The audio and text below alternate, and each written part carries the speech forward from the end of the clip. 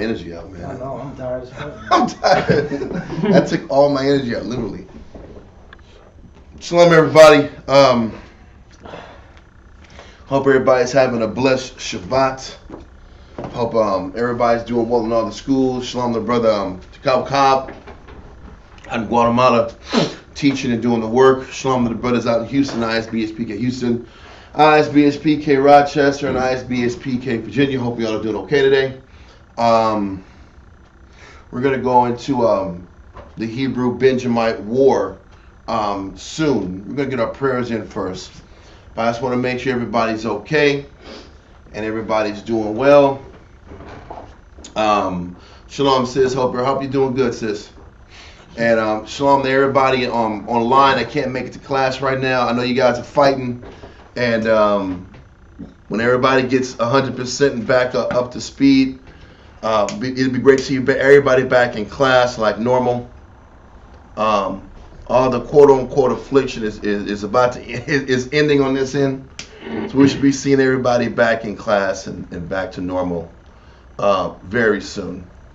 But let's get started. Let's get started with our prayers. COVID, right? Yeah, listen, I'm gonna tell you this. COVID is COVID, bro. This COVID situation is no joke, and it's very important. And we all get healthy and work on our health because this wave is getting stronger and stronger. So we'll talk about that in a little bit. But let's go ahead and get these prayers sent up.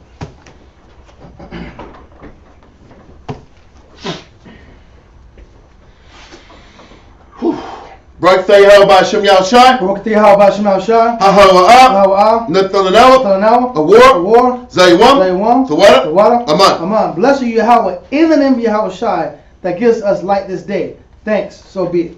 Okay.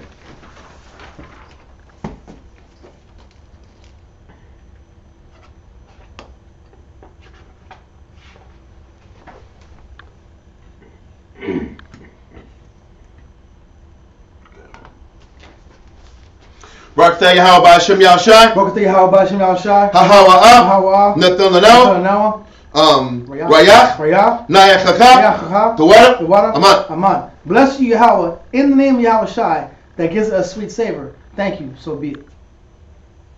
Here we go.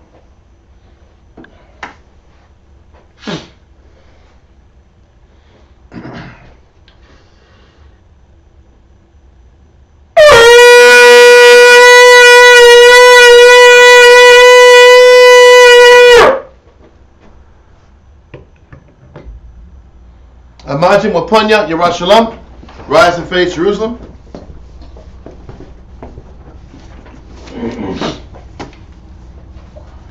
Barak Yahweh Hashem Yahushai. Barak Yahweh Hashem Yahushai. Hahawa'ah. Nathanawa. Hashabbat. Bat Shalom. Tawada. Aman. Blessed are you, Yahweh, in the name of Yahweh Shai, that gives us the Sabbath and peace.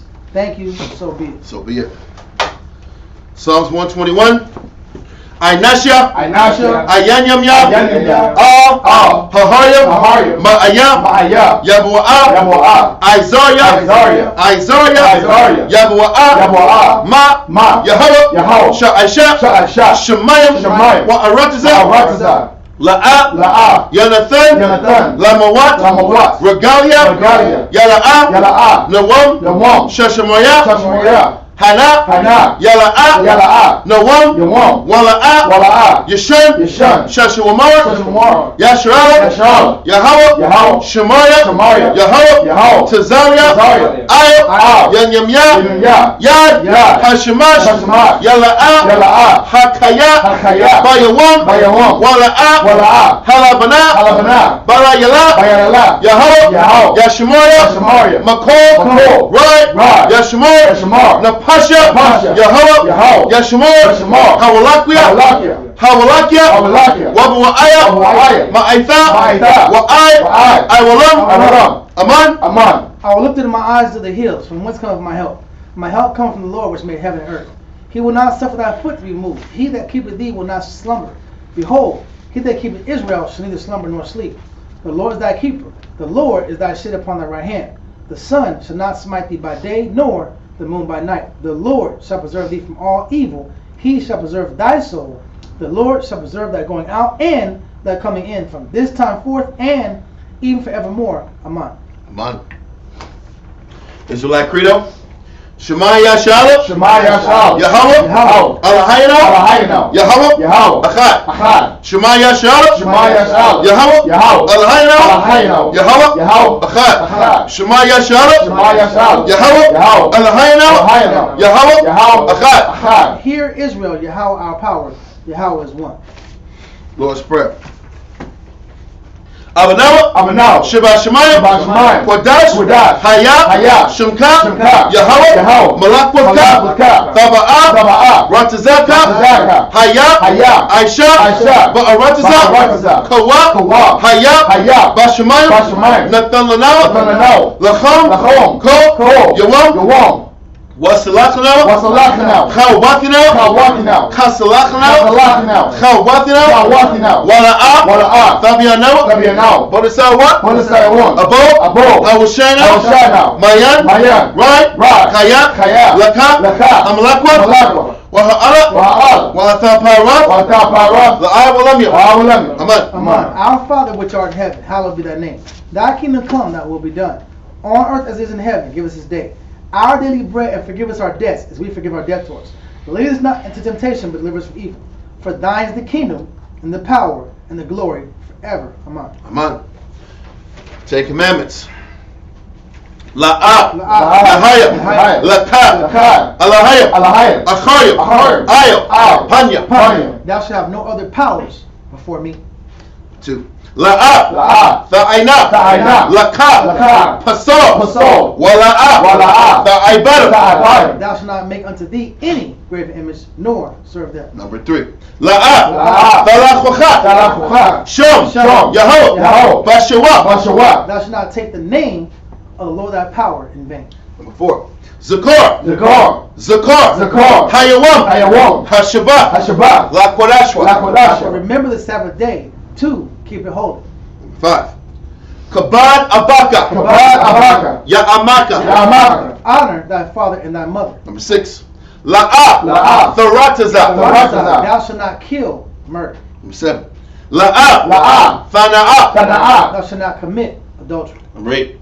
La'ah. La'ah. Thaganah. Thaganah. Thou shalt not steal. Number 9. La'ah. La'ah. Tha'ina. Tha'ina. Shikwa. Shikwa. Thou shalt not bear false witness against thy neighbor. Number 10. La'ah. La'ah. Thachamat. Thachamat. Ko. Ko. Asherah. Asherah. La'raika. La'raika. Thou shalt not covet anything which is thy neighbor's.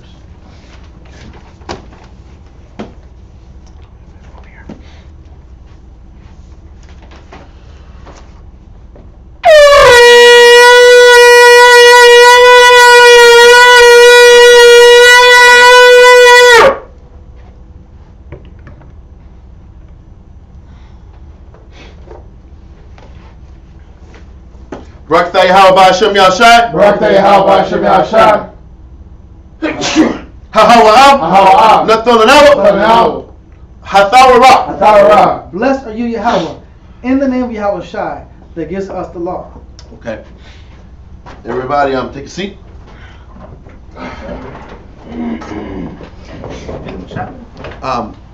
Yeah, you shopping. Could you give me a napkin or tissue real quick? Listen, I just want to make sure everybody in Israel, make sure you guys stay healthy. Make sure you guys stay on top of your health and vitamins, minerals, not just your vitamin C all the time. Make sure you're actually eating right, making better health choices, because we know Israel's stance on the jab. We know Israel's stance on the jab, and we're all about that. But that doesn't change the fact that Israel's getting sick, and we have to make sure we eat right and prepare ourselves on a health level to prepare for what's hitting us. Okay, if it hasn't hit y'all camp and y'all school, it will. Okay, and it's not war just exclusive for the wicked people or the people that are like out the spirit. That's not necessarily the case. Make sure you guys are eating right, living healthy as possible to kind of get through it. And make sure you get fiber. Make sure you get fiber, or you eat kale or different vegetables. There's fiber associated with it. The the positive bacteria that's in your intestine lining that fights your 70% of your immune system is in your stomach. So when you eat the fiber, the actual bacteria, their food source is that fiber. So some of us know the bacteria in your body won't be strong if you don't give them to them to feed on. The vitamins and minerals, yes, and you need the fibers that come the fibers part of the plant. That's the food source for your immune system, for the bacteria the good bacteria. The good bacteria. Okay, so just a little PSA, man, public service announcement. Let everybody know. And it's a new Stay year. on top of your health.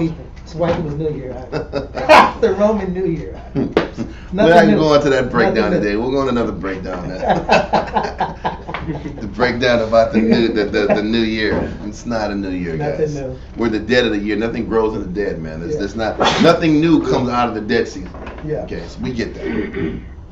Okay, so today in class we're going to go over the last part of Judges, and we're going to cap out Judges, and then next week we're gonna do our class on Ruth. We're gonna have that class on Zoom next Saturday. It's gonna be a Zoom class. It won't be a class online. Yes, sir? Any question? I'll let you raise your hand. Yes, so Ruth's gonna be next week.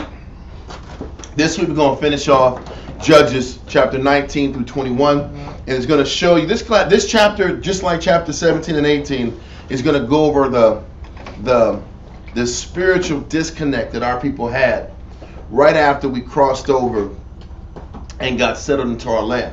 Like I had mentioned last week, literally from Judges like 17, after you finish the book of Samson, like we go chronologically, the book of Samson goes into the time of Eli being the judge.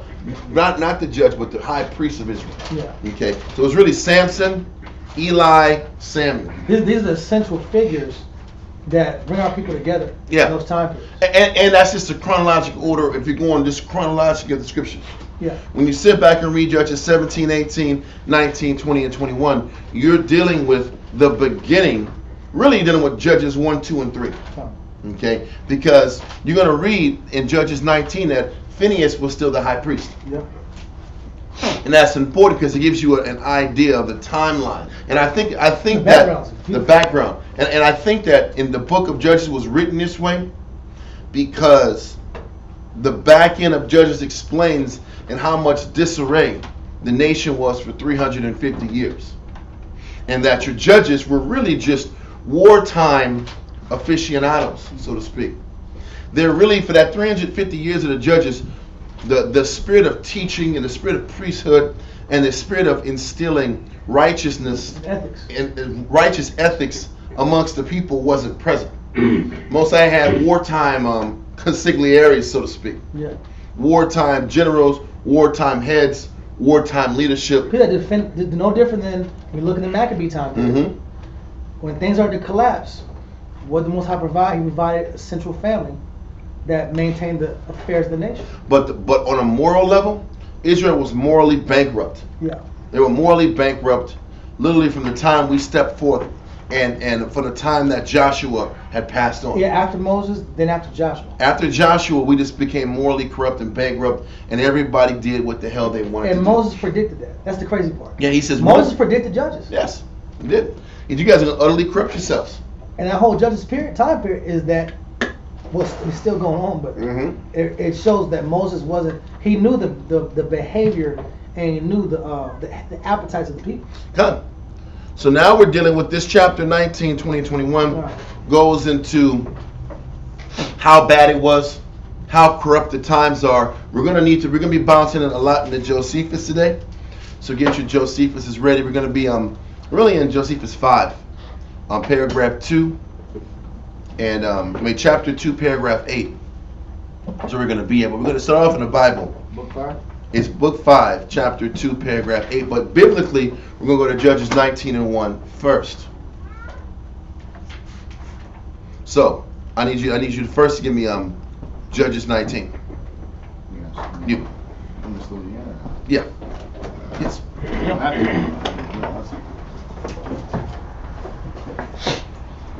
Shalom, y'all. No. He gave me this. He gave me this. He's coming in. He's trying to be quiet. I get it.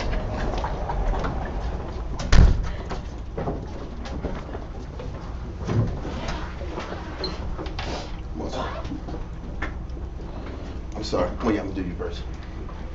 You do it first? Yeah.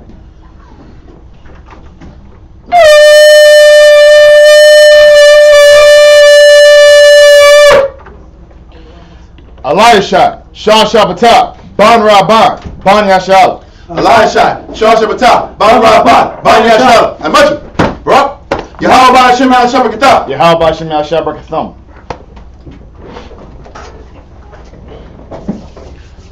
Okay. Now Judges 19. Judges 19. Verse. Okay. And it came to pass in those days when there was no king in Israel. The Most High continues to bring up this point. There was no leadership. We know that the Most High didn't want us to have a king. But we also understand that through reading Judges, Israel was not going to do the right thing because they loved the hell out of the Bible. We weren't there mentally and spiritually. We weren't going to do things the right way because the right way of doing things was presently in front of us. And there was just the Torah. Mm-hmm. Just the Torah. We should be able to read the information and see what to do and what not to do. And but we You simplified we it. weren't. The problem was, I'm not gonna say the problem was. The problem is, Israel lacks the mentality and the desire to function morally and ethically sound. Yeah. We just lack the desire to fight, to be morally upright individuals. And we're going to explain. This chapter really goes into it. It was really foul time in Israel. So there was no king in Israel. Read on. That there was a certain Levite sojourning on the side of Mount Ephraim. So this Levite was sojourning, and Mount Ephraim is always like that whole area of Mount Ephraim is always the scene of the crime. There's always some craziness going on in Mount Ephraim. I'm not knocking on any Ephraimite brothers. Shalom. I'm just saying there's always some type of chaos in Mount Ephraim. Ephraim was beefing with the other tribes that they didn't tell them about war so they can get more money out the deal in the spoils side. It was always something going on there, right? Some zany hijinks side. So now they're in Mount Ephraim. This Levite was there. Read on. Who took to him a concubine out of Bethlehem, Judah. What was killing me? Listen, this doesn't even make sense. Why was Israel making concubines out of their women, out of their nation? Maybe she wasn't. There was a Levite guy Who am I supposed to do? who had a concubine rib from Judah.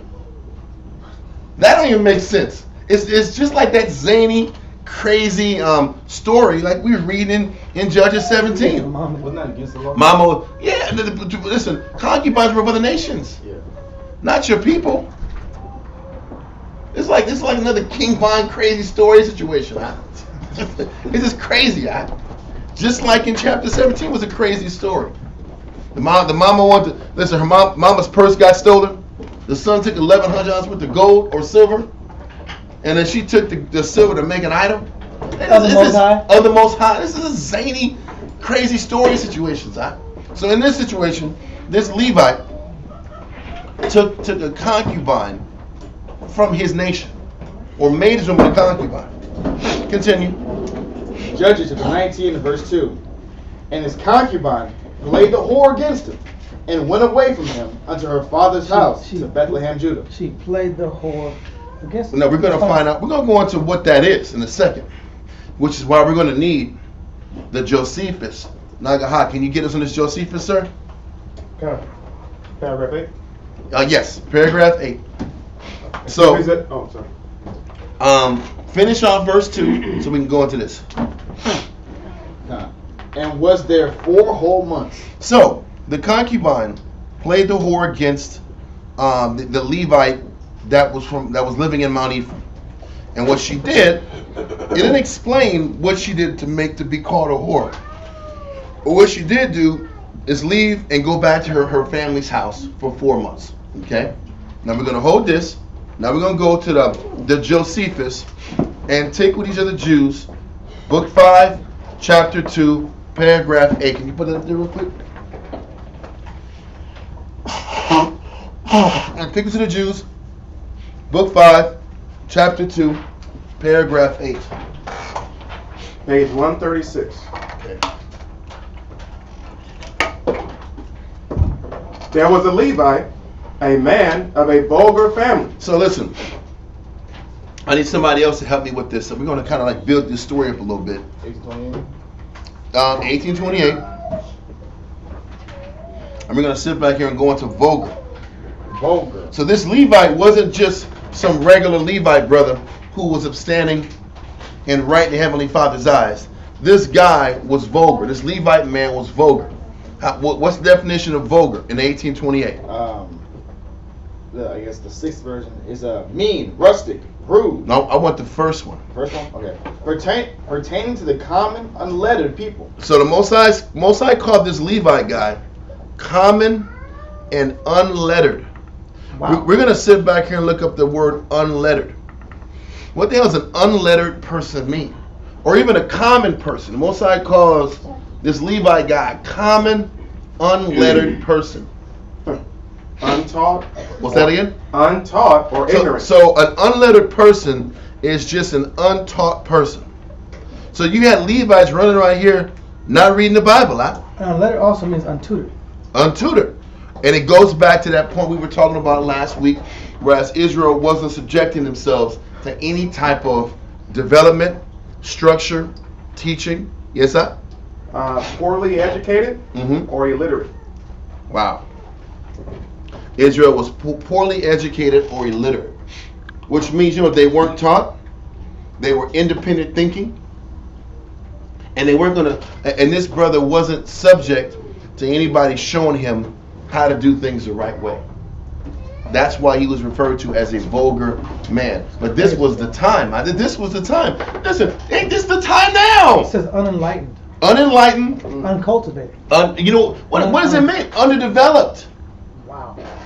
Underdeveloped. You know why they were underdeveloped? Because these men weren't submitting themselves to people who were. This was still during the time of Phineas, huh? Phineas was there during all the Moses wars, huh? You telling me nobody knew right from wrong at that time? Nobody listened. Nobody gave a crap. Everybody felt they can be wise in their own conceits. Everybody was an individual. Everybody was self-taught, which means they were what? What was that? Unlettered implies ignorance of the knowledge gained by reading. Whoa. Say that. Do that again. Read that again. I'm sorry. Unlettered means what? Unlettered implies ignorance of the knowledge gained by reading. Brother, listen. That was one generation after Joshua died. Huh? Israel wasn't reading. Huh? Israel wasn't learning. Israel wasn't studying. Israel wasn't submitting themselves under people who can help develop them. That was one generation after Joshua. I got some more for you. Damn, huh? It says imbecilic, inexperienced, insensible, misinformed, moronic. It says oblivious and shallow. They're surface because Israel didn't like reading books back then. And guess what? Israel don't like reading books right now. If you want to hide something from a black man, what do? You put it in a book. No. Like, where is it? Where's the wisdom? I'm looking for God. Where is he? Where's the Lord? He's right here in the book. But Israel don't like reading books. Israel don't like being disciplined. Israel don't like to be in order with nobody. He's telling you this was the time when there was no leadership, no king. So this guy was a vulgar man who was unlettered, didn't read, didn't study, probably couldn't spell Levite. But let's keep going. There was a Levite, a man of a vulgar family, that belonged to the tribe of Ephraim, and dwelt therein. This man married a wife from Bethlehem, which is a place belonging to the tribe of Judah. So this doesn't make sense. I would assume that this Levite, he says that belonged to the tribe of Ephraim, which means he was supposed to be assigned to that land of Ephraim. He was a Levite assigned to the land of the Ephraimites. Okay? So this Levite that was assigned to the land of the Ephraimites dwelt therein in the land of Ephraim. Read on. This man what? Married a wife? Married a wife from Bethlehem, which is a place belonging to the tribe of Judah. So she was a wife. She was an Israelite, which means she should have been dealt with like a wife. But this guy, being a low-based guy, treated her like a concubine. Because that's what, listen, you're going to read in Josephus in the scriptures, there's like differences in the story. But if there's always differences in the Bible or the Josephus, you stick to the Bible. Always. So, he said a wife here in the Josephus. The Bible said this Judite woman that he chose, he treated her like a whore, so to speak. He treated her Concubine. like a concubine. Well, the same thing. I'm just a clown. He treated her like a concubine. And once again, this is another point, we can't treat our women like concubines. Yeah. We can't treat a woman just for the physical. That we're not allowed to do that. How about them apples? We just have reminders. We just have a physical relationship. Well, that means you're being a vulgar, unlettered man like this guy. You're an unlettered, unknowledgeable guy if you're just going to be about the physical. I'm gonna sit here and just be physical with you. Yeah. And I'm not gonna do about teaching you. I'm not gonna teach you nothing. This about the physical. I'm gonna expect the world out of you. That's what happens to some women. Well, it's going to go into this. It's going to on a smaller level go into that. Okay. In this scenario. But a little bit. It's not going to explain. Talk about that. We'll go on to the women's side. All I want to explain is, I want to deal with this woman physically, but I don't want to sit here and be an educator. And be responsible. And I want to be responsible for my decisions. Because to be an educator, that means I have to teach and lead from the what? From the front. From the front. I put you in the position where you have to operate as a wife, but yep. I don't have to operate as a husband. I can treat you as a concubine, but you got to serve me like I'm a husband. You better respect and serve. Like I'm a you husband. Be on point. Husband. I'm a husband. Because I'm an Israelite man. Yeah. I'm a man. I'm a man, and I'm an Israelite man. I deal with you like a concubine. You gotta beat your chest. This is a man. I don't teach the scriptures to you. Yeah. And I expect you to be on point. That's madness. Listen, but this is what Israel does all the time, man. I will never forget. I'm not gonna name names. I'm not gonna name camps. There was a camp back in the day. There was a young man. And before class, they would always play "This Is a Man's World" in front of all the women. It was literal chaos. And they had to sit back every day and play a song to remind these sisters that they were the man. Instead of just sitting back here and just leading from the front. That's how you still have to earn respect. You can sit back here and quote order and raise your voice and flex all you want. Respect has to be earned. Through action. Through action. Whether you're a man whether you're a man dealing with men or you're a man dealing with a wife. You think you're going to sit back here and say, I'm a man, you're supposed to serve me? The end? Cook my dinner? Nah. And that's it? That's madness. That is insanity, but a lot of times when we read these scriptures, young men read the scriptures, it's almost like this license to do whatever the hell you want. And a sister just has to lock in and serve. Because I'm a Bible guy. Because I read a couple verses and I got a couple classes and I got fringes now. Oh. I got fringes and I got the wisdom. I got fringes on. You got to serve now. You got to be in order. Listen, I'm not rolling out on the Sabbath, am I? I'm following the 10 Commandments, right? Then you got to serve me. I didn't kill. I didn't steal. I didn't rob. I didn't go to the club on Friday night. Serve me. It's gonna be order in this house now. Hey, but listen, we're being somewhat sarcastic, but we're not, because a lot of times men expect women to be in order just because you're an Israelite, and just because the sister was introduced into class. Respect is earned. If you have a headscarf on, now all of a sudden, all the wisdom of how to be a woman is going to naturally appear in your brain. Because you put a piece of cloth over your head, now all the information's in your mind. Oh, you know, salute. I know that. This is the chaos that is Israel. And as we're reading this in the Josephus, not Josephus and Judges, you'll see the insanity in it, but there are parallels to how we function now. The Israelite men, Back then, some of us were treating a woman like concubines, and we treat women like concubines now. All we want what that means is, if this man treated his woman like a concubine, all he wanted was something out of the deal. He wanted the flesh and the satisfaction that came from sleep out of the deal. I just want a resource. What's that? It's like Amnon in 2 Samuel 13. Mm-hmm. When he was burning for her, Mm-hmm. after he laid with her. He got disgusted with her. He wanted her gone. Yeah. And you're going to see that love, hate, insanity take place soon out here in the scriptures in Josephus. It's the same concept. Read on in the Josephus. We're in paragraph 8 and in the middle of the first paragraph. No, read it from the top, Oh, so we can give you a smooth little transition. Okay. There was a Levite, a man of a vulgar family, that belonged to the tribe of Ephraim, and dwelt therein. This man married Uneducated, unstudied, underdeveloped. Can I make a point though? This is most important. Because the point really is when it says vulgar family, right? Yeah. Israel. Even better. I'm glad I missed that part. Yes. But we had to hit that point. I focus on the vulgar, but it's showing that the lineage was vulgar. The vulgar people are not. They don't want to break the cycle. My family, we were violent. We had issues. We had drinking problems. Yep. Okay, etc. Now you have the knowledge. The rest of your people don't. What are you gonna do to break the cycle in your family so you can increase the caliber of the seed and the bloodline so they can have a better life? You know, this is also shown before you go any further. That means they were vulgar during the tabernacles in Mount Sinai. Yeah. His family was vulgar back then. They have a rip. How many generations were there? It wasn't that many. How many generations? It was Moses' generation. Then it was the next generation. And it's the third generation from Moses. It's just 3. So they're universally known for being dirtbags from the time of Moses. And that's all I wanted to say. And what it shows is, are we as Israelites trying to be better than the mistakes of our families past?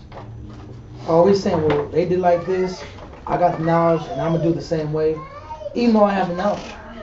Brother. And those curses bleed on my kids, and now I'm like, oh man, the truth didn't work. I'm gonna hear that conversation. All happen all the time. I'm gonna look at my man, about 2 years. Oh, the truth didn't work.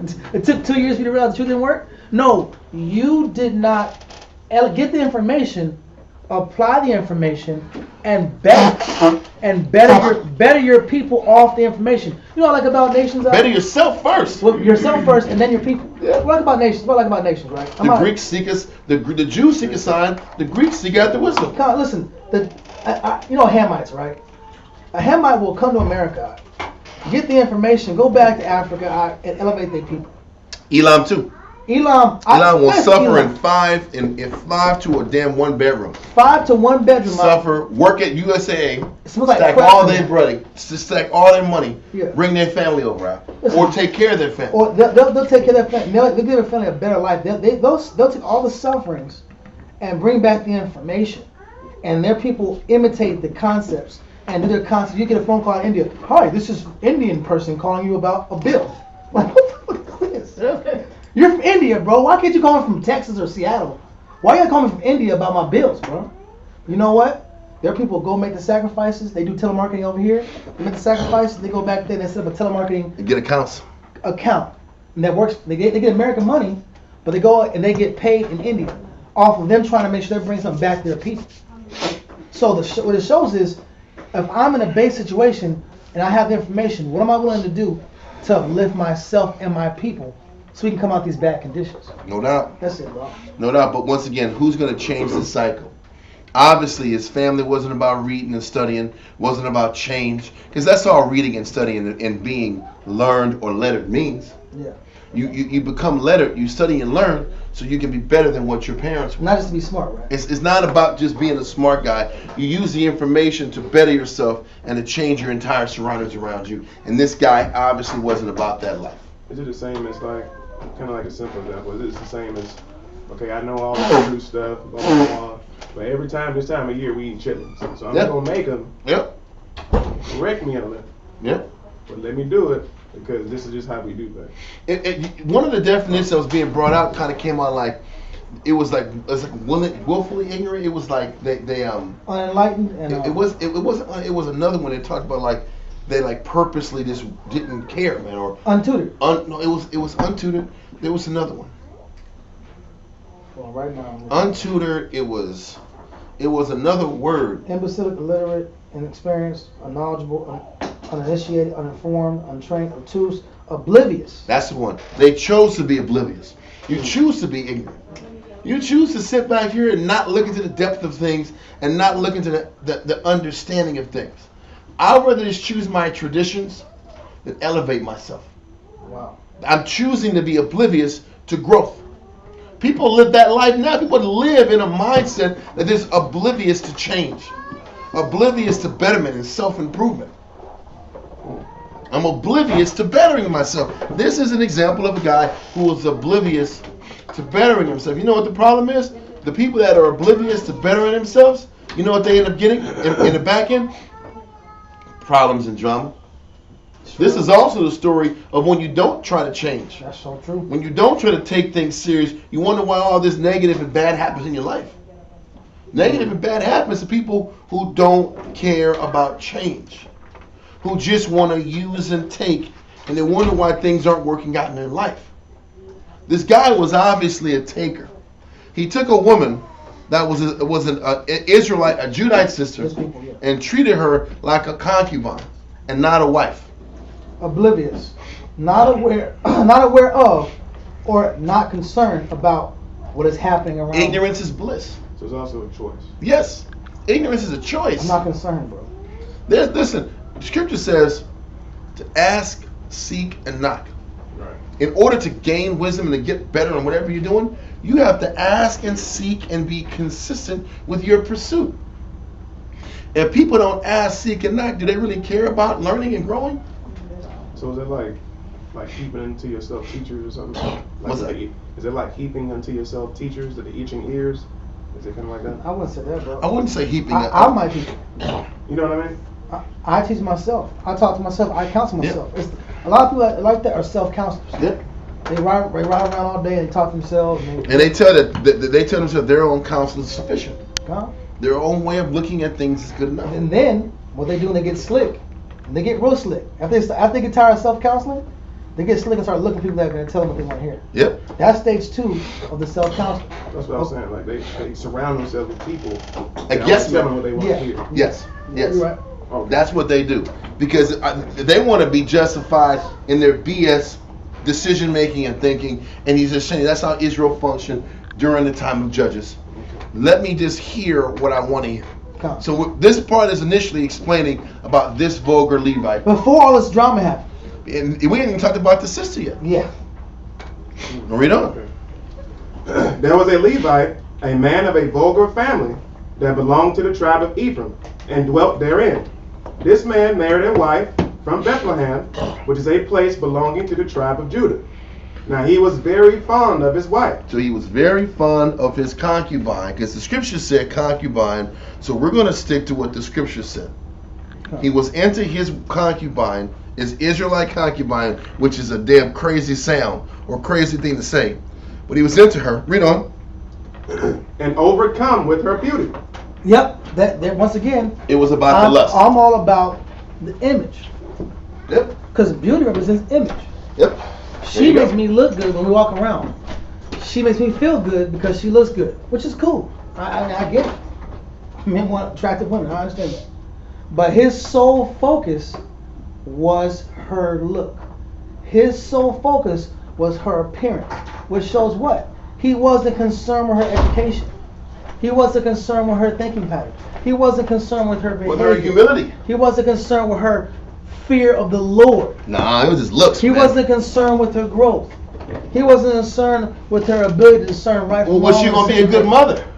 Motherhood skill sets. He didn't care about that. Was she pretty? That wasn't. Was she fine? He was satisfied. He was satisfied at cheekbones at. And pretty hair. Cheekbones at. That was it. That's a determining factor. Like she had his cheekbones up. Cheekbones, the high cheek. She had his cheekbones up. And the hair out. He was happy. That's so hilarious. That was it. That's hilarious. Simple guy. Cheekbones, cheekbone solutions, Really? That's all you gotta have is Did she cheekbones, have cheekbones, You can get you a husband off some cheekbones, Cheekbones, and she had some hairs, curly and stuff. Oh my God! Good, that's all I wanted to do. Got my hand in her hair. She has the curly hair, She smells good, she smells good, Oh my God! Yeah, Listen, we're laughing, but it's the truth. You ain't gonna teach her nothing. Israel's motivation is he couldn't teach her. I didn't read myself. All they ought to be checking me. They be trying to check me, They be too much, He's showing you how abased and low level Israel was in a very short time. Come. Very short time. All that mattered from this woman was her looks. I wasn't driven. And you know that also shows he treated her like a concubine because all he knew was the flesh. Yeah. All he dealt with was the flesh with her. Yeah. Wasn't going to. He couldn't develop her. He wouldn't develop himself. I'm shallow myself, so I'm gonna have a shallow woman. Yep. But check this out. Yeah. It's going to show you the I guess the realities of having a carnal relationship. So he was into her flesh. Read on. Now he was very fond of his wife and overcome with her beauty, but he was unhappy in this. He was overcome. Mm-hmm. But he was unhappy in this. That He wasn't unhappy in this one fact. He loved the flesh, but there was a problem. Read on. That he did not meet with the like return of affection from her. She didn't love him the same way that he loved her. She wasn't into his flesh the same way he was into her flesh. Wow. Wham, wham, wham. Houston, we have a problem. These things, Houston, we have a dang problem. Yeah, that's true. And listen, and you better have the spirit. You better have some Bible verses. You better be counseling this sister like a mug. What's gonna be this connection? If I'm not gonna bring the spirit, and she's not into the flesh like I'm into the flesh, there's a problem. There's going to be some chaos and some stress and some howling and some arguing and some fighting. Glass is getting broken in the house, Glass is getting broke, There's some arguments, Door slamming. There's doors is like, listen, the doors are slamming. What do you call those things in the kitchen? Like the cabinets are slamming. Blah, blah, blah, blah. Yeah. A couple shirts are getting bleached. The shirts are getting bleached. Oh, the good ones too. Food getting burnt. Yeah. Food is getting burnt. Bad days, Bad days in Jewland, when the flesh doesn't connect, and that's all you got. Anyway. Flesh is temporary. Read on. Sentence 137. For she was averse to him. It says she was averse to him. We gotta look into that. Having a strong dislike or opposition to something. She had a strong hatred towards him. Disliking and unwilling. But you know what the problem is? You get your mate is a reflection of you in the spirit, Wow. The Most High called this Levite man a vulgar man. He was vulgar in the Most High's eye because he was adverse to the Most High. What he wanted. He was adverse to what the Most High wanted. So he had a woman that was adverse to him. That's kind of fair though. Well, it's fair, but it's going to create a chaotic moment because even though she was adverse to him, the Most High wasn't going to justify her being adverse to him. She don't have the right to be out of order with her husband. No different than that man has the right to be out of order with his creator. So the situation is, she was adverse to him and was against him and wasn't into him at all, right? Now this is the catch. Hold that and go back to verse 2, 19 and 2. Judges chapter, we're going to go back to Josephus, but I want to read Judges 19 and verse 2 again.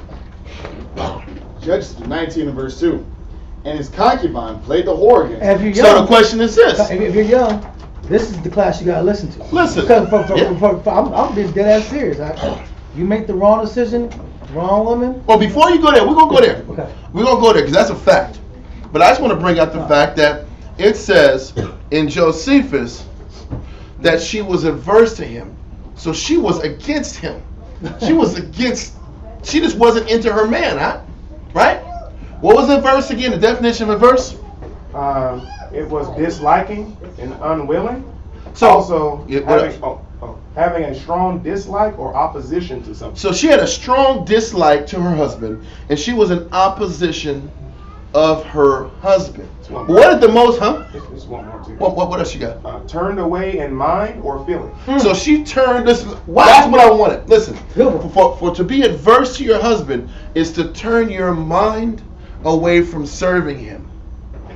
To turn your mind away from him being the apple of your eye. And him being your priority to serve. And when she made the choice to not make him her priority, she played the whore against him. Playing the whore against your husband isn't just about physically doing the act. People think that though. And that's the They point. call it micro cheating. What? They call it that micro is cheating. such a white definition. Yeah, I had to do white. You gotta put your finger. This is micro cheating. The definition of micro cheating. You're not physically cheating, but you're mentally cheating. Micro cheating. Are you serious? That's crazy. Micro cheating is real. Micro cheating is stinking whoredom. It's playing the whore. This is reducing. Can't you just say you playing the whore? Micro cheating sounds nice. It's reducing. I micro cheated. I cheated into It was a little one. I had some bad thoughts. So, I wasn't happy with my husband. I had a cup of coffee. Yeah. Why are you so jealous? Or I just fantasized for quick bits. That's all they want. They want to trivialize pure negative. And what the Most High is showing you is if you turn your heart from your husband or your mind towards your husband or your mind towards pleasing Heavenly Father, you might as well cheat. That is Don't cheating. say that out. It's like, oh shit, I'm about, what's... Same thing. I've been micro cheating. I'm not looking around. We didn't No, say that. come on now. Listen, we don't mean it like that. We're not condoning cheating. that. What we're saying is, I'm only bringing that out to say, It's the same don't thing. even be adverse to your husband now. Come on. Don't even be anti-serving your husband. Every man and woman on earth has a responsibility to be in order with the person over them. Come on. Regardless of your reasons for being upset with him or angry about your plot in life. None of us are justified to be out of order with the man above or with your husband that's above you. And for the fact that this sister was adverse to him, what was the definition of a verse? A-V-E-R-S-E. A-V-E-R-S-E. What you got again? Turned away. Turned away. In mind. In mind. When a woman starts to turn herself away in mind to her husband. What does that even mean, to turn away in mind? He doesn't matter. What he needs doesn't matter. What he's going through isn't as important as what I'm going through. I have to make myself the priority. How many times have you heard that in the house? Damn.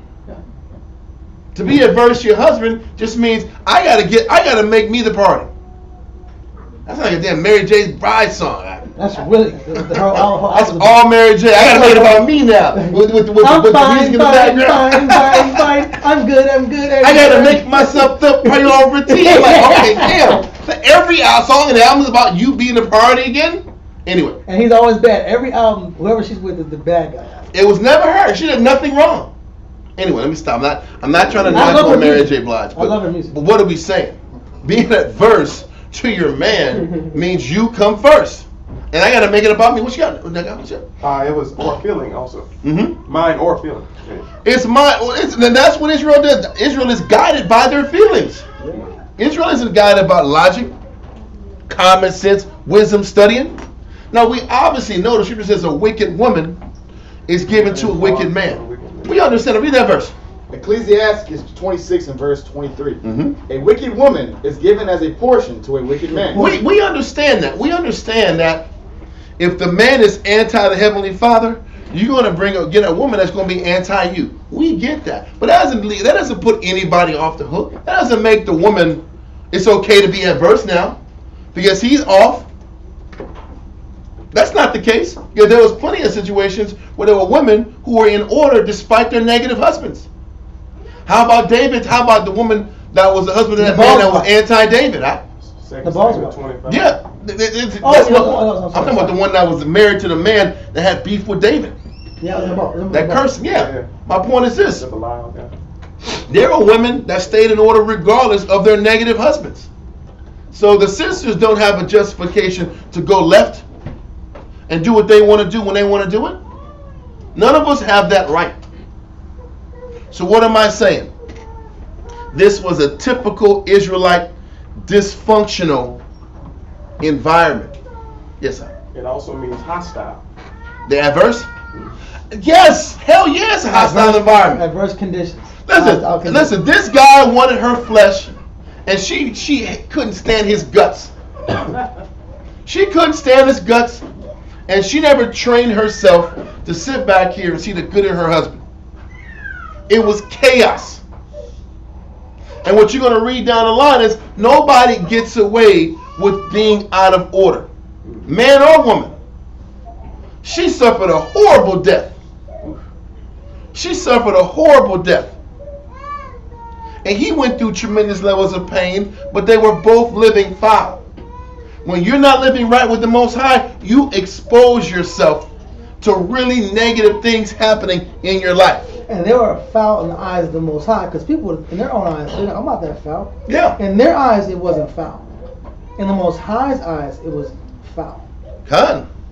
So listen, he was a vulgar man, and she was an adverse woman. They were both repugnant in the eyes of the Father. So let's continue. She was adverse to him. Let's go back into Josephus. Josephus 5, chapter 2, paragraph 8.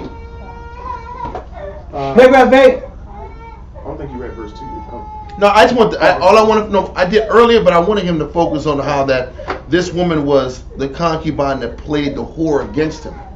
But if you get the specifics of the whoredom, it was her averseness to him.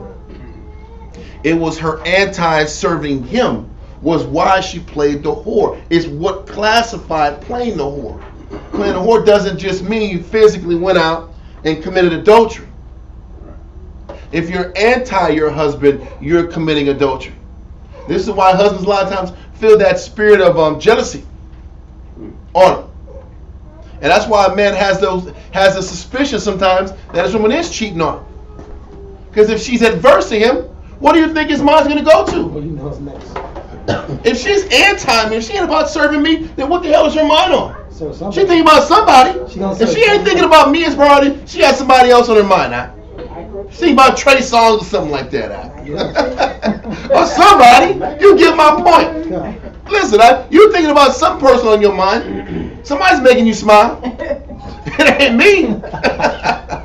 It ain't me. Somebody's making you giggle on your phone. But what you giggling at the phone? What's so goddamn funny on that phone? You ain't smiling at me. You ain't laughing at my jokes. That's not a joke. Those are real. That's real, bro. What you on the phone smiling at? His jokes ain't funny no more. He's on the couch, curled up. Yeah, why you? And what's someone? Oh, nothing. What you mean nothing? Let me see. Let me see nothing. Let me see that nothing. What's wrong with you? Why are you tripping? Why are you being all controlling? Well, you know, listen, you got an adverse spirit on you, so I'm gonna think the worst. That is the nature of man. These are the facts. Go in the room, slam the door with the phone. Listen, man, and you gotta look, and then when the light cuts off, hey, put your password back and get it cut off. The password cut off. You know, from here on out, take this goddamn password out. I don't know what password's on. This is my daddy. This is the Levi's house, huh? This is Levi's house. This is Israel's house. Yeah. Dysfunctional, chaotic house, huh? You made my daddy. Oh man, Israel's crazy, huh? Israel is some damn lunatics, but this is the situation, huh? So when this sister is adverse to her husband and isn't about pleasing her husband going to think the worst. And she is playing the whore against him. Okay, continue. Sentence 137. For she was averse to him, which did more inflame his passion for her. Hell yeah, he got more passion. He got more jealous. He got more crazy. He got more crazy, huh? Where you going? You ain't gotta go to no store. We already got food in the house. I'll go with you. I need water. I'm gonna go to the store with you. We have water. I'm going to get water, baby. Listen, I'm gonna go with you. Where you going? you know Israel go all crazy, that psychopath, huh? Yeah. Ultra possessive, ultra jealous. Their jealousy is inflamed. So his passion, his jealousy got even worse. You know he got physical in the house. It's a love-hate relationship right here. He was getting angry. There was fighting going on, yelling. Crazy black household. Yes. It's early, but is that Ecclesiastes 9 and 8? What does it say? Turn away that eye from a beautiful woman. Look down upon her beauty. Yeah. The Well, seed of a woman. Love is kindled as a fire. yeah, you can, but Okay. Advice to young men. Another advice to young men about. yeah. But you know, all of this happened because this man was a vulgar man that was unlettered. He didn't study. He didn't read. Okay. He wasn't about being a spiritual person, so he chose carnally. And you know what? The reality is when you choose carnal and you build a relationship on the flesh, you can't continue to nurture the flesh. Yeah, you based on image. If you're shy, Buying things in the surface, you can't keep nurturing. There's only so much you can do. Taking pictures out. Taking pictures out. Is this And about pictures? what do you out? mean about the pictures, If it's just man? about taking pictures out, that's as deep as it gets out. Man, where they gonna take pictures at, though? Yeah. I don't know. Where did the Jews take pictures at? Not that time period. I'm talking about now. I'm talking about now. Where the Jews take the pictures now? Huh? I got iPhones. I see Israelite. I see Israel in the woods out and their blue bonnets and stuff out. Israel in their blue bonnets doing We're on the this. mountains, eh? Anyway, we got that right. Let's continue into Josephus. But she was averse to him, which did more inflame his passion for her, so that they quarreled one with another. They did what? They were fighting at one with another. Read on. So that they quarreled one with another perpetually. They were constantly fighting with each other, right? One was jealous, one was insecure, the other one didn't want to be there. She was in a loveless marriage, she wasn't happy. He was angry that what he brought to the table wasn't good enough. It was the flesh, huh? It was a Judite telenovela, huh? It was a Judite novella, huh? Levite novella. Levi novellas, huh? They was arguing and fighting and cutting going on, cussing. Exactly. So once again, it was a carnal relationship that was fed by two carnal people. I'm done with you.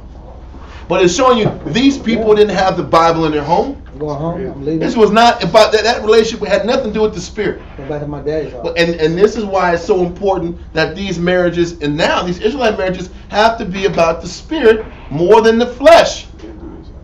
It can't be about the flesh. A lot of men have had these damn relationships.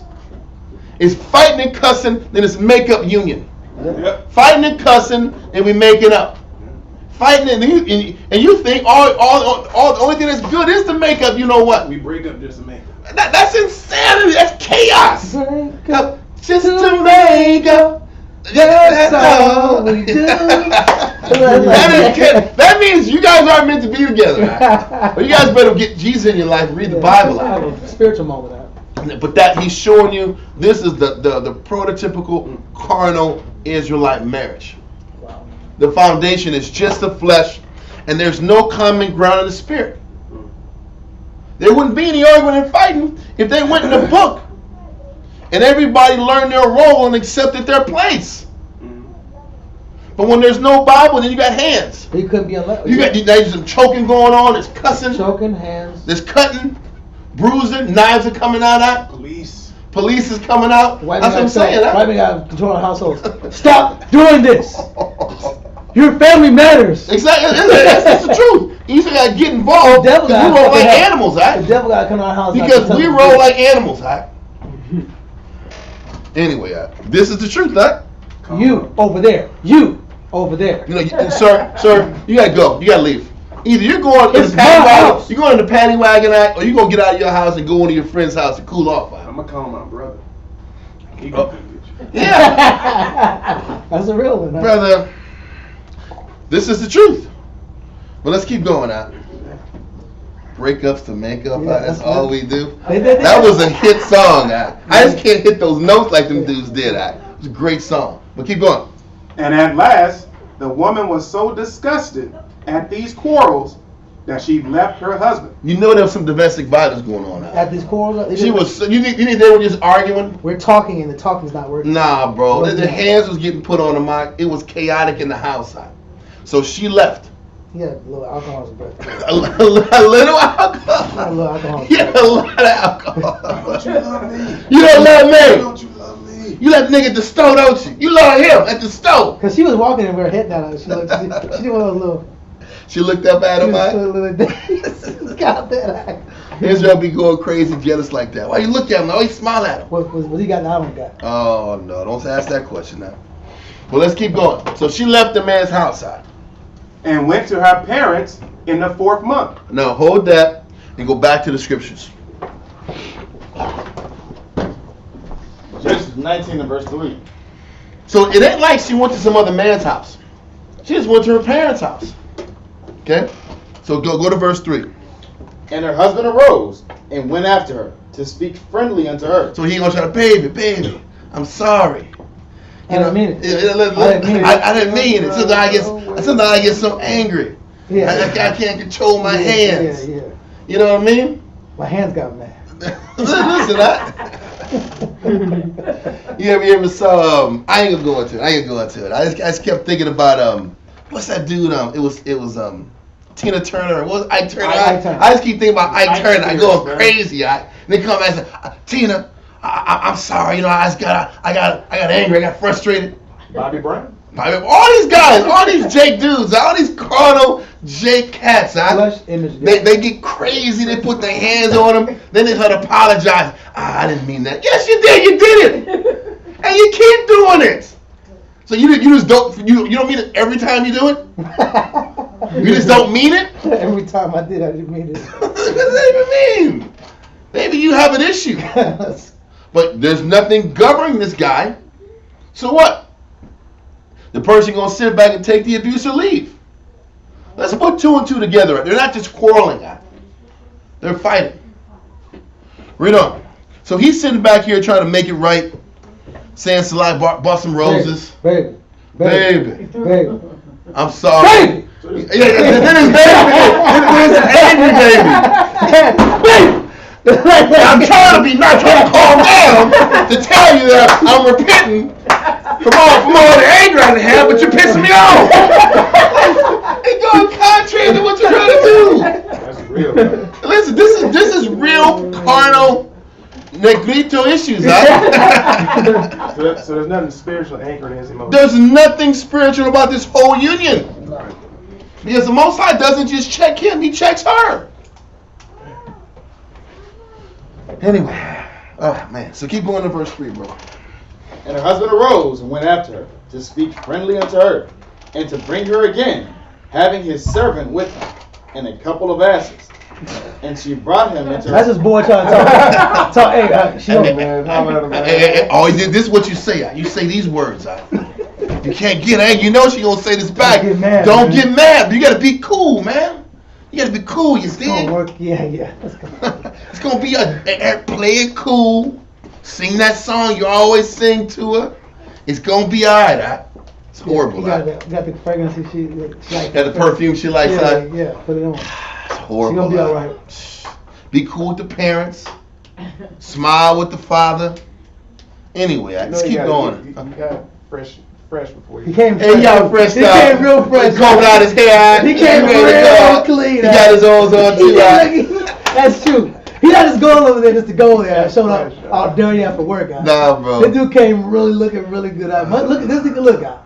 That's He horrible. got the silk on. He's got silk on. He got the silk on. Was Israel even wearing silk back in those Stand days? more up around. Was he wearing silk? Oh my goodness. The With a wind- chain, the silk was buttoned down, Yeah, 3 or 4 yeah. buttons out. Come on, Wind now. blowing out. Come back home. Let's come on down here. Let's keep going.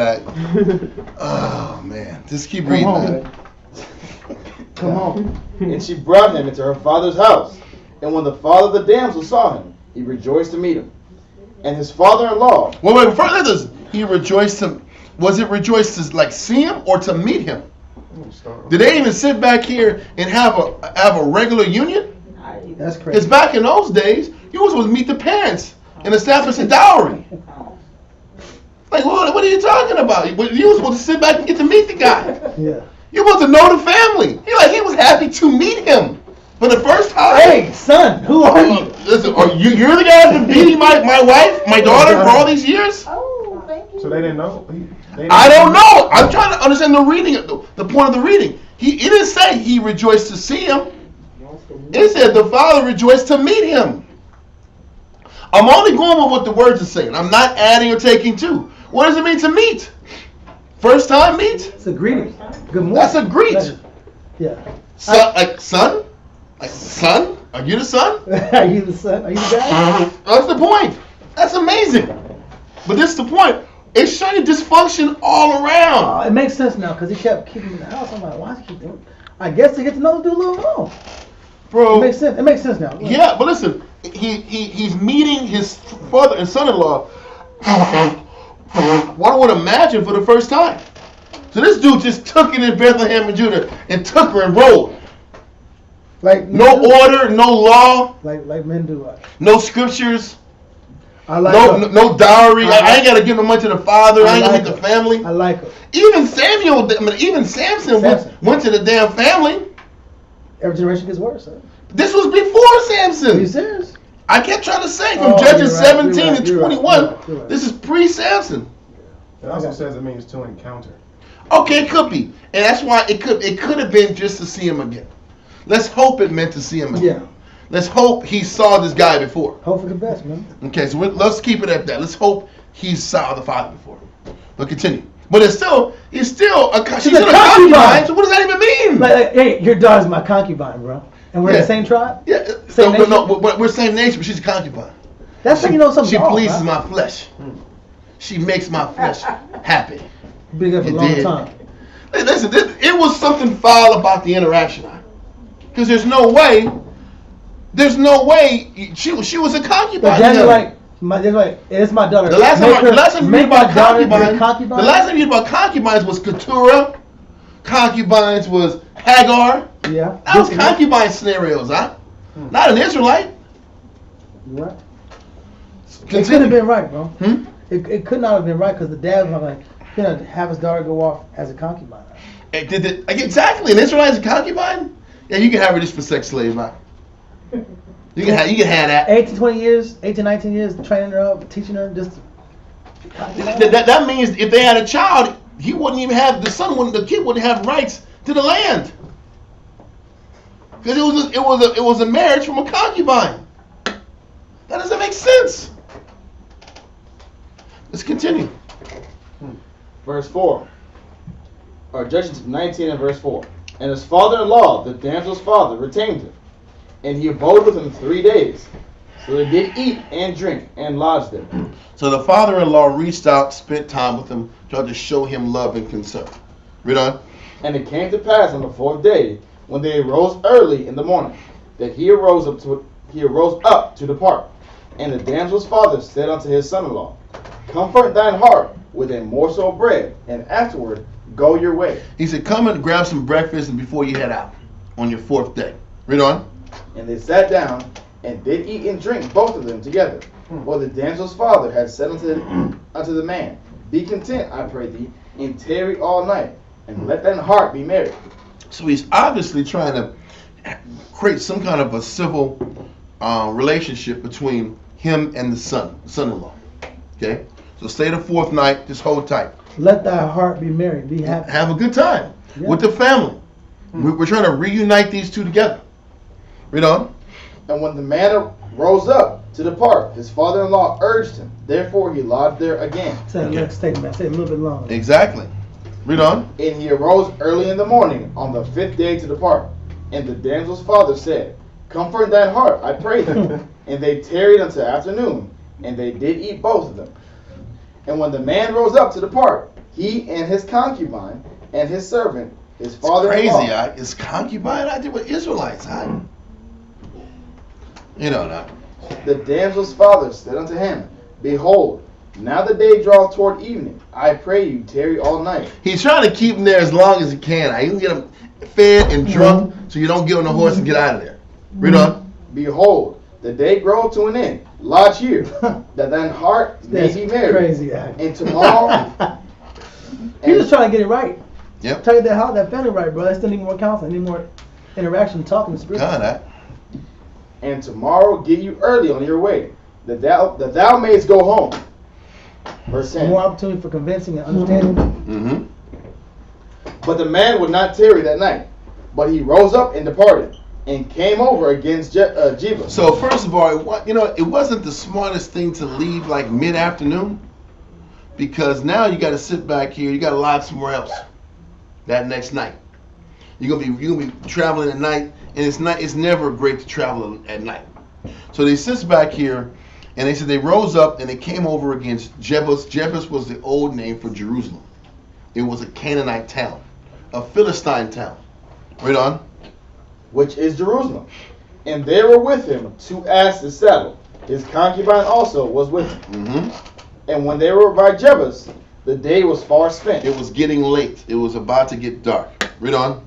And the servant said unto his master, Come, I pray thee, and let us turn into this city unto the Jebusites, and lodge in it. So the servant was like, let's lodge with these nations. They'll have an inn. They'll have a hotel for us. And we can sit back here and get some rest and get rolling back to our land tomorrow. Read on. And his master said unto him, We will not turn aside hither into the city of a stranger. It's not sitting around with strangers, bro. Okay, I get that. That is not of the children of Israel. That's a good decision. That's pretty clear. Thank you. We will pass over to Gibeah. That wasn't a good answer though. Gibeah was a city in Benjamin town. So logically, you would think going to your own people is safer than going to nations, which is true, because scripturally, if you got a brother who comes from another country or land, you're supposed to entreat him with love and respect. Yeah. And you're supposed to give him lodging. So he's thinking, if I go to my people, somebody has set me up, I get one night to rest and we get out of here. You know what I mean? The thinking is sound. Read on. Verse 13. And he said unto his servant, Come, let us draw near to one of these places to lodge all night, in Gibeah or in Ramah. Hold that, and let's get back in Judges and finish this part out so we can kind of be on Josephus. I'm sorry. So we're in Judges 19 and 14, but I want to kind of get through in Josephus to kind of get up to the same part in the topic, the wavelength. So read that, if you got it. The husband being, yeah. How about the husband being very uneasy at her departure? Okay. The husband being very uneasy at this, her departure, and that out of his fondness for her, came to his father and mother-in-law, and made up their quarrels. So obviously he went up there, and the husband, you know, first of all, what it means is the husband felt bad that he ran his woman off. He felt bad and repented on how he dealt and treated his wife, and went back down to her homeland to sit back and make it right with her and her family. Read on. And was reconciled to her. Sentence 138. And lived with them there 4 days, as being kindly treated by her parents. On the 5th day, he resolved to go home, and went away in the evening, for his wife's parents were loth to part with their daughter. They were loath to part with their daughter. Okay, loth to part with their daughter. That means they hated the fact they was going to lose their daughter again. Because, you know, probably they hated to lose her because they knew they was going to go back into drama. Yeah. And that's probably why the father kept trying to keep them there. Yeah. Because he knew that she was going to be safe if they were all there versus her leaving with him. Go to a bad situation. Because she was going to go back into an abusive, toxic situation. And he knew that. You know? And delayed the time till the day was gone. Now they had one servant that followed them, and an ass on which the woman rode. And when they were near Jerusalem, having gone already 30 furlongs, the servant advised them to take up their lodging somewhere, lest some misfortune should befall them if they travel in the night. So he said, listen, man, it's about to get dark. Let's not be traveling at night in the dark in the cities. Stop here around these nations so we don't have to risk danger in the nighttime. Read on. Especially since they were not far off enemies. That season often given reason for suspicion of dangers from even such as our friends.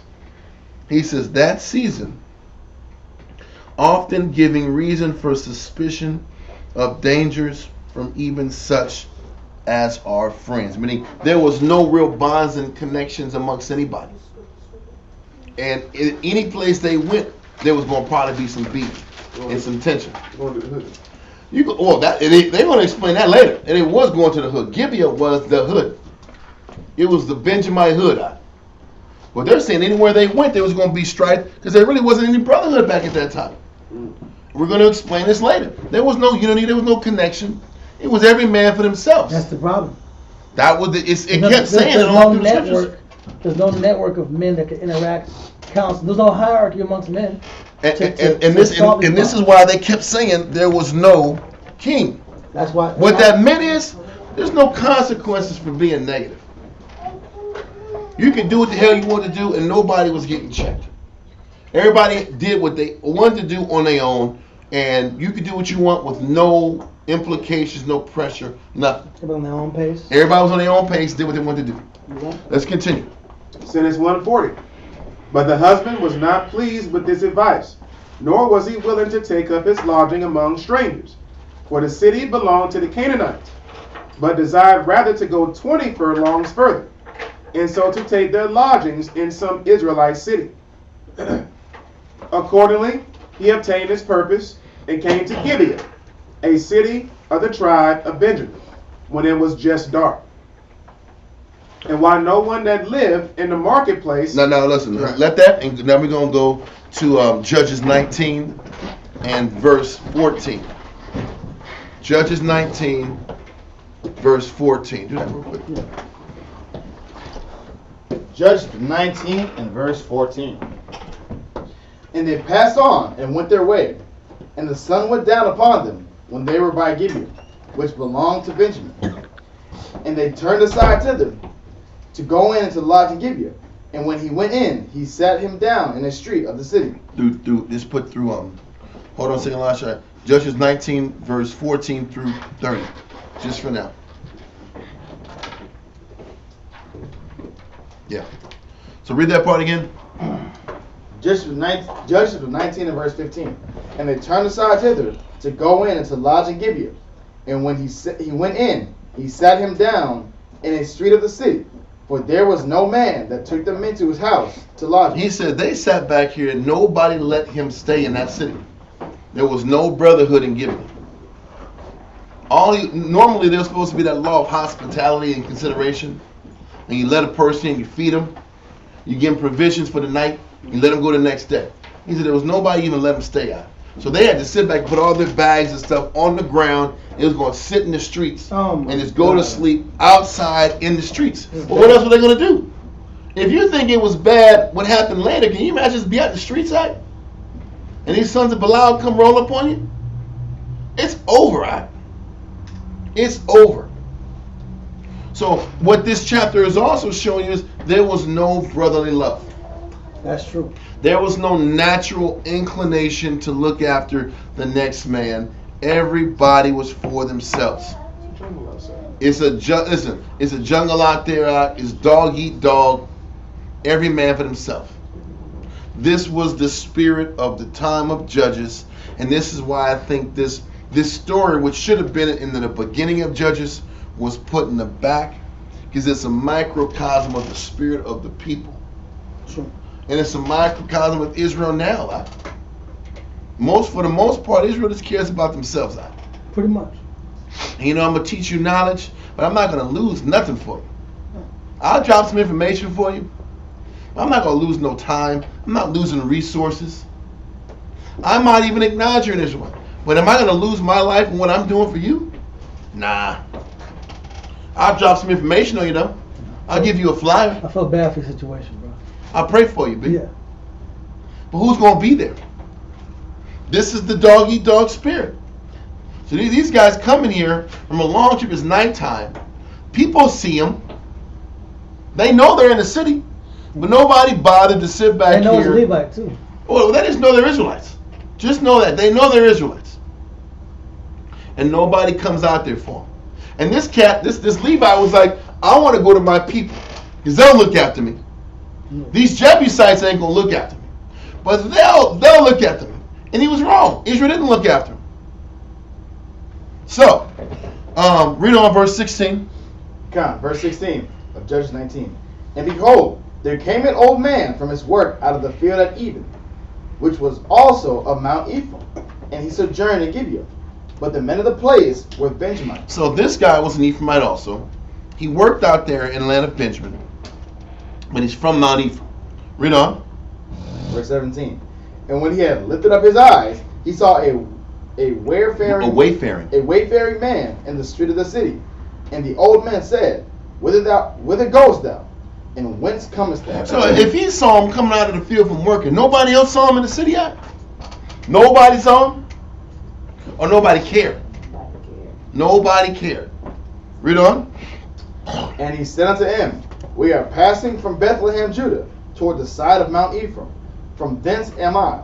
And I went to Bethlehem, Judah, but I am now going to the house of the Lord. And there is no man that received me to the house. There's nobody that's going to receive him to the house. Nobody is giving a crap enough to open their door and let me just sit back and lay my head for the night. Me and my rib or my concubine and my servant. Read on. Verse 19. Yet there is both straw and provender for our asses, and there is bread and wine also for me, for thy handmaid, and for the young man which is with thy servants. There is no want of anything. He said, I got something for you. Come with me, and I'll take care of you. No, let me take that back. No, read verse 19 again. I said that wrong. Verse 19.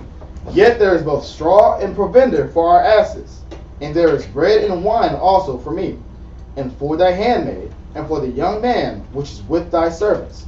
There is no want of anything. Yeah, that is the Ephraimite guy saying, I have you guys taken care of. I have straw for your animals. I got food and drink for you guys. Don't worry about it. Read on.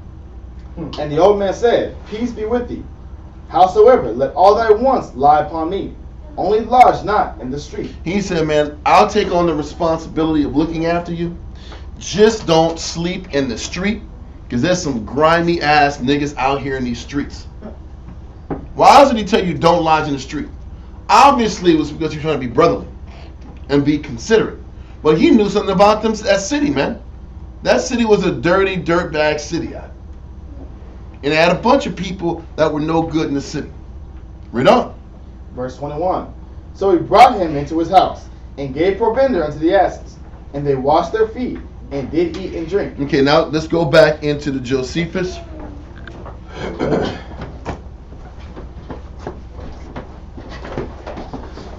Josephus, once again, it's book 5, chapter 2, paragraph 8 still.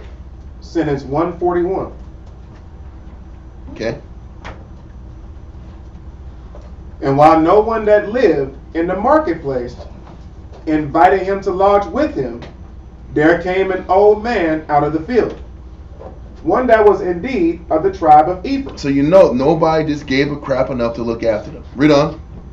But resided in Gibeah, and met him, and asked him who he was, and for what reason he came thither so late, and why he was looking out for provisions for supper when it was dark. To which he replied that he was a Levite, and was bringing his wife from her parents, and was going home. But he told him his habitation was in the tribe of Ephraim. So the old man, as well because of their kindred, as because they lived in the same tribe, and also because they had thus accidentally met together, took him in to lodge with him. Now certain young men of the inhabitants of Gibeah. Now this is where it starts to get. This is where you put it in there. What? Yeah. It was book 5, chapter 2, paragraph 8 still.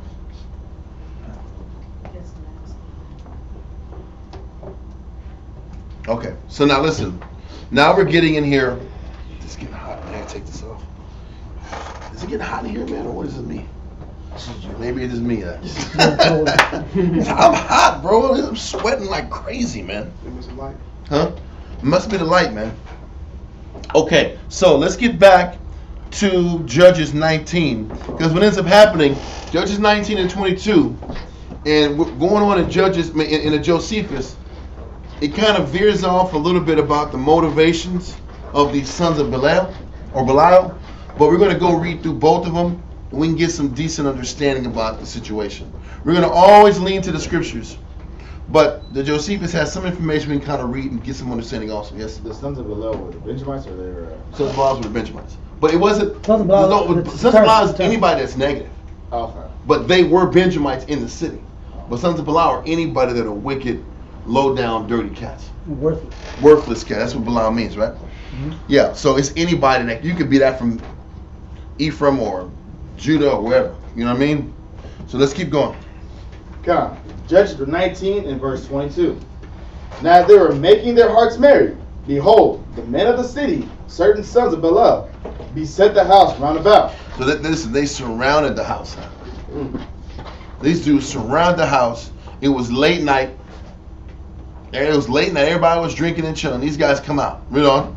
And beat at the door, and spake to the master of the house, the old man, No, saying, it wasn't some basic knocking out. They was banging on the door. Right? Read on.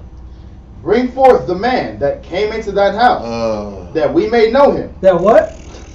That we may know him. Sounds like They saw sounds him, familiar. Listen, They on the block. Sounds listen, familiar. listen. They was on the block watching them. Sounds like Like a with Sodom and Lot, Gomorrah. Abraham, Lot. Yeah, it was some Sodom joints, huh? Sodom. Yeah, like this. Bunch of That young, grimy rub like this, huh? bunch of young thugs out Yeah, there. listen, that's why they listen. Y'all don't want to sleep on the street. Can you imagine sleeping on the street, huh? Young thugs out there. Some young thugs out there. Jeffries. There's some Jeffries out there. Huh? There was some Jeffries out there. Huh? How about my last thugs? Those oldies out there. Oldies out there. You didn't go high pitched enough with your Hey, voice. I want to go out with camera. That'd have been some clickbait. Huh? See, these guys about Told you that guys. Yeah, but there was some Jeffries out there. It was some wild Sodom zones going on out there. Right? Yeah. People did what they wanted. Some Lil Nas X's out there. Oh man. I'm just. There's some Yeah. X's, some Jeffries, and some LL Cool J's out there. There's some cool J's out there too. Huh? Look at his lip sack. Yeah, they was licking their lips out. Knocking on the door, licking their lips out. It's horrible out. But let's keep Some going. P. Diddy's out there. Yeah, take that. Take that. Well, let's keep reading that. Let's keep reading. Judges 19 and verse 23. So these guys wanted in on that man. That's horrible. That's a bad. It's turning into a bad night real Yeah, quick. it's getting horrible. Listen, the whole house is surrounded out. Anyway, bro. And the man, the master of the house, went out unto them and said unto them, Nay, my brethren, nay, I pray you, do not so wickedly, seeing that this Don't be man, so wicked. Wicked. Don't do this. Is foul. Don't do this foul inside. This is wicked. But these guys had no bounds. They had nothing tethering them to living right. No one had bounds. No one was reading. No one was living in order. reading books. There was no masters. You know? There's masters. You gotta go back to that verse in that Samuel verse in 25. You pulled Yeah, that yeah, thing? yeah, I got you. You gotta go there, These days. because this was the days of nobody having masters, nobody having boundaries, nobody having responsibilities, nobody having order. None of that crap mattered to people. It was first Samuel, right? Yeah. These days. I got it. It's 1 Samuel 25, verse 9 and 10. 1 Samuel 25, verse 9 and 10. 1 Samuel 25 and verse 9. 1 Samuel chapter 25, verse 9 and 10. Read that, I sir. was just saying Samuel. That's right. All right, 1 Samuel verse 9. 25, verse 9 and 10.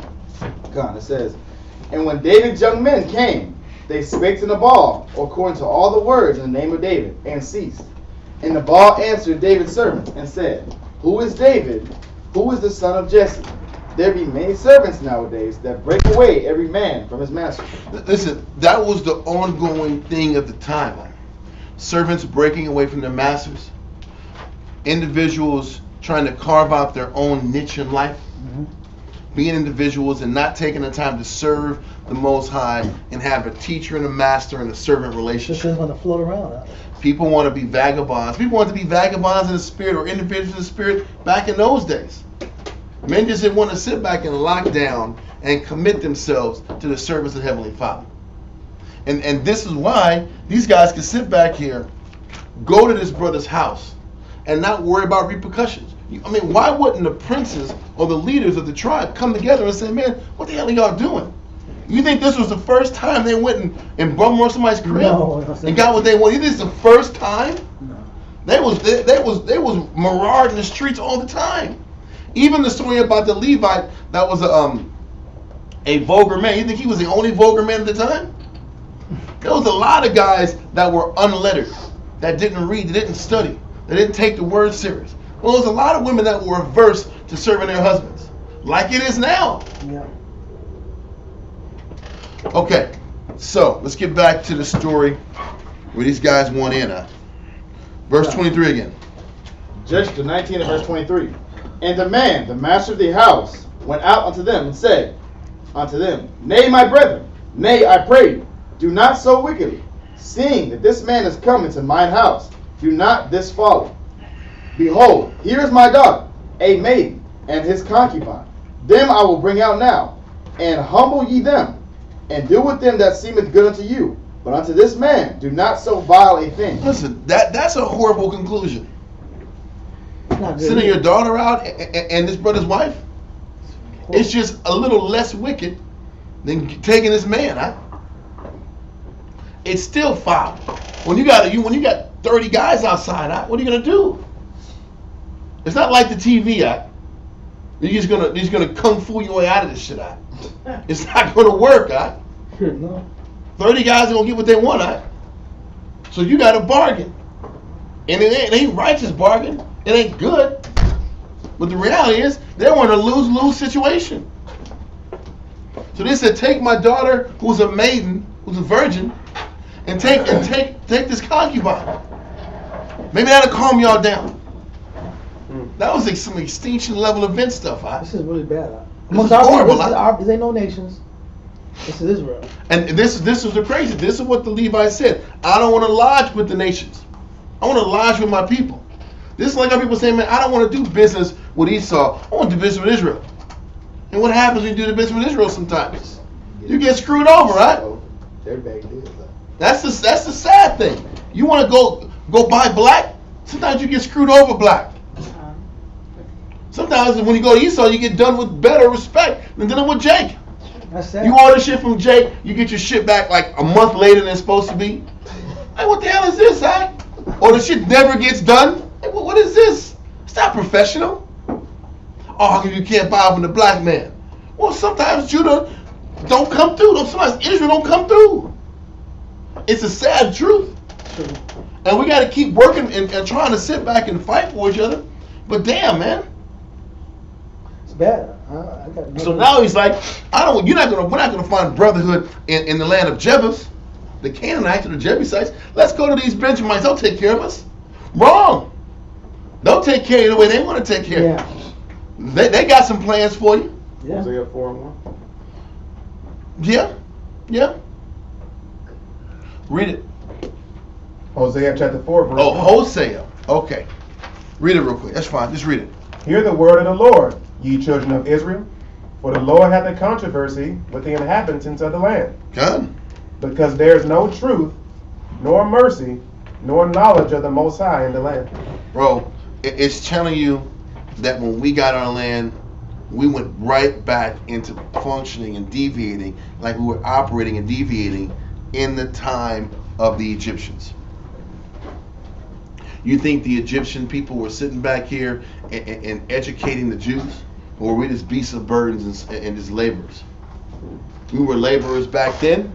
We weren't being educated in Egypt. Nope. We were being created to serve a purpose, work them fields. Go labor and then go live your life. Let's sit back here and make these pyramids and go home and sing and dance. Live your life. And this is what they were doing here. They were never taught to sit back and take studying serious. All they did was follow Moses. Moses was the most high to them. All they did was follow Joshua. Yep.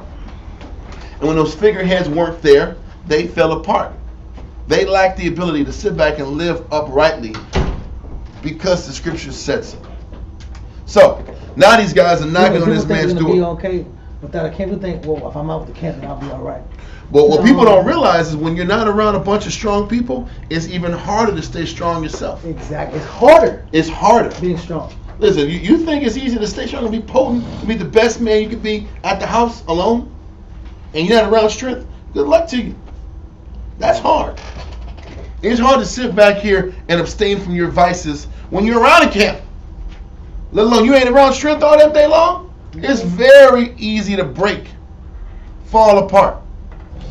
So now these guys are in their own land, own countries, own cities, and their flesh and their passions are dominating them.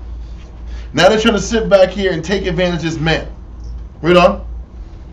Come. Judgment 19 and verse 25. But the men would not hearken to him. So the man took his They concubine. flesh wasn't satisfied. They didn't want to hear. I don't want no virgin woman. I want a virgin man. That's what they wanted. That's even worse. They wanted to spend more naughty out. What the men, Zach? Yeah. Bad, Zach. So read on. God. So the man took his concubine and brought her forth unto them. So the scripture doesn't talk about what the older Ephraimite man's, what happened to the older Ephraimite man's daughter. It just talks about the young woman who was the concubine. Well, they didn't want the daughter, did they? Was that, well, they didn't want either of them. They want the men, Zach. They ended up with the concubine. They ended up with the concubines and they took it. And what's how And you know, they was drunk and they was thrown out and it was all kind of debauchery that happened. I don't even want to sit back and imagine that. Yeah. It was some brute beast stuff going on. Now continue. And brought her forth unto them. And they knew her and abused her all the night unto the morning. Oh, bro. And when the day began to spring, they let her go. Hold that and go now to Antiquities of the Jews. Yeah. No, Josephus, yes. Book 5, chapter 2, paragraph 8.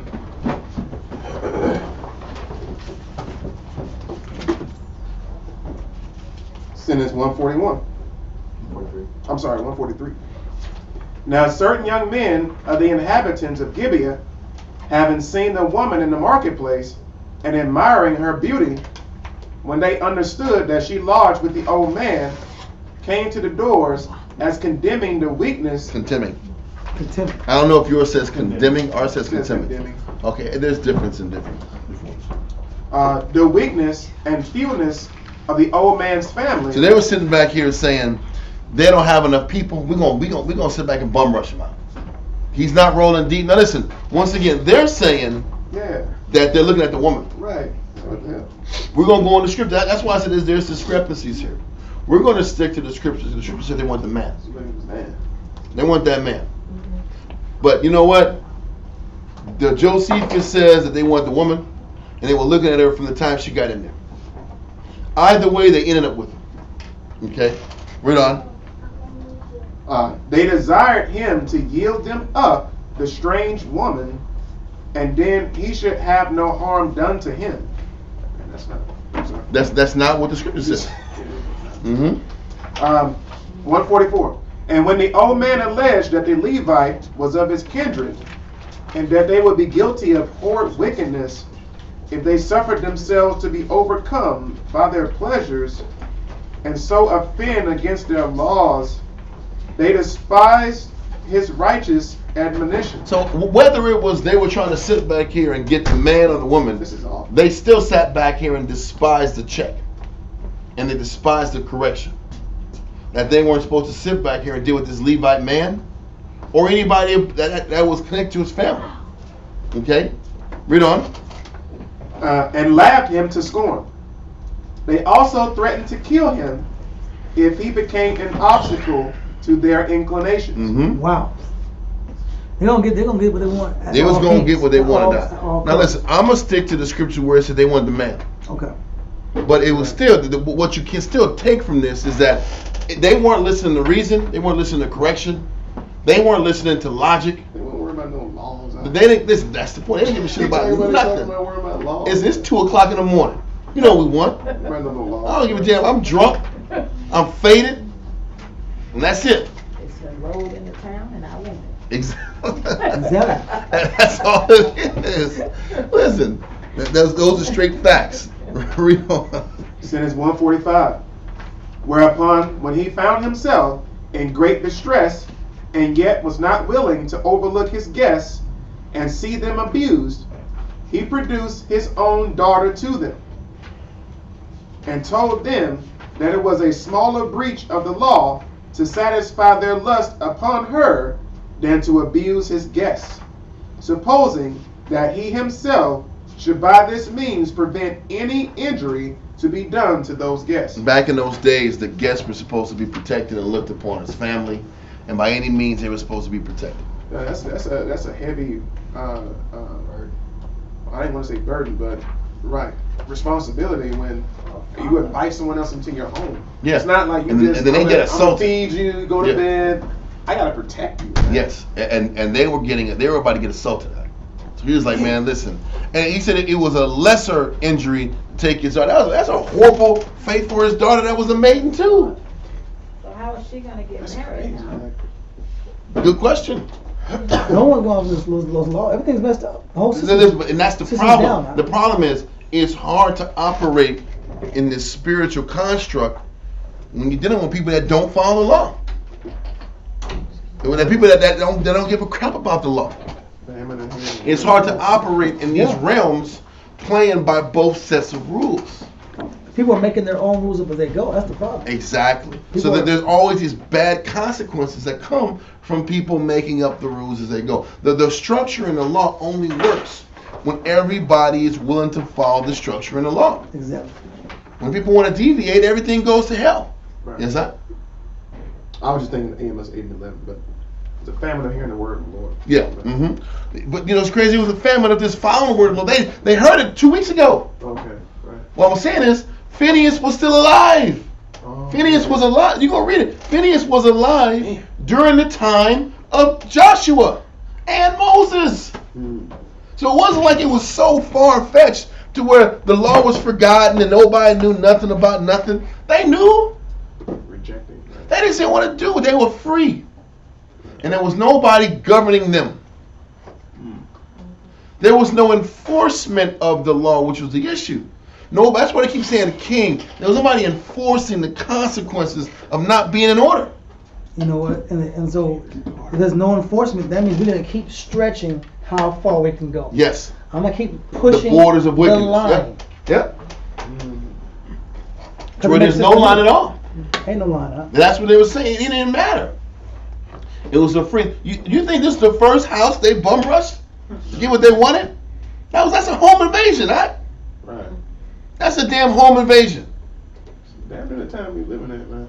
Or close to it. I know, Time to progress. brother. But let's keep going. This is the craziness and insanity of the nation. Sentence 146. When they no way abated of their earnestness for the strange woman. When they no way were going to be stopped, when it was clear that the house was shaking, they was getting in. Read on. But insisted absolutely on their desire to have her. He entreated them not to perpetrate any such act of injustice, but they proceeded to take her away by force and indulging still more the violence of their inclination. Now the scripture didn't say they took her by force. The scripture says that the Levite man gave her to them. This is true. Okay? So we're going to stick to the scriptures. Either way, it was violence. It was a violent situation. You know, they was trying to get into the house one way or the other. Read on. They took the woman away to their house, and when they had satisfied their lust upon her the whole night, they let her go about daybreak. So she came to the place where she had been entertained, The guy's house, the Ephraimite's house.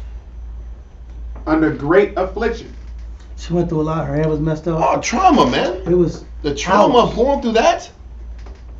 all those outside dudes that were wild. The father didn't want her to go in there. Yeah. What's that? The father didn't want her to go in. Good.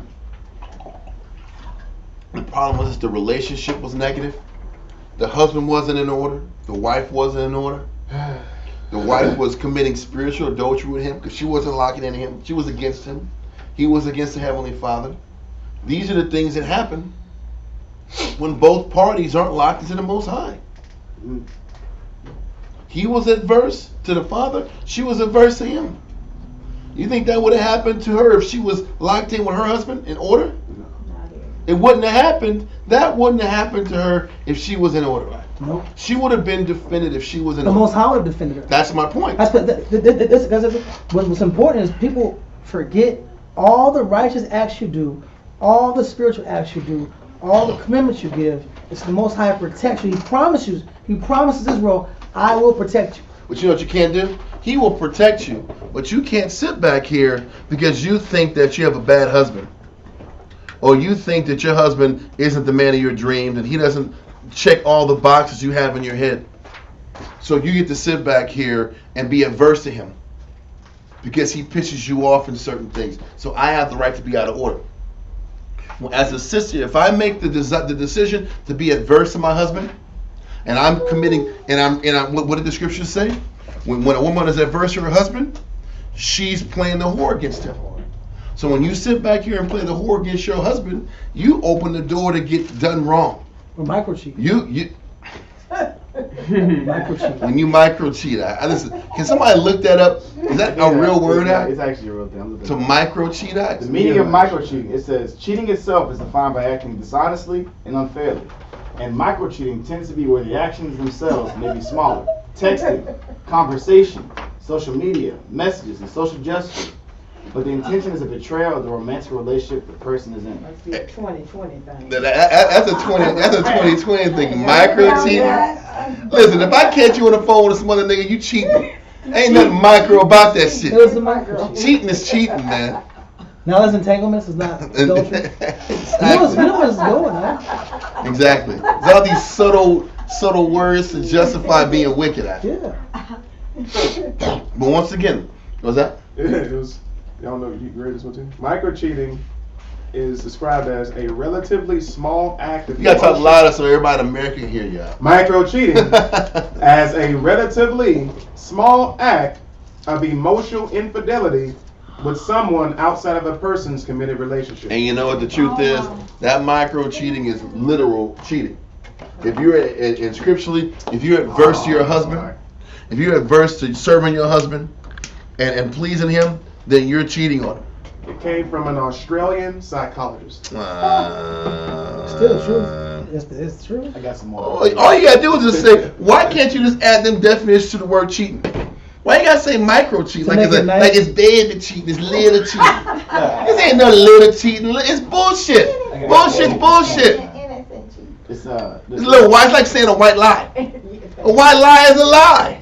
It's white. It's little. It's a little baby white. It's not that serious. It is serious. What you gonna say, like, huh? Oh no. Last year. Okay, I'm There's sorry. some more points. That cultivating intimate or erotic energy with others, cultivating a fantasy of emotional closeness with others. I got one for you too. Brother. Most people can agree that kissing or any other form of sexual contact with another person is cheating, but if there's no physical contact, where's the line? It's micro if it's not physical. It's micro. It's micro if it's not physical. They play the whore. They play.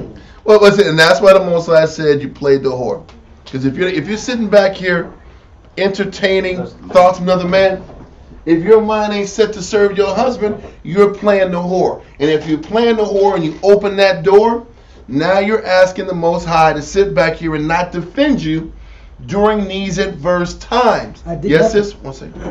No, I want to say it's still a justification of me wanting to do more. Because if a woman, whether it's micro or not, it's still saying, it justifies, you know what, well, he wasn't spending time with me. Well, that's the point. It's just because I wanted to do this anyways, because I want to be in control. Because we fight for control. We fight for things to go our way. So we just use that as an excuse not to submit. And you know the thing about this scripture in this chapter? Listen, this guy was bad. He was a vulgar guy. Yeah. And she didn't have the right to not serve her husband, even though he wasn't a good guy. How about that? Because the sister will sit back here.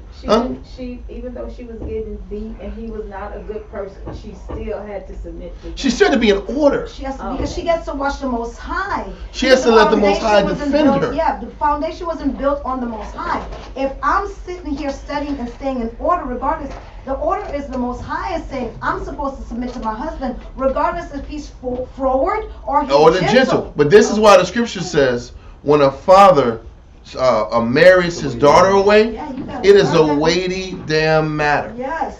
And it's a major responsibility on that father to choose the right partner. But it don't seem like he knew who she was married. Because you know what? Once again, this was a whole heckle-jeckle cluster, of a situation. Yeah. Nobody did things decently and in order. It's no different than when Israelites see each other for 2 weeks and they get together. Yeah. And then a month later, I don't know what I did. Yeah. He's not the man I thought he was. Well, you know what? You didn't messed up. Now you got some judges problems on you now. You got some damn judges problems because you chose some BS. Because you had liquor. I'm gonna say liquor. You had liquor in you. Liquor, and you made some bad choices, and now you're stuck. But this is what was happening in the time of Judges. Bad decisions was made because things weren't done decently in order. And then when you try to get out of bad decisions that you made that were out of order, you still have to deal with the consequences of making those bad decisions. Yeah. Job 4:7. Made your bed. Lord bears being innocent. Yeah, okay, read that. God, Job 4:7. It says, "Remember I pray thee, whoever perished, being innocent." Listen, who's going to sit back here and get stung if you didn't do anything wrong? And that's the point. A lot of times, if I'm a sister, I want to look at what my husband's not doing to justify why I get to be as negative as I want to be. And I'll use my husband's flaws to justify my negative and my lack of respect and my lack of order. So if he's bad, then I can use that as my leverage to. Yes. That's my get out of jail free card. Yes. And that's what Israel uses to sit back and separate themselves from their battle. But that was part of your battle because you chose that to be your battle. This is not what I'm not saying what I'm saying to let men off the hook. Men have to be in order. Men have to change. Men have to do right. But the problem is, if men aren't being right or living up to the expectations that a sister wants, then the sister still has to be in order. Because one person might be in a really difficult, violent marriage, right? And one might think, damn, she needs to get out of there. Another sister just might not like something about her husband. And because she don't like something about her husband, that's her justification to leave. Everybody likes to pick and choose what they don't like about their marriage to leave. But ultimately, if a person was chose the right way, took the right time to get to know somebody, half of these issues in these marriages wouldn't be as bad as they end up turning out to be. If young people got to meet their parents, you'd get a better idea of what the kid or the young person want to turn out to be. Yes. And those are the facts. But we want to rush things and wonder why things turn out chaotic, and then why we get punished for reacting to chaotic situations. And this is what this chapter is talking about. I'm not absolving men. I'm not sitting back here saying that women aren't going through jacked up marriages. But why'd you choose this nigga? Because he was cute?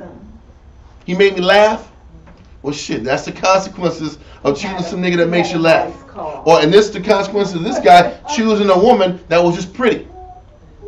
There's consequences and repercussions to our decisions. Yes, sir? It was the end of that weighty matter verse. Yeah. Ecclesiasticus 7:25. Marry thy daughter, and so shalt thou have performed a weighty matter. But give her to a man of understanding. Huh? It didn't say give her to some handsome hunk. To some cutie pie. Somebody's going to serenade you every damn day. He said deal with a man that got some understanding that can lead the family and guide the family the right way. And listen, Kaya, I need you to wake up. If you go to sleep again, you're going to go back in that room. This is for all the young men here. Or anybody that's just falling asleep. So keep yourself together. Continue.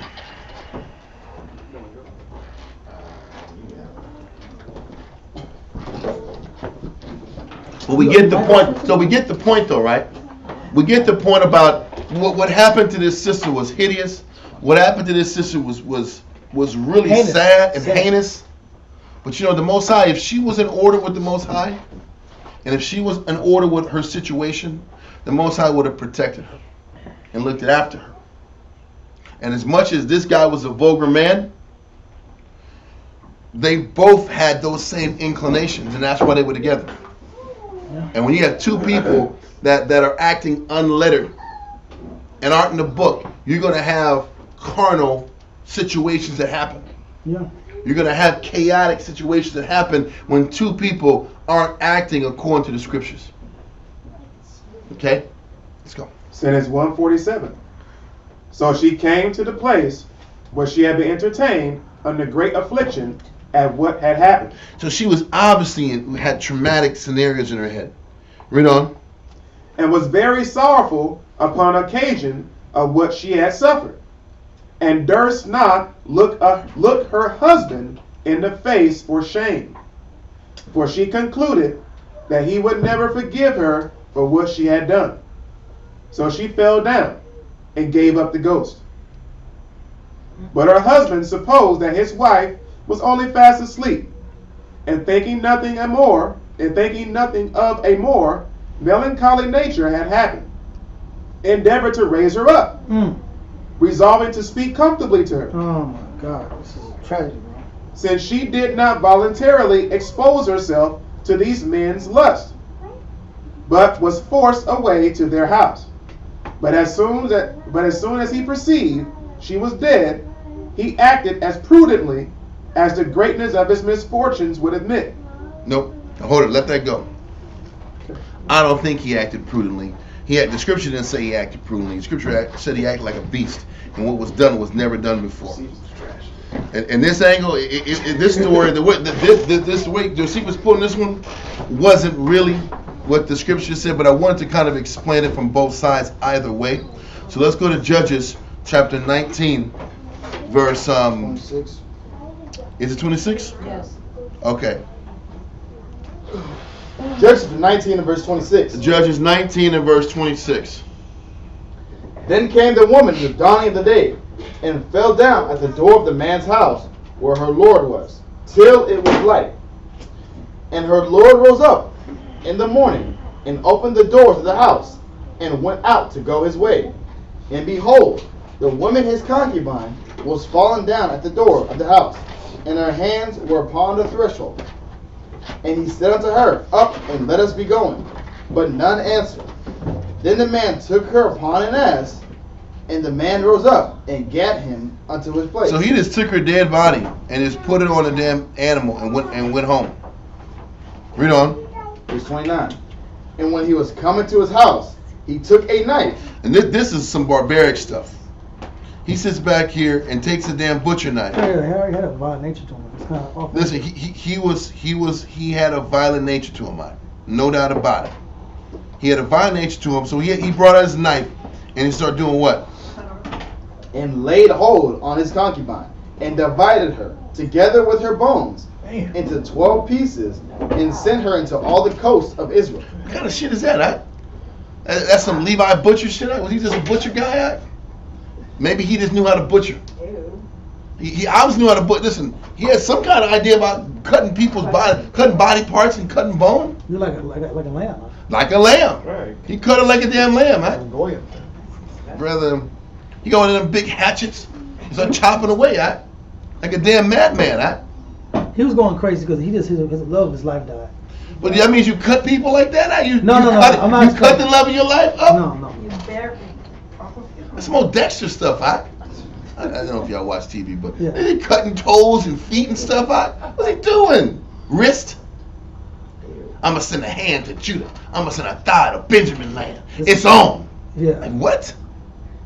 Listen, Israel was rolling like barbarians, Zach. That's really what it was. We're still rolling like barbarians, Zach. Beasts. This was a do what the hell you want to do time, man. Hold this. Go to Hosea chapter 9, verse 9.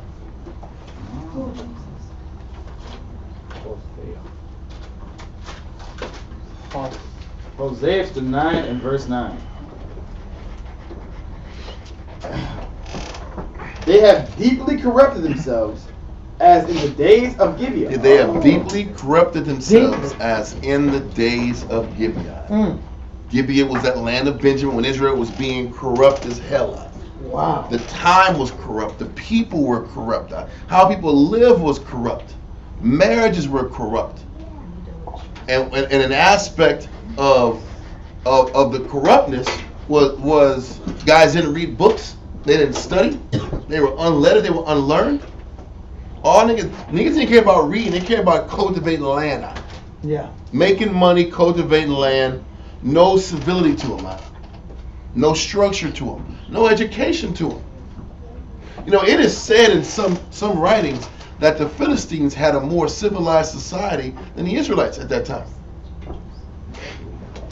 It is said that the damn carnal baby killing Philistines had more structure and a more respectable society than Israel did. And reading this shit, I can see it.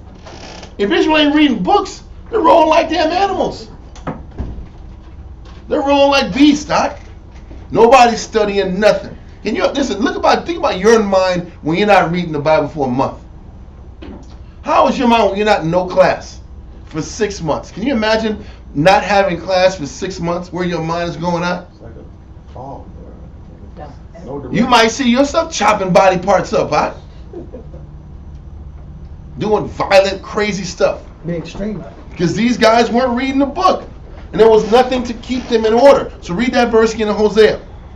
Hosea chapter 9 and verse 9. Hosea 9 and 9. Read on. They have deeply corrupted themselves as in the days of Gibeah. Therefore, he will remember their iniquity. He will visit their sins. Exactly. He says he was going to visit their sins, our sins, like he visited the sins of the people of Gibeah.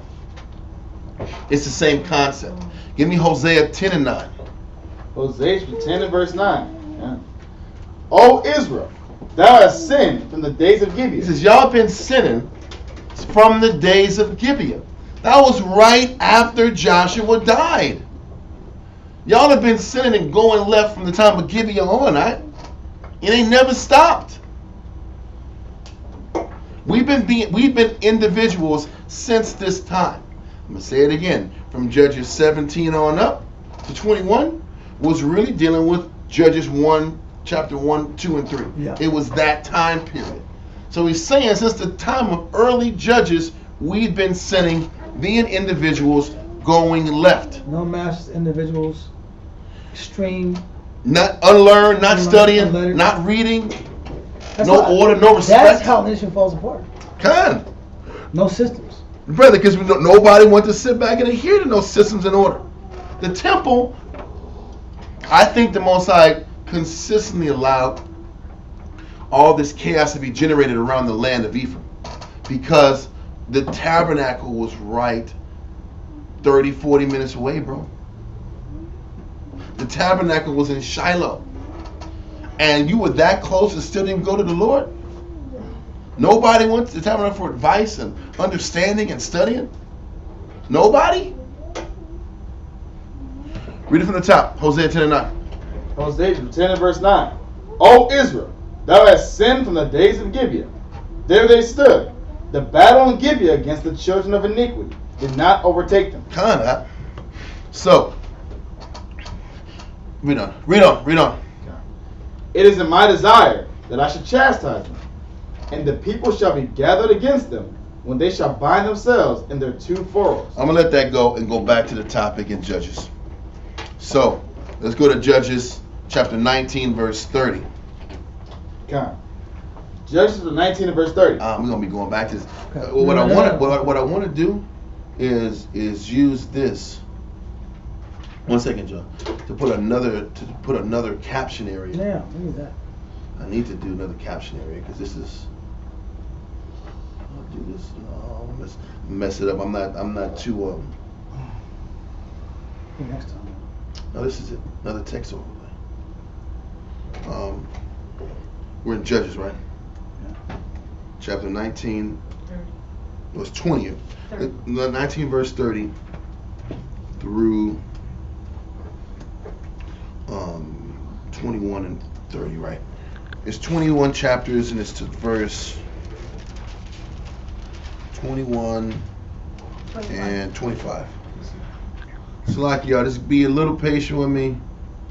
It might come out weird here, this overlay. I figured it would. 1 second, y'all. Just trying to move this. What? There it is.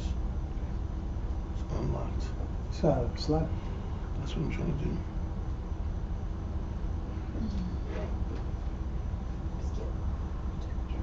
No, it's not letting me slide it. It's not letting me slide it. See, I'm not gonna have it right in the middle. That's weird. Maybe I can put it to the side.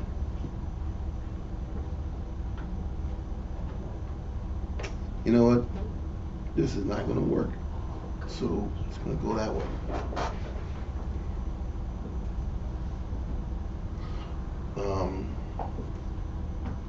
Okay, whatever. Okay, so we're in Judges chapter 19, verse 30. Read that, sir. Judges chapter 19 and verse 30. And it was so that all that saw it said, there was no such deed done, nor seen from the day that the children of Israel came up out of the land of Egypt unto this day. That shocked the nation. Listen. When was a husband going to sit back here and chop his wife in bits? And then the whole setup was just off. And it's just showing you when Israel is allowed to do whatever the hell they want to do, things just go bad quick. Yeah. When Israel gets to pick and choose their own righteousness and their own level of effort, things go bad unnaturally fast out, and we corrupt ourselves. So, let's continue. Shalom, sis. Consider of it. Take advice and speak your mind. And this is why when we read in that Josephus where it said that he acted prudently. That wasn't prudently. That was just for shock value. I'm gonna chop my woman up. So she don't get buried. You can't bury her. The nation will know. The world will know what happened. But it's just a shameful thing. He'll get the attention of the nation. That's the only thing prudent, that he got the attention of the nation. But that kind of outrage. But the sad thing is this: it took that level of our barbarity to get Israel to come together. They weren't going to come together if they just heard the story. If they just heard the story, nobody would care. It's like that mama that's always on television talking about her missing baby. And if you don't keep talking about it, they're going to forget about you for the next news cycle. You got to do something that extreme to get Israel to care. Because Israel just didn't give a shit.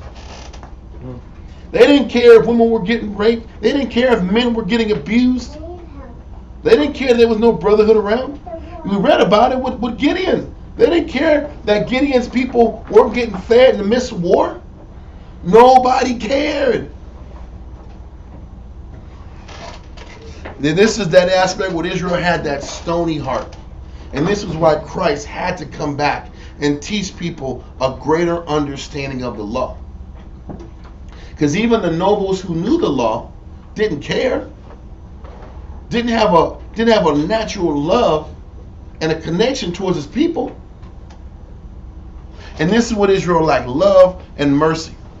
You can have all the verse in the world, all the Torah in the world, without love and mercy and long suffering, it means nothing.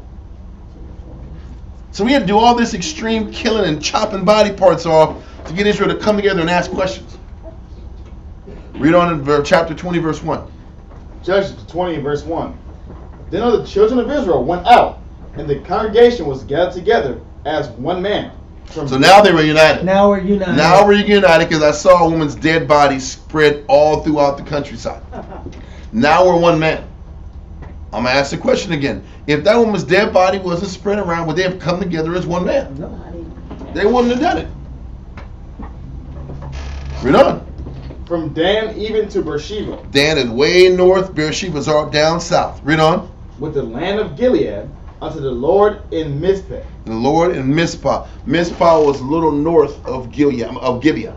Mizpah was north of Gibeah. Okay? Now we're going to hold this and go to paragraph 9 in the Josephus. Book 5, chapter 2, paragraph 9. Matter of fact, read the The part where you left off is like the end of paragraph 8. 149. No, just put 9. Yeah. Sentence 149 in paragraph 8. But as soon as he perceived she was dead, he acted as prudently and as the greatness of his misfortunes would admit. I'm gonna say this, like I said, this is just a choppy paragraph for Josephus, man. Normally he comes and hits with some good points. This guy's coming with some weirdo stuff today. I'm gonna skip to hand cutting. Yeah. You know why? He had to write for Rome, man.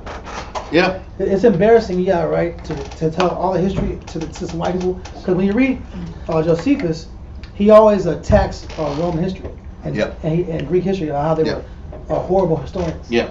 So this is embarrassing. Yeah. This is embarrassing. As many people look bad at. That's why I'm not backing it. If it's listen, we use the Josephus if it lines up with the scriptures. But I'm not going to sit back and just skip over it. We're going to point out the discrepancies and keep pushing. All right? Yeah. All right. And cutting her limb by limb into 12 pieces, he sent them to every tribe and gave it in charge to those that carried them, to inform the tribes of those that were the causes of his wife's death and of the violence they had offered to her. Paragraph 9. Upon this the people were greatly disturbed at what they saw and at what they heard, as never having had the experience of such a thing before. So they gathered themselves to Shiloh. Now this is another one. They say Shiloh, the scripture says Mizpah. Right. Okay, Shiloh was where the tabernacle was at. So I'm gonna go stick with the scriptures, but it seems like it almost like they went to Shiloh to kind of convene about what they're gonna do about this situation, because nobody knew what to do about some crazy situation like this. Nobody knew about what to do. Everybody was dumbfounded. Read on. Out of a prodigious and just anger, and assembling in a great congregation before the tabernacle, they immediately resolved to take arms and to treat the inhabitants of Gibeah as enemies. Yeah. But the Senate restrained them from doing so. And this is what's so crazy. That they're convening about how to deal with this the proper way. But it takes catastrophe for Israel to come together. Israel just says they're going to sit back here and come together as a group in a Senate to deal with problems as they pop up. They only come together for when the sky is falling kind of moments. Yep. Does that not sound like Israel? Like Yep. Black Lives Matter. All of a sudden you're going to come back. George and Floyd. Somebody's George Floyd. That is George Floyd. Somebody got to get killed in the streets. Now we're going to march. Real bad. Now we're going to tear shit up. Now we together. Now we're together. And That's the only time our people come together is through these extreme, catastrophic moments. But just the delegation and the staying on top of things on a daily basis, Nope. no. Because we know these things were happening. We see it every day, but we play blind to it. Yeah. Because we're selfish. We're into what we got going on. Exactly. You hear a woman in the street sighing and crying, I'm just going to close my door. Yeah. I didn't hear nothing. Keep on Doesn't sound like walking. no white people though. What's that? Doesn't sound like no white people though. No This Jewish- don't sound like, this ain't white folks, man. Jewish. White folks micromanage and they're over technical, and we're going to put everything on paper. Yeah. We're going to sit back here and micromanage the government. That's what Esau does, huh? Bureaucratic. Jake just sits back here, huh? I see a dead arm, a cut arm. Let's go to Shiloh and kill these niggas. Like, what? That's Jake. This is straight Jake, like hexes and voodoo and killing and blood and murder, huh? Mayhem, huh? Come. Chaos. And ain't no Bible being read. There's No scripture. books are being read, no scriptures, no learning. They weren't showing up. Listen, They can't go to class. Listen, they weren't going to class because listen, there was nobody's reading the Bible. This is the point. There is no scriptures being dropped out. No Bible is being talked about. There It might wasn't a not, priority, bro. the Bible reading, learning, Wasn't important. being in order. It was gimme town. I got land. I got land. I'm making money. I'm taking us what I want. All that Torah stuff, that's the old days. But you know what's crazy? The Torah, they weren't even using Torah stuff. I know. It was almost like the Torah concepts were only for the priests who was in their crib in Shiloh chilling. They're the only ones who had the damn Moses law. It was almost like the tabernacle were the only ones reading the Bible, and everyone else in Israel wasn't reading the Bible. And it was going off of folklore and stories.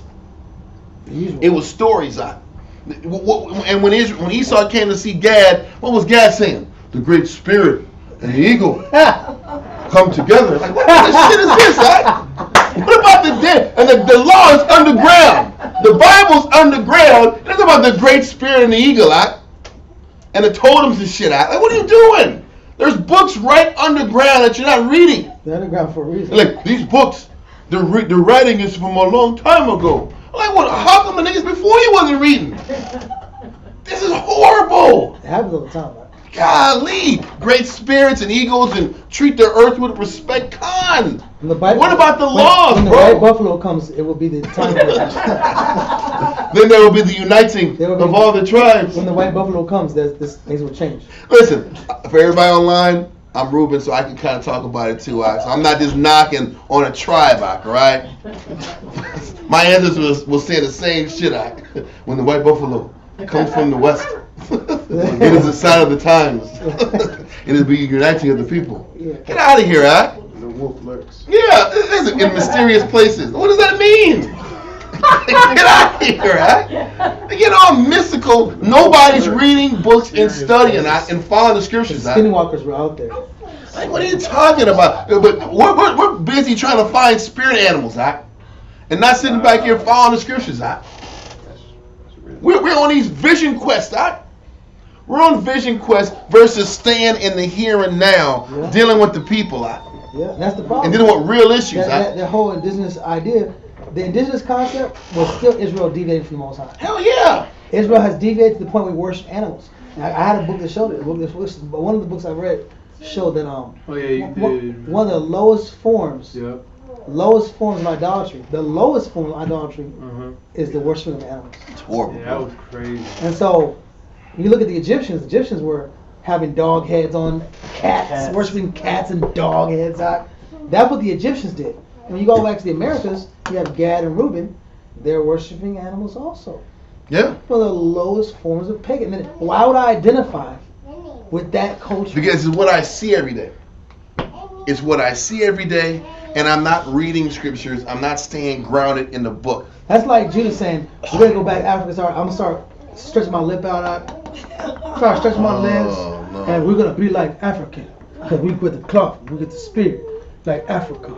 Okay, like, bro, stop trying to be indigenous and go back to when your people were on point. When we were indigenous, we were deviators and idol worshippers on a lower level. That's all it was. Kinda. We're just animal worshippers. Kinda. But you know what? It's easier. Not cool. It's easier to do that than study and read books all damn day long. Let's just be honest. Israel hates reading. Israel would rather sit back and run and chase the buffalo out. The buffalo. They'd rather chase buffalo. Listen, they'd rather chase buffalo I want to be free. and kill animals and sit back here and hunt and fish and hunt and gather than sit back here and read. I want to be free, not structured, not If that's not right. Israel, I don't know who it is. Israel wants to run. Israel wants to sprint. Well, whether niggas are sprinting on the football field, in the track, they want to sprint. Yeah. Yeah! The sports, I'm catching passes for touchdowns, Yeah. or I'm going to sit back here and outrun this deer. Niggas start doing dances and stuff like that. You either going to be dancing on the football field, or you going to run like this. Yeah! You see how you're taking out deer, right? Like, okay, bro. We're operating Versus at low. sitting back here and being disciplined in the Bible. What? I'm Judah, I guess. So Judah, what we do? You talking about gas? I How dare you, man? You knocking a 9.5 out? How dare you, brother? I'm saying Judah does it too. You are yelling like a damn wild banshee. What are you doing? Why are you yelling so stereotypical? God, I was low key offended though. I was like, hey, I was laughing. I was like, hey, that kind of was a little too much right there. But we all do this. This is things that we do. Nah, you can't say. Judah wasn't doing that shit. Stop, lying. Well, listen, I'm just joking with him. Yeah. But what are we saying? What are we saying? If you're to run and have fun, then lock our mind down and study and stay tethered scripturally to the Most High's will. And this is the era. It wasn't just this Levite that was a vulgar guy. Israel was vulgar. Israel didn't read. Israel wasn't studying. Nothing tethered them to the Most High. And it shows also too. It shows the priest got tired. Well, no, the priest didn't try. The priests was into themselves. Yeah. The priest was into the service of the tabernacle. Yeah. They got into their routine, and they were like, y'all supposed to come to us. That's real. And we're not going to sit back here and hold the leaders of all these cities to task about the spiritual aspect of developing the people. They weren't putting them. Listen, the Bible didn't start becoming serious until Samuel came in and started being that one judge that stopped just being about killing. Samuel was the one that came into each city and judged the people to see if they were following the Most High or not. He was the first judge to do it. Everybody else went back to their crib after they killed and got horses out. They got horses and made ephods out. It's the truth. That's true. Selfish. The only ones, and Samson was even worse. He would go back to the damn enemy's land and chill and hang out in whorehouses. At least the other ones went to their own homeland and were treated like kings. Then you had Samuel, who was committed. Don't forget, Samuel was trained by the priest with the operation of the priesthood, and he took that concept and traveled and developed and made sure everybody was adhering to the scriptures and laws. And that he was a new era of a judge. He established a new era because he increased the standard. He increased the standard because nobody was about to learn the Lord. So everybody knew when Samuel came to your city, you coming for peace or for war? You coming to check us and tell us we're full of shit? Or you tell us we're doing good? He's going to come in and tell the people how they're living wrong. And then he'd go back to the next city. And they have time to work on it. By the time he comes back, he would just do circuits and rotations from city to city. Which is uncomfortable. For everyone. Yeah. He made everybody uncomfortable. He got no comfort. He was always on the road. Checking Israelites. And they knew he was coming. Hearing stories out. And he's coming out. Damn, Samuel's coming. Y'all, we gotta get it right. Samuel's coming out. Yep. They always say friend or foe. Like, yeah, you coming to check us or peace. Or for peace. But he did it in a way that kept the whole nation in check. And it kept them conscious that there was a consequence to just being a nigga. You couldn't just roll without reports coming back to the guy that knows right from wrong. And he initiated communication, a system that kept Israel closer to the Heavenly Father. Because they've been dying. That hasn't. Because people say, "Well, why can't we just have a king?" No, there is a system. Now, if you actually commit to the system, you don't have to have a king, and it makes things work. And that was what judges kept saying we needed a king, but what the Most High gave us instead of a king was a true judge that was about serving the Most High and establishing a spiritual environment for everyone to follow. And then we still want the damn king. But the point is, at this particular point, nobody kept anybody in check. This poor woman's body parts are all around the world. So now they're coming here to Shiloh or Mizpah, depending on who said it. Those cats are still out there at night. They're still out there. They're still out doing what they want to do. I know. Listen, it wasn't the first time they had what they wanted. They're still knocking on doors. It wasn't the first time they got what they wanted. And it was their last, but they were sitting back here running the streets out. That's what they did. So let's keep going. Sentence 150. Upon this, the people were greatly disturbed at what they saw and at what they heard, as never having had the experience of such a thing before. So they gathered themselves to Mizpah out of a prodigious and just anger. And where we at? I'm sorry. We're in paragraph 9, right? Mm-hmm. And it said Mizpah. It said Gibeah and Mizpah. The scripture said Mizpah. The scripture said Shiloh. Yeah. I'm just kind of lost in where you're at. That's where I'm. Okay. It says. I'm at the. Okay. You said gather themselves to Mizpah. The thing says Shiloh. Okay. Out of a prodigious and just anger. Mm-hmm. I got it. Okay. I'm with you.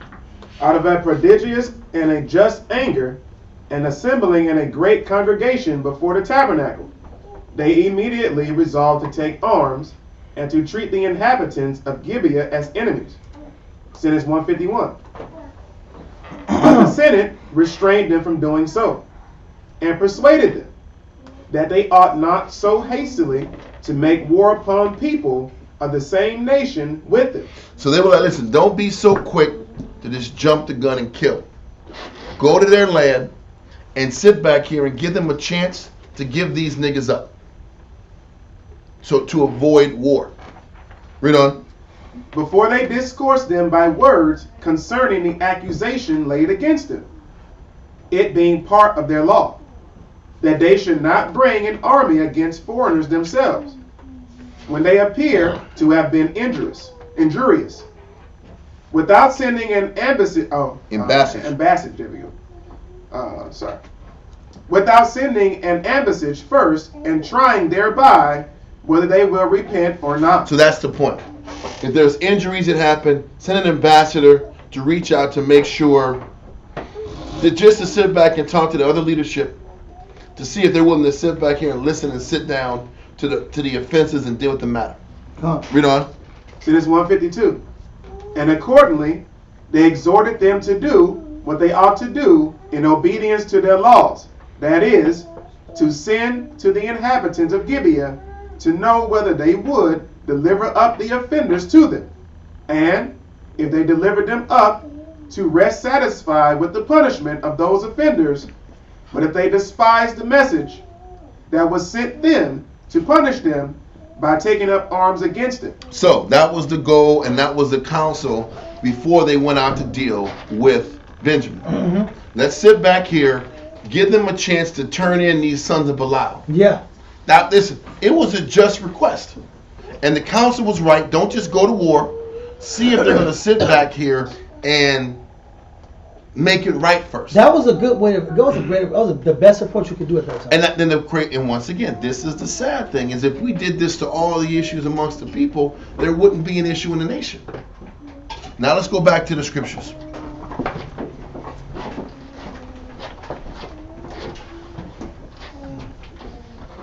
Yeah. Verse 2. Judges 20 and verse 2. And the chief of all the people, even all the tribes of Israel, presented themselves in the assembly of the people of the Most High, 400,000 footmen that drew swords. So 400,000 men that was ready to go to war assembled to Mizpah. Read on. Now the children of Benjamin heard the children of Israel were gone up to Mizpah. Then said the children of Israel, tell us, how was this wickedness? And the Levite, the husband of the woman that was slain, answered and said, I came into Gibeah, that belongeth to Benjamin, I and my concubine to lodge. And the men of Gibeah rose against me, and beset the house round about upon me by night, and thought to have slain me. And my concubine have they forced, that she is dead. That's sad. And I took my concubine. Was really his wife? Should have been his wife. I don't still want why he didn't just say his wife. He still didn't say his wife. Anyway. So yeah, keep going. And I took my concubine and cut her in pieces and sent her throughout all the country of the inheritance of Israel. It just showed you it was a carnal, lewd act, but that's all Israel respected at the time, was butchery and bloodshed. That's all they respected. Read on. For they have committed lewdness and folly in Israel. Behold, ye are all children of Israel. Give here your advice and counsel. And all the people arose as one man, saying, we will not any of us go to his tent, neither will any of us turn into his house. But now this shall be the thing which we will do to give you. This is crazy. That's all we had to do the whole time. None of us are going to go to this tent until we protect Dan from these Philistines. None of us are going to go to this tent until these damn Arabs and these Midianites, we're going to sit back here and stop raiding the Manassites' land. None of us are going to sit back here and rest until these Amorites stop invading the Gadite lands. Yeah, we're going to work together and we're going to solve every single issue. That's all we have to do. Every problem is going to be accounted for. And we're going to come together and do it. We're going to account for every problem in every land. every land is going to get dealt with. Every territory. That's all we had to do, bro. And the funny part is what Esau does. Yeah. That's the funny part. Esau has governments, his territories, and they deal with every territory. Listen, if some foreign invader wants to come into damn Pennsylvania, you think we're gonna let them go deal with Pennsylvania? He's just gonna smash that foreign threat in Pennsylvania. Yeah. You go to Hawaii, they're gonna go bust you up in Hawaii. They're not gonna let their territories be invaded. Exactly. They're not gonna let their territories. That's a basic idea of unity, huh? But they know we're not gonna do. We're gonna be wicked and carnal, negative. We'll sit back here and argue with each other in the Senate and in the government, but nobody else better not sit back here and mess with us. They understood. They're more civil in that light or in that arena, bro. Okay, let's keep going. Verse 9. But now this shall be the thing which we will do to Gibeah. We will go up lot against them, and we will take 10 men of 100 throughout all the tribes of Israel, and 100 of 1,000, and 1,000 of 10,000, to fetch victual, like food and supplies, for the people, that they may do when they come to Gibeah of Benjamin, according to all the folly that they have wrought in Israel. So all the men of Israel were gathered against the city, knit together as one man. Mm-hmm. Well, once again, we're all one again. It's all about the unity now in catastrophe. Continue. And the tribes of Israel sent men throughout all the tribe of Benjamin, saying, What wickedness is this that is done among you? Now therefore deliver us the men, the children of Belial, which are in Gibeah, that we may put them to death, and put away evil from Israel. It wasn't a bad request. He said, listen, man, point out these guys, root them out, clean your house. All these rotten dudes, get them out. We'll kill them, and we'll eliminate this wickedness from the nation. Read on. But the children of Benjamin would not hearken the voice of their brethren, the children of Israel. So Benjamin didn't listen to him. Huh? Now hold that and go into the Josephus again, because what we're going to go into. This whole interaction shows aspects of the characteristics of Benjamin that kind of gives us a better idea of how the tribe of Benjamin is today, the so-called Jamaican people. Okay? And it kind of gives us an idea about that tribe and their personality in general. So now let's get back to the Josephus. Sentence 153 of paragraph 9. Accordingly, they sent to the inhabitants of Gibeah and accused the young men of the crimes committed in the affair of the Levite's wife, and required of them those that had done what was contrary to the law, that they might be punished, as having justly deserved to die for what they had done. Sentence 154. But the inhabitants of Gibeah would not deliver up the young men, and thought it too reproachful to them, out of fear of war, to submit to other men's demands upon them. Listen, they were sitting back here. They weren't going to submit to anybody else rolling up on them. If this isn't just pure pride, how dare these guys roll up on us like they trying to go to war? They're not even looking at the situation. They don't care about the situation. They didn't consider that they were asked. Yep. They were asked, but they had ambassadors asked them to deal with this. Done. That, and all they saw was a bunch of guys ready to go to war. Yeah. Oh, y'all want to fight us? We're going to fight you then. We're going to show you what real men are. This level of pride and negativity that was in our people. It wasn't even about right and wrong, righteousness and wickedness. It's about, I'm not going to let you flex on us like you can just manhandle us. Oh, it's 11 tribes to one? Okay, we're going to show you that ain't nothing. That is the temperament and mindset of Benjamin in their rawest carnal form. Read on. Vaunting themselves to be no way inferior to any in war. That wasn't even the point. The point of war, that wasn't the point about just showing that you can fight in war. That wasn't the message. The message was giving up your negative guys, we can all go home. Yep. They took it like it was a challenge against their manhood. Their tribe's manhood. That happens every day. Kanak. You going to, hey man, this man disrespecting my sister. Nigga, what you coming around here for, bro? Yeah. Like, no, I'm saying he that was men's society. Exactly. Remember when the dude sat back? This dude sat back and got my sister pregnant, man. What you doing? Oh, you coming to my hood? Pop, pop, pop. You gonna beat him? You're gonna beat the guy because he's like, dude, why are you treating my sister like this? Exactly. No, it ain't about right and wrong. It's about you killing my territory, and you disrespected me in my territory. If that's not Israelite black people shit, I don't know what it is. You're in my territory, so coming off all rough and tough, trying to come off strong. How dare you come off rough and strong against us? Not hearing reason at all. No reason. I'm just looking at a bunch of horses and men ready to go to war. And I'm sitting back here saying, you know what, man, we can win. We can go to war and beat them too.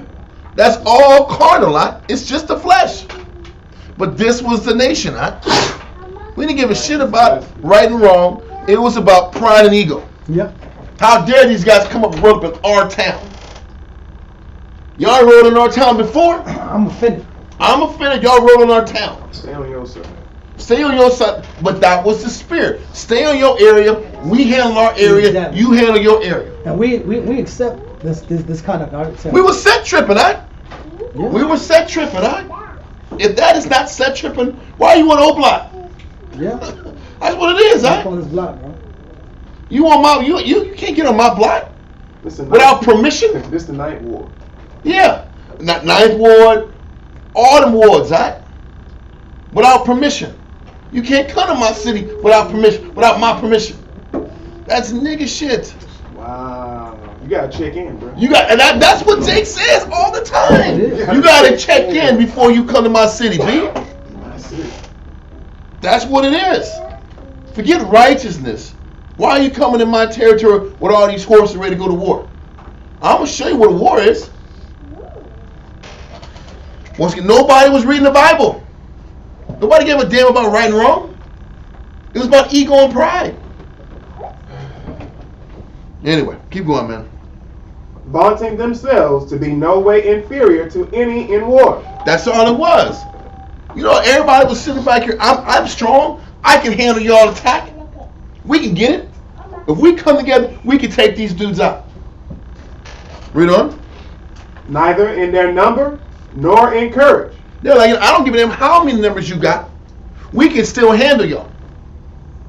Nothing to do with righteousness and the law. This There is was about no straight, scriptures, pure no scripture, pride. no biblical understanding. This is based off of ego. Pure pride at its purest form. Yeah. Pride and what do they call it? Ego and it's another word. Doesn't matter. Machismo or what'd you say? Hubris. Hubris. All ego, bro. That's what I was thinking was hubris. But listen, are you done with that paragraph? No, sir. Continue. The rest of their tribe were also making great preparation for war. So they're saying, listen, it wasn't just the people of Gibeon. All of Benjamin came together to fight this war. Just off ego and pride. Read on. For they were so insolently mad as also to resolve to repel force by force. If you want to flex on us, we're going to flex on y'all. You want smoke? We're going to give you smoke then. We're gonna all be about this smoke out. We the Israelites. Listen, we are the Israelites that the Bible speaks of. No one says. This is not, white people don't do this, This is not white people stuff, It's just not, Okay, but we're gonna hold that. We're gonna go back to the scriptures.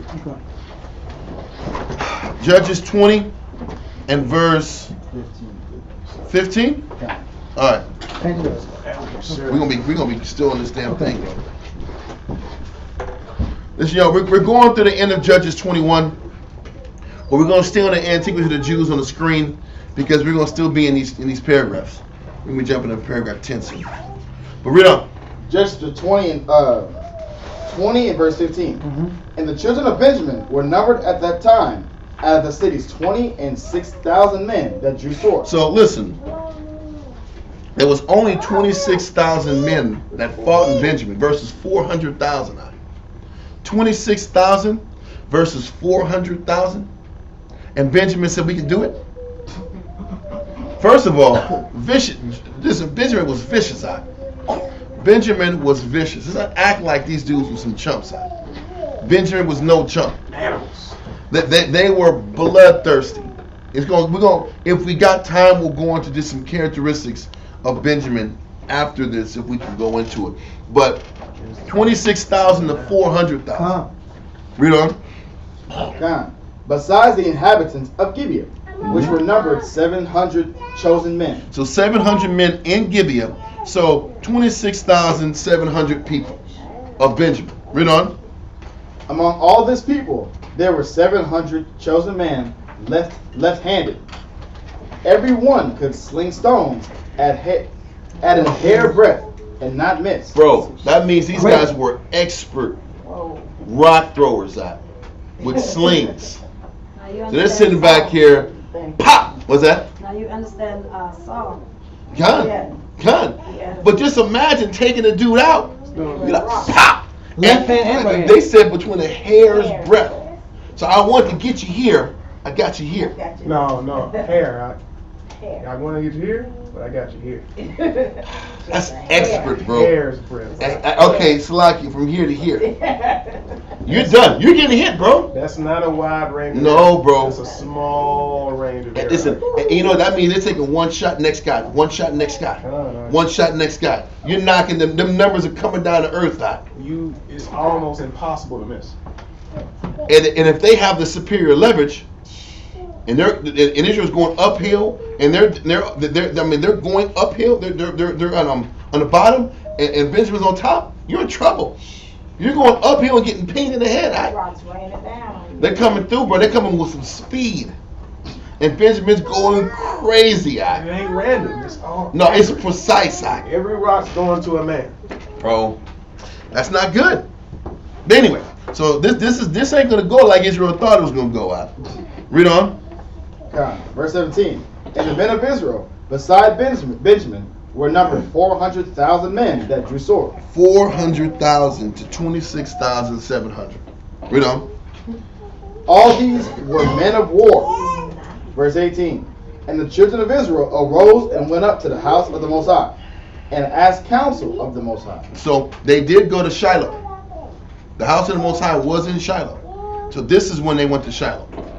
Read on. And asked counsel of the Most High, and said, which of us shall go up first to battle against the children of Benjamin? So what they said earlier is that they were going to be going in waves to take them out. So the first group that was going to go in waves was Judah, because still at the time, Judah was the most ferocious of all the tribes. Because it tells you that in the book of Judges in the beginning, when Othniel was the judge, and they were the first ones to start pushing back the Philistines in war. And they covered more ground than anybody else did in that time in the south. So Judah was going to be the first ones to ride and fight. Right? Read on. And the Lord said, Judah shall go up first. And the children of Israel rose up in the morning and encamped against Gibeah. And the men of Israel... So the Lord responded to them. Yes. Yeah. In Shiloh. And it said, listen, Judah's going to go up first. So maybe it was the Urim and Thummim. When they said, what tribe should it be? Judah? Then Judah it is. And let's go. Because that's how the Most High spoke. With that Urim and Thummim. It will glow after a question would be asked. So who's going to go up? Is it going to be Issachar? Simeon? Judah? That's the answer. Okay? So continue. And the men of Israel went out to battle against Benjamin. And the men of Israel put themselves in array to fight against them at Gibeah. And the children of Benjamin came forth out of Gibeah and destroyed down to the ground of the Israelites that day 22,000 men. Bro, 22,000 cats went down. Just like that. That ain't no punk eye. That's significant. Read on. And the people, the men of Israel, encouraged themselves and set battle again in array. Set the battle again. It's okay. It's okay. We're going to come back tomorrow. Yeah. We're going to give them tomorrow. I thought it was going to be like, okay, he's going to just take these niggas out. No, it wasn't going to be that easy. No. Benjamin stomped on these guys. Their will is hard to break up. But that's what it talks about. If we get the chance, we're going to go more into the characteristics of Benjamin. These guys aren't some chumps. When they're focused and motivated, they're going to wreck you out. But let's keep going. And set battle again in array in the place where they put themselves in array the first day. Hold that. Let's go to Josephus. Paragraph 10. Yeah. Paragraph 10, right? Paragraph 10. Josephus, Book 5, Chapter 2, Paragraph 10. Paragraph 10, sentence 155.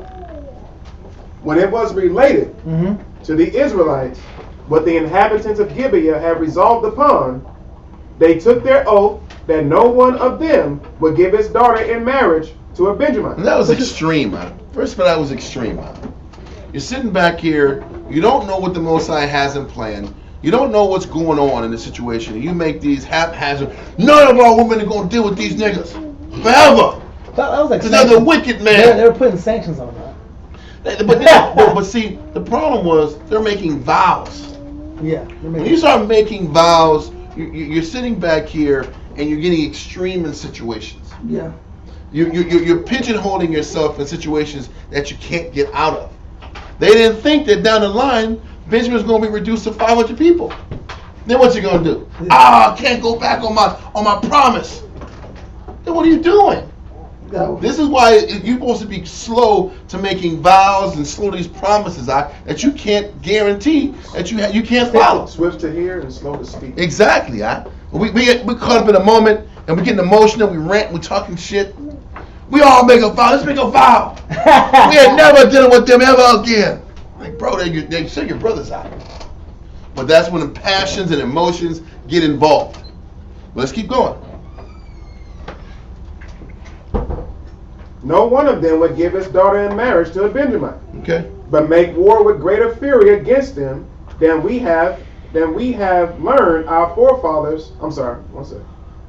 But make war with greater fury against them than we have learned our forefathers made war against the Canaanites. So you're gonna fight harder to take out the Benjamites than you fought to take out the Canaanites, the niggas you still have left in your backyard? I had to read it twice. But it's crazy. They're saying, we're gonna fight these Benjamites harder than our forefathers fought the Canaanites. How about you use that same hype and energy to kill the Canaanites in your cities? That disrespect you.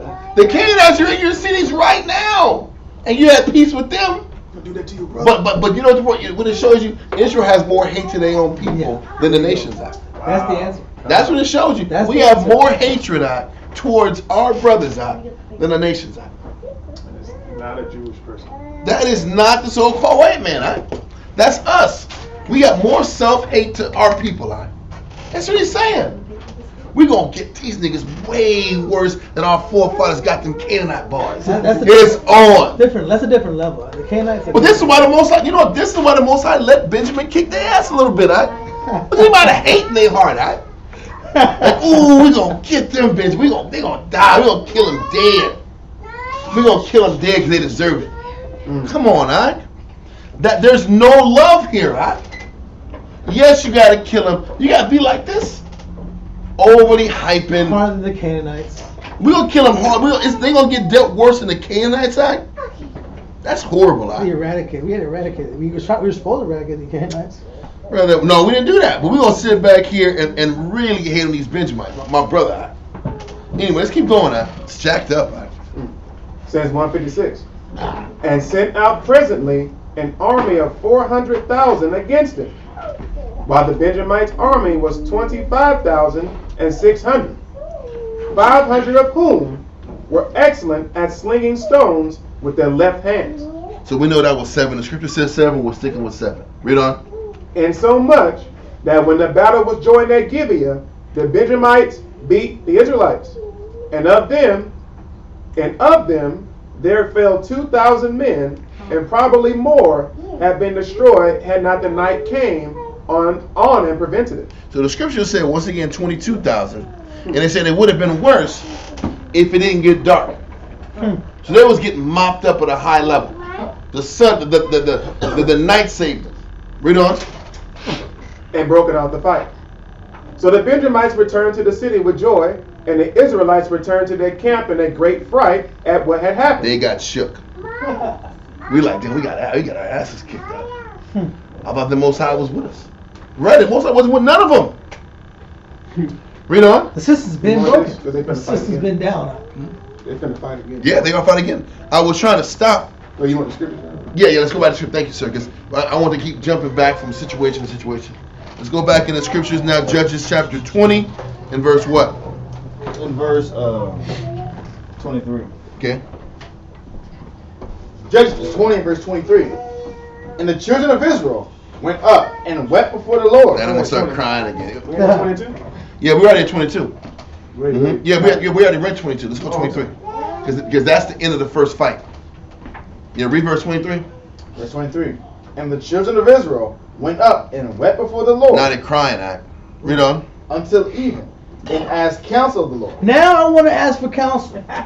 We're not winning wars. We're not winning. Yeah, Let's what's go the to the problem? Lord now. Yeah, let's go to the Like, Lord. what about the past 20 years, bro? I know.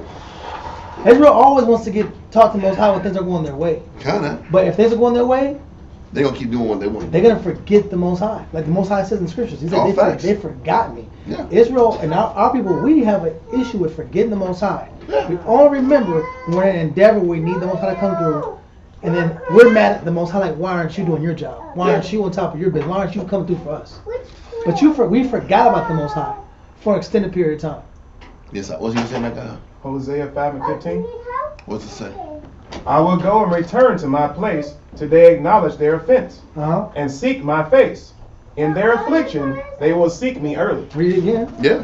In their affliction, they will seek me early. Father, what's happening? I've been crying.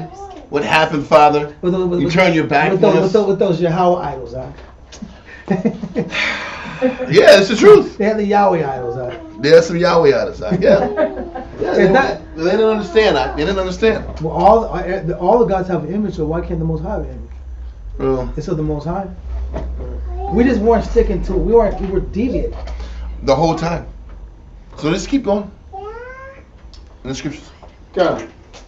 Verse 23. And the children of Israel went up and wept before the Lord unto even, and asked counsel of the Lord, saying, Shall I go up again to battle against the children of Benjamin, my brother?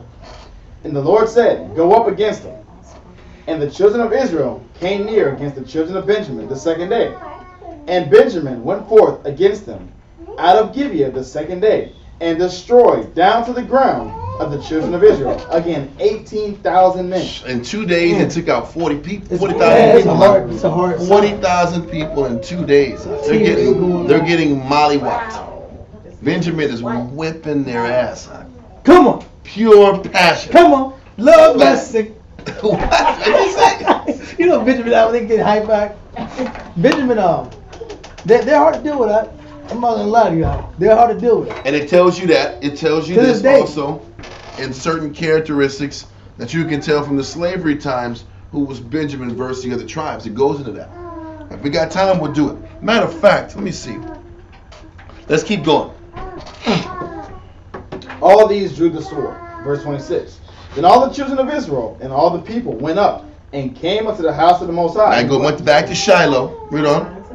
and sat there before the Lord, and fasted that day until We're evening. going to do more spiritual stuff. We're going to Yeah. fast now. All right? We're going to be even more spiritual. We're going to fast. Read on. And offered burnt offerings and peace offerings before the Lord.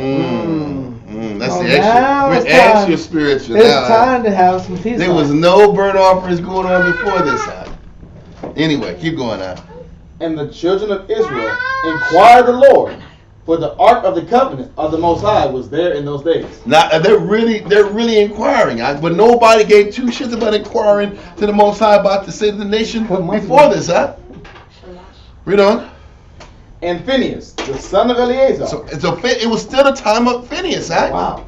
It was like these guys still knew the old ways. Utterly, like Most High says, utterly corrupt themselves. Right? You Brother. would think you would plead the fifth because he knew Moses. Nah, bro. He knew Moses and he knew Joshua. He worked with him. But it's the best people to connect to. Nah. Nope. I'm still doing me. Read on. and Phinehas, the son of Eleazar, the son of Aaron, stood before it in those days, saying, Shall I yet again go out to battle against the children of Benjamin, my brother, or shall I cease? And the Lord said, Go up, for tomorrow I will deliver them into thine hand. I just want to kind of give something real quick about Benjamin, because I think it's important to explain this. I hold this, and I want to go into Genesis 49 real quick, because it's important. You know, when I was young in the truth, and I got the breakdown of what like Benjamin was. It's like 93, 94? Early 90s, bro. And when I got the breakdowns of you know, all the 12 tribes. Listen, a lot of the explanations of the 12 tribes, I'm not going to say it's wrong. What I am going to say is it's hard to explain it. It's hard to prove it. Some of the angles, some of the explanations are kind of hard to explain and prove. And Benjamin was one of those explanations that was hard to it didn't make a lot of sense to me. I always believed that Benjamin was an Israelite.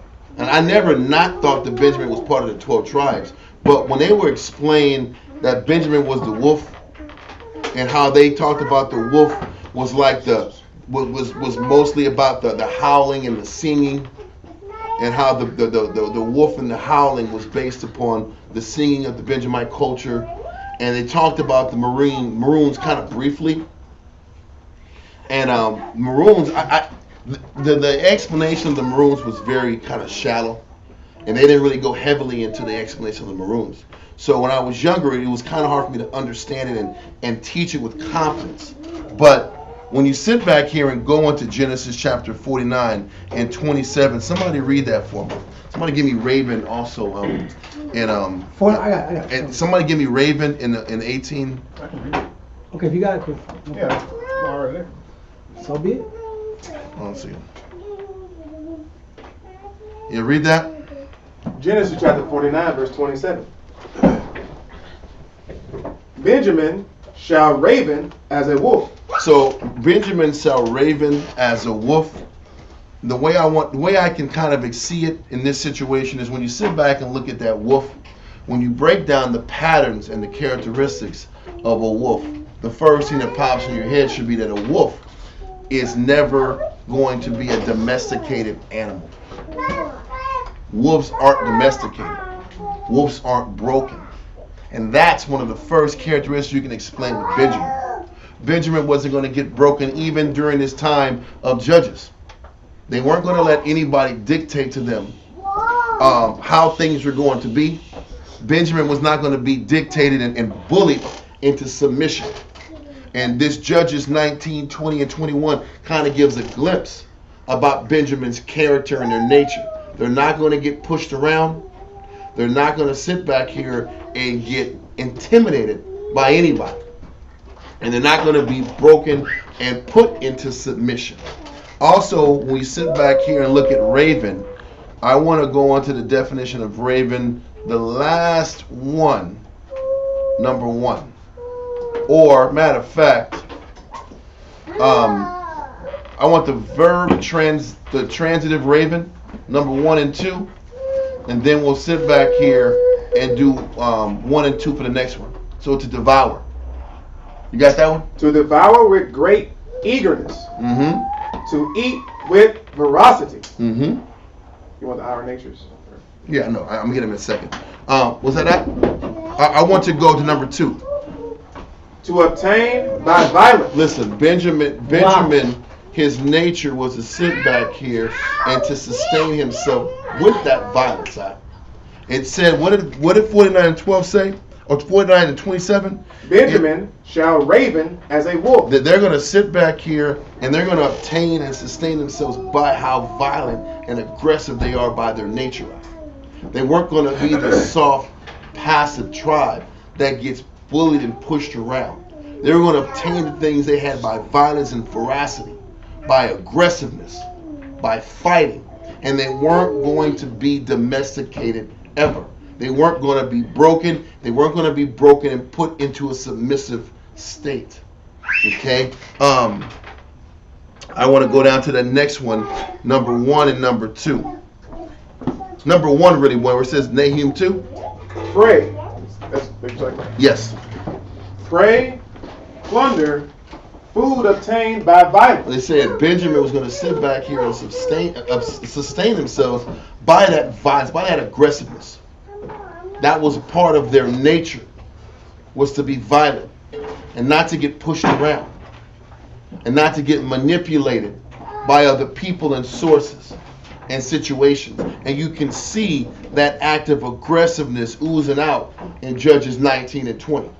That violence, that aggressive, that fight, that fighting spirit that was in them is showing how they can sit back here. One tribe is taking out the rest of the tribes in the 20s and 30s, thousands at a time. They took out 40,000 Israelites in 2 days. That was because of that fight in them, that violence in them, that aggressiveness in them. That part of them is not going to get bullied and pushed around and manipulated by anybody. Whether it's pride or not, we know it's pride. But it's still them not being domesticated or broken. Now, to kind of like help to explain this concept a little more, we are going to finish the topic in the class, but I want to use this situation with their success of wiping out 40,000 people. I want to explain a little bit more about their characteristics in a book called Hebrewism of West Africa.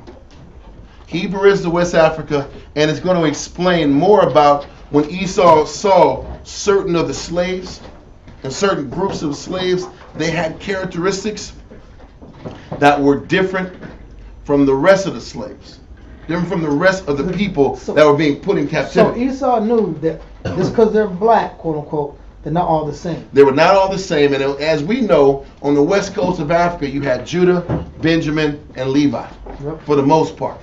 And they were saying on the west coast, when they were sitting back here and taking these people to different parts of the land, there were different characteristics for different of these tribes. It's going to explain. And from knowing that Benjamin was that ravenous wolf that wasn't going to get broken and domesticated, and they had that bloody, violent nature to them.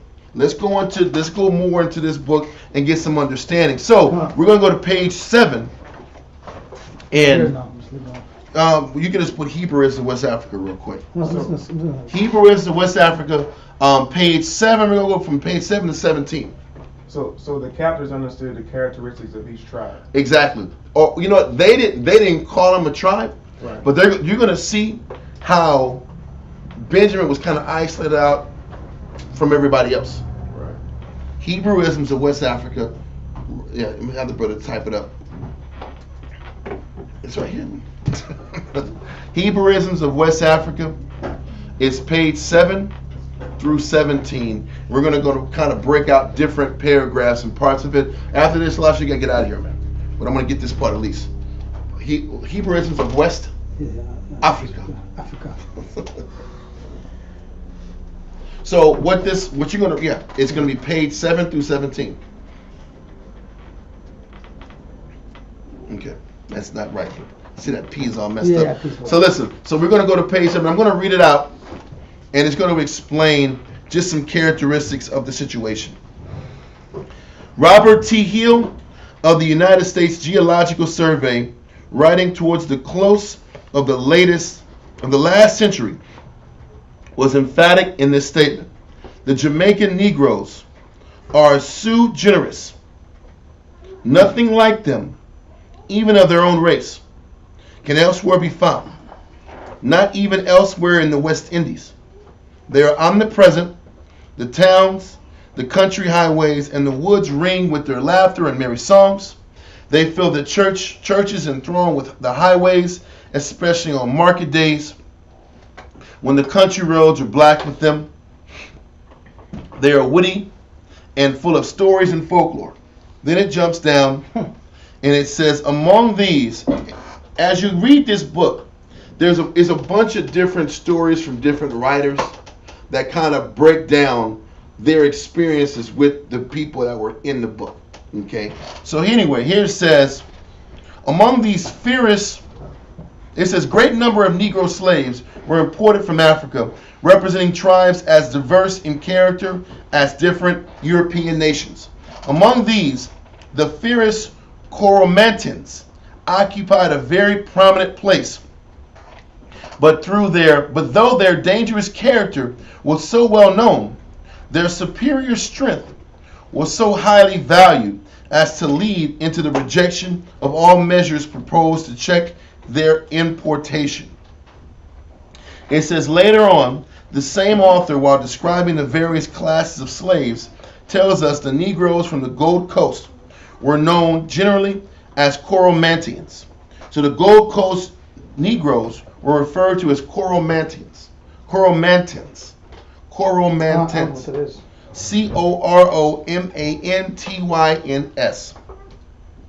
It says the Ashantis and Fans or Fans by Duchuala were included in this term.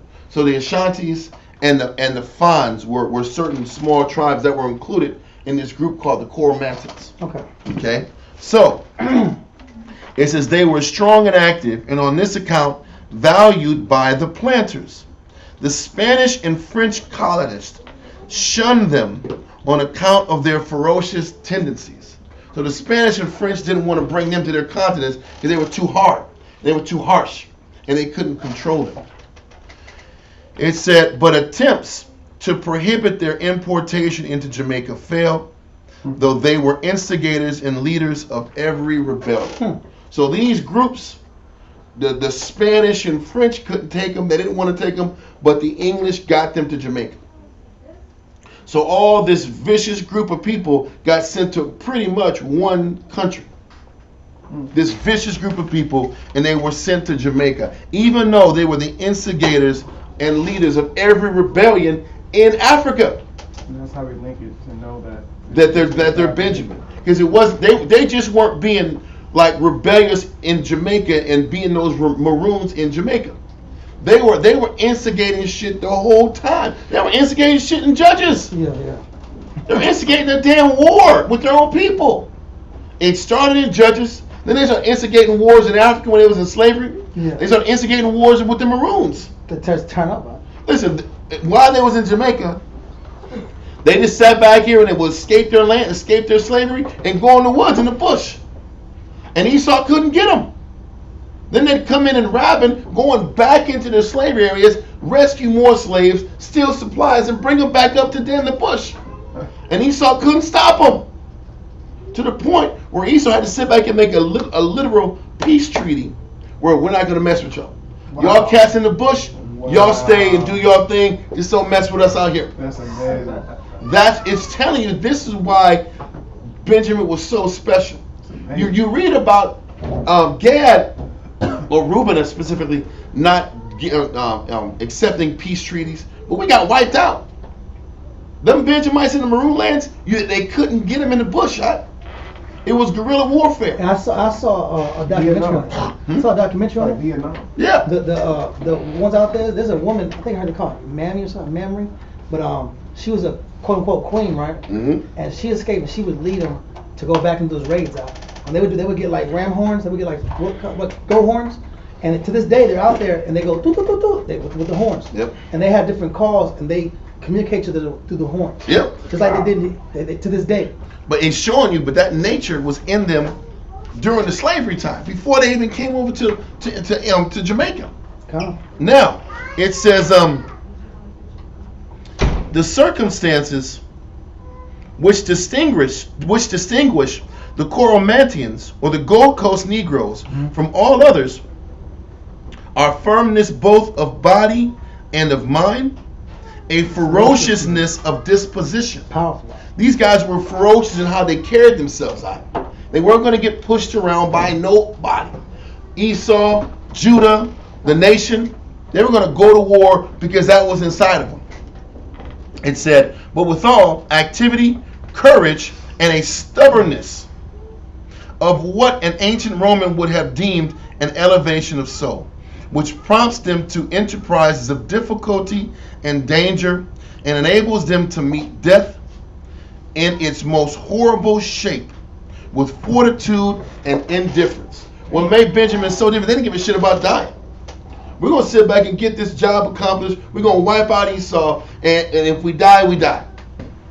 That was how ferocious Benjamin was, and that's why they were being compared to as that wolf. Wow. As that ravenous wolf. We're going to go into the slave rebellion of 1760. I well know was the origin of the Negro Rebellion, which happened in Jamaica in 1760. It arose at the instigation of a Coromantian Negro of the name Tacky, His name was Tacky, and he was giving niggas problems. And so Tacky, who had been a chief in Guinea, and it broke out on the frontier plantation in St. Mary's Parish, belonging to the late Ballard Beckford, and the adjoining estate of Trinity, the property of my deceased relation and benefactor, Zachary Bailey. So this is these white folks telling stories on these accounts of these Benjamite Cormantians that were giving them problems. Concerning those on Trinity Estate, I can pronounce of my own knowledge that they were under the government of an overseer of singular tenderness and humanity. His name was Abraham Fletcher. So they're saying the slaver was a good guy. And the guy that was in charge of the slaves, he was a nice guy. He wasn't like these other guys, like Esau always says. And let it be remembered, in justice even to the rebels, and as a lesson to other overseers, that his life was spared from respect to his virtue. So I guess Benjamin didn't kill him because he showed them respect, whatever. The insurgents had heard of his character from other Negroes and suffered him to pass through unmolested. This fact appeared in evidence. Having collected themselves into a body about 1 o'clock in the morning, these Benjamites, these Cormantians, they proceeded to the fort at Port Maria, killed the sentinel, and provided themselves with as great a quantity of arms and ammunition as they could conveniently dispose of. Being by this time joined by a number of their countrymen from the neighboring plantations, they marched up the high road that led to the interior parts of the country, carrying death and desolation as they went out. Benjamin's just killing people out all around the country in the St. Mary's Parish. At Ballard's Valley, they surrounded the overseer's house about 4 in the morning, in which 8 to 10 white people were in bed, every one of whom they butchered in the most savage manner, and literally drank their blood mixed with rum. Benjamin was going crazy out. Blood and rum out? Blood and rum out. Together? At Esther and other estates, they exhibited the same tragedy. And then it wasn't a tragedy, it was revolution. And they set fire to the buildings and canes, to the cane fields. And one morning they murdered 30 and 40 whites, not sparing even infants at the breast. Before their progress was stopped, Tacky, the chief, was killed in the woods by one of the parties that went in pursuit of them, but some others of the ringleaders being taken, and a general inclination to revolt appearing among all the Cormantian Negroes in the island. This group of people was into them to revolt. So whether they were Maroons or whatever, they were never going to be broken, and that's why they were referred to as the wolf. Because the wolf can't be domesticated. You get a baby wolf at your house side, guess what's going to happen? He's going to turn on your ass side. He's going to be a wolf. He's going to try to kill you. Because it's not in the wolf's nature to be broken. It wasn't in Benjamin's nature to be broken from the time of slavery to the time they got to Jamaica. They weren't going to get broken when the judges came, when Israel came to stop them. They took it as a challenge. It's showing their character and their consistencies in the pattern of how they did things. Lets you know that they're Benjamin. Their behavior, this is their core behavior pattern that this tribe has. That other tribes are not the same like that. Come. So, in a general inclination to revolt appearing among all the Cormantian Negroes in the island, it was thought necessary to make a few terrible examples of some of the most guilty. So Esau said, we got to sit back here and break these dudes and break their spirit and make an example so these people won't revolt again. So we're going to see what happened. Of 3 who were clearly proved to have been concerned in the murders committed at Ballard's Valley, 1 was condemned to be burned, and the 2 others to be hung up alive in irons and left to perish in that dreadful situation. The wretch, this is obviously from an Edomite perspective, the wretch was burned and was made to sit on the ground, his body being chained to an iron stake. So obviously there was an iron stake behind him, he was chained, and his feet were spread out on the ground, right? The fire was applied to his feet. So they were slowly torturing him while he was sitting, body against a damn stake. His arms were tied. They were just burning his feet. So that fire was going to just run up to his legs, to his body, and burn him up like this. So this is what happened. The wretch was burned. The wretch that was burned was made to sit on the ground, and his body being chained to an iron stake. The fire was applied to his feet. He uttered no groan. What the? And saw his legs reduced to ashes. This is amazing. This Benjamite dude didn't do shit. He saw his legs turn to ashes and said not a word. That was the ruggedness that Benjamin rode with. These dudes weren't no soft punks. This was Benjamin. This was Benjamin, and they were special. And this is why 30,000 Benjamites could take on an entire tribe of 400,000 because of this toughness and this indifference to death, this indifference to fear of death. He uttered no groan and saw his legs reduced to ashes with the utmost firmness and composure. After which, one of his arms, by some means getting loosed. Wait. His arm got loose, How? Listen, he was tied up, but you know what? He's chained. His arm got loose somehow. One arm, as he was burning, his ass legs. He's got ass damn legs, No tears, no yelling, no crying. No pain. Kaya, go inside. Go to the back, man. Go in the back. And you gotta go in the back, bro. That's it. That's too many times. You gotta go in the back. No, you gotta go in the back. Can't be done. So listen. He uttered no groan, and saw his legs reduced to ashes with the utmost firmness and composure, after which one of his arms by some means getting loosed, he snatched a brand from the fire that was consuming him and flung it into the face of the executioner. There's that accuracy. There's that accuracy and that ruggedness and that ferociousness and that indifference to death. You get some too. You're going to get this heat too. But you're going to be crying a little bi. I'm sucking up like a G. And he grabbed it with his hand. And flung it. Fire brand. Yeah. And flung it to him. That's not hot that is. Brother. But they show you the aggressiveness, the mental toughness in war that Benjamin had. Damn. That's that ravenous wolf. That's the wolf. It's not the singing. It's not as much about the singing and the howling as the ferociousness and that warrior spirit that Benjamin had. For Esau to let these guys have their land in the interiors of the country, to give it to them, what were they doing for them to say, man, take that shit?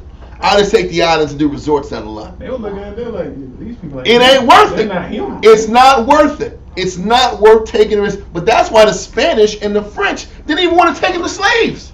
I don't want to deal with the hassle. It wasn't worth the money. Taking those Benjamites wasn't worth the money. It wasn't cost effective for these soft ass, candy ass French and Spanish. They're gonna lose more than But their vicious English took them. They took it and they still couldn't break them. He said they sent all those Cormantians to Jamaica. And that's how you know who Benjamin is. It gives you a better understanding of him. Wow, that's ridiculous. Then it said, the two that were hung up alive, those were hung up alive. You was going to die in the elements. Were indulged at their own request with a hearty meal immediately before they were suspended up on the gibbet, which is the gallows. So they said, listen, man, let's give us something to eat. That's our last request. So they got a hearty meal. It was on the gallows, which was erected in the parade of the town of Kingston. From that time until they expired, they never uttered the least complaint. They didn't complain about the fact he was in the gallows suffering. They didn't complain except only of cold in the night, but diverted themselves all day long in discourse with their countrymen. They were just talking Benjamite talk out.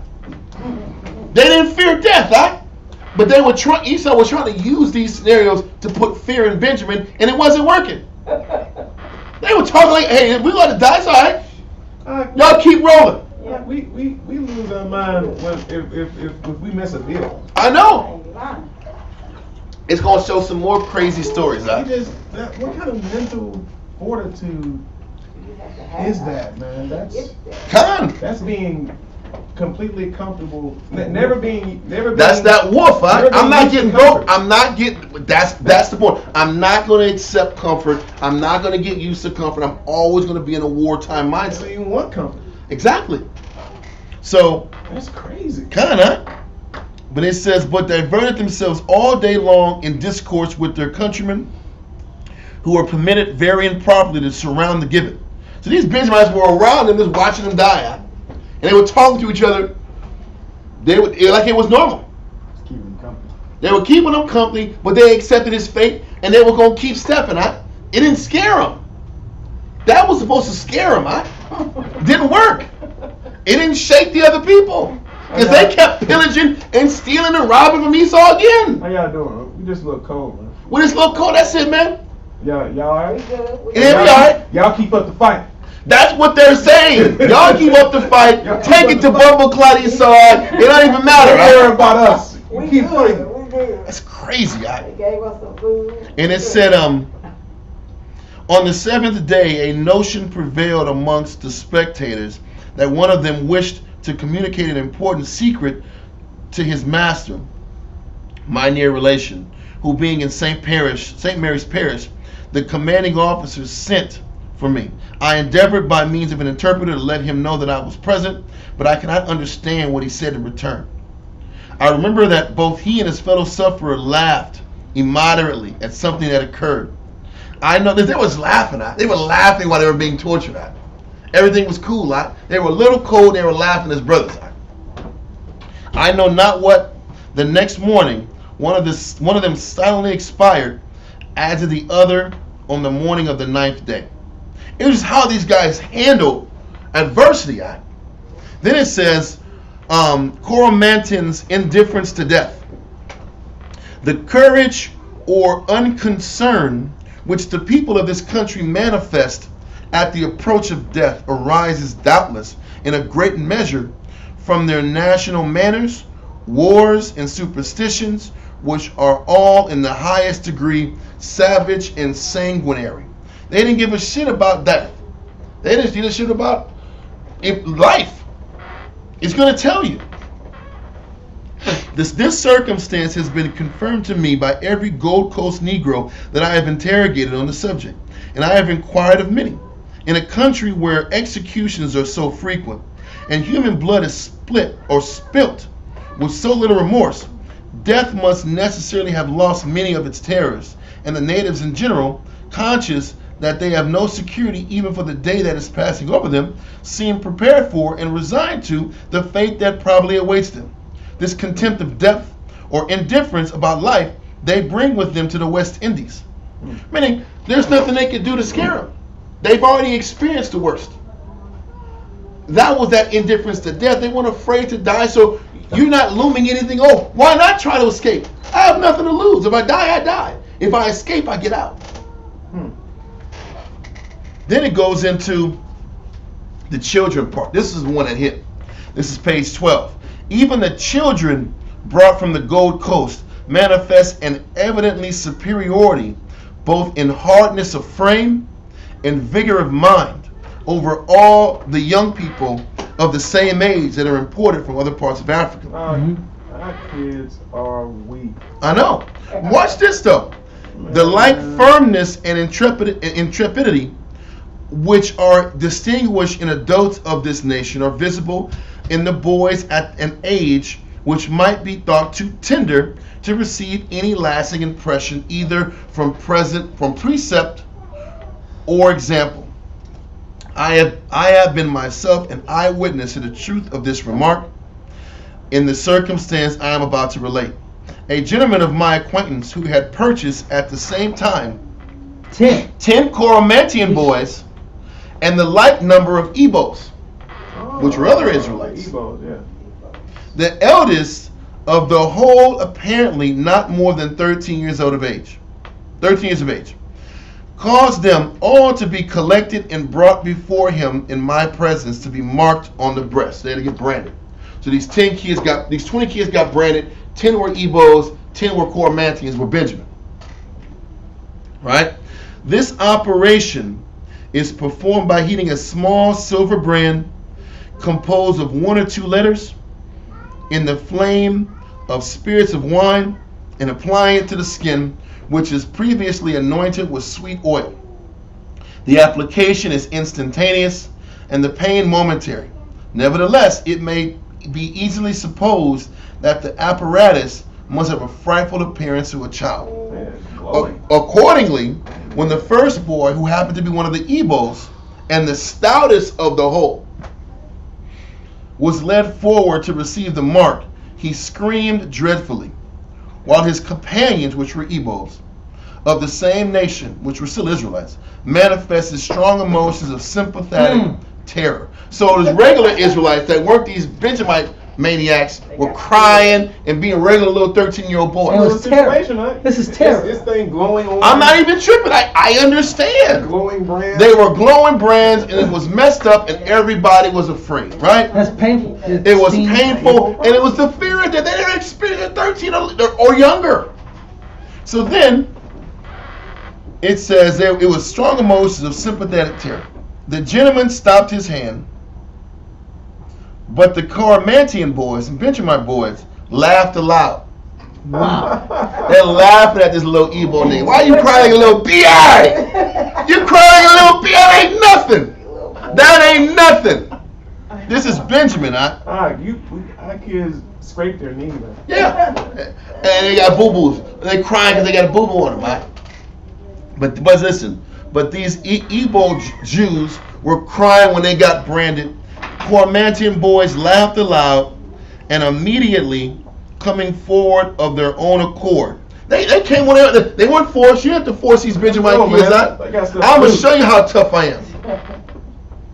Offered their bosoms undauntedly to the brand and receiving its impressions without flinching in the least. In the least. Snapped their fingers in exultation towards the poor Ebos. This ain't nothing. That's pretty much nothing. I'm tougher than these chumps. These guys are soft. Next.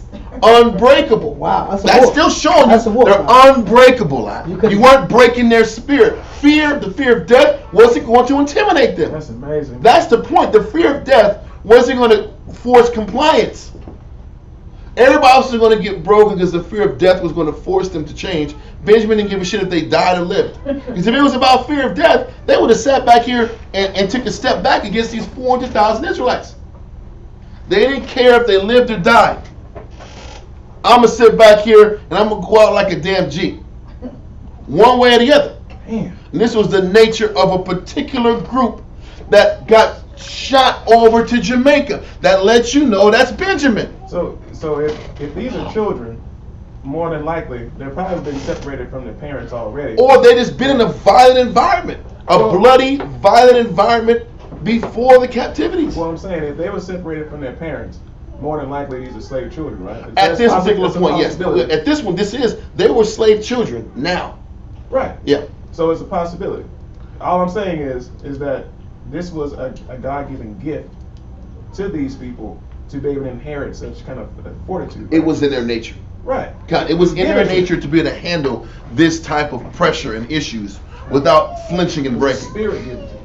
And this angle, what we're explaining, explains why Benjamin is the wolf. And this is why Benjamin is the ravenous wolf.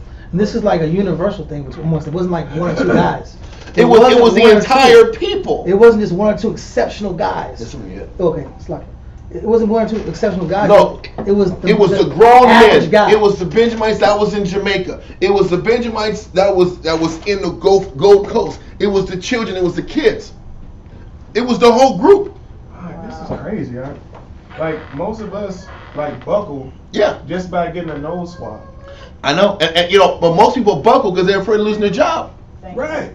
They'll sit back here and cave in out of fear of a job. Or the discomfort from a nose swab. Or discomfort of a nose. Yeah, exactly. A nose swab ain't no joke though. Yeah. To us, not to Benjamin.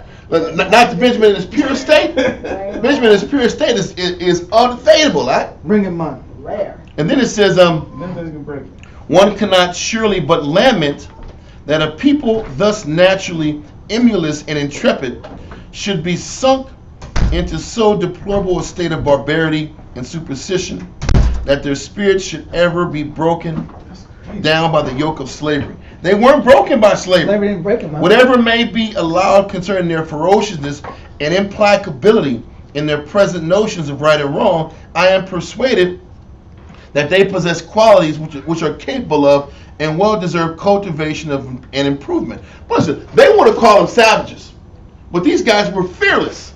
Right. They were fearless, potent men that didn't fear death. So you couldn't break them and put them in subjugation and get them to do what you wanted them to do, like good little boys and girls. Man. Then it said, who then were these Corinthians, who as a matter of fact maintain a commanding influence over all the other types of slaves, even imposing on them their peculiar superstitions and religious practices, and who have left their impress on the general population of the island to such an extent that they undoubtedly be declared the dominant influence in evolving our Jamaican peasant of the present day. They were the dominant force because the Benjamites were the ones who took over the land. They were Benjamin. The Corinthians, the Ashantis, the Finns, it said, were the Benjamites. And that nature of ferociousness and not a fear of death and not being broken explains why they were called the wolf. Does that make sense? Then it goes into, these were distinguished from all of the slaves by their courage, firmness, impatience of control. They hated being controlled. They hated being put in situations where they couldn't do what they wanted to do. They were the wolf. They weren't going to be domesticated for long. Their impatience of control, characteristics which caused numerous mutinies on board the slavers and several rebellions in the West Indies. They were rebelling before they got on the slave ships. And they were rebelling when they got to Jamaica. Right. They weren't going to accept slavery. They would rather die than accept slavery. Which is powerful. Which is all potent. And he says, in fact, every rebellion of slaves in Jamaica originated with and was generally confined to the Coromantese. And their independence of character became so generally recognized that at one time the legislature of Jamaica proposed a bill that should be brought in for laying an additional duty upon the Fantin, Akan, and Ashanti Negroes and all others commonly called the Coromantans. It's the Fantin, Akan, and Ashanti were your Benjamites. That should be imported. The superior physique of the Gold Coast Negroes, however, rendered them very valuable as laborers, and this bill met with such opposition that it was withdrawn, and notwithstanding their dangerous character, large numbers continued to be introduced to the island. They were literally thinking about not bringing more guys down to the island. Don't do it. Because they're causing too much problems. But you know what? That sugar cane needed to be harvested. We needed workers to get this hard-ass work done, so Benjamin had to come down. But there was a cost to bringing Benjamin down. There was going to be Edomite murders. There was going to be raids in the lands and the areas. This was that wolf. Then it says, leaders of Maroons. Moreover, in connection with the fearless independence and uncompromising spirit of the Gold Coast Negro, whether we call him Ashanti or Coromantyan, it is well to remember that the Maroons of the Jamaican mountains, who wrote their own chapter of daring history in the history of the island, were for the most part recruited, at least as regards their leaders, from the same group. The Coromantians were the Maroons. Let's see.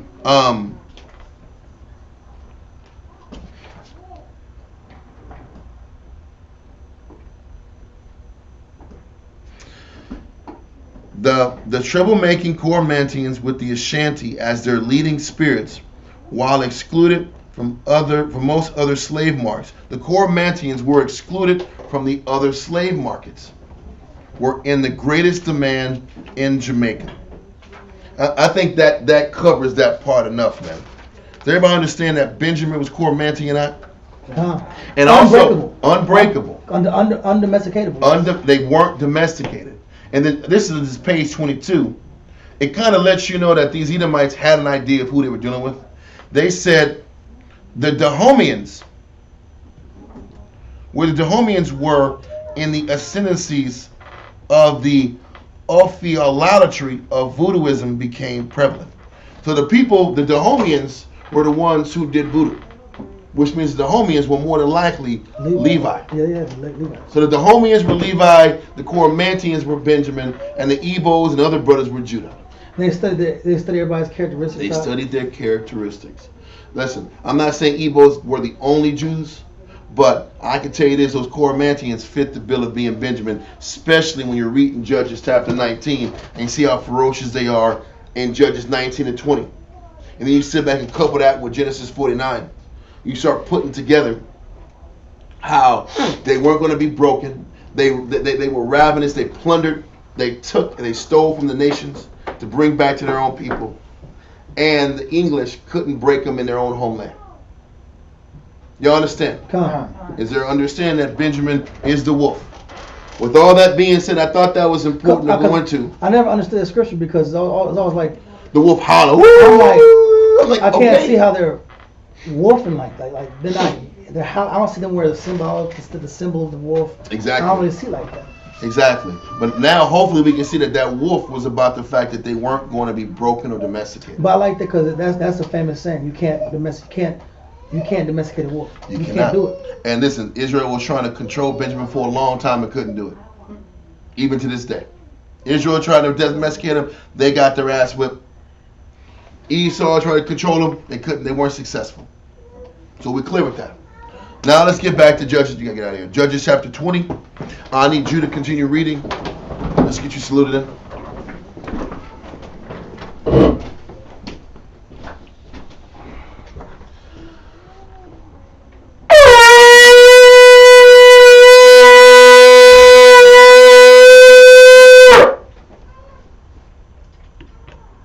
Okay. Karat, Shan Shabbatat, Ban Shar, Ban Yasha'ala. Correct. Shoshamatah, Ban Shashar, Ban Yashal, Amachim, Rock, Yahweh Bashim Yashabakata. Yahweh Bashim Yashabakatam.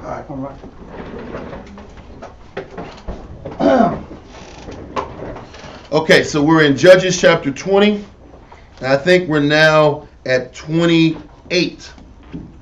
Judges 20 and verse 28. Judges chapter 20 and verse 28 reads, and Phinehas, the son of Phineas, the son of Eleazar, the son of Aaron, stood before it in those days, saying, shall I yet again go out to battle against the children of Benjamin my brother, or shall I cease? And the Most High said, go up, for tomorrow I will deliver them into thine hand.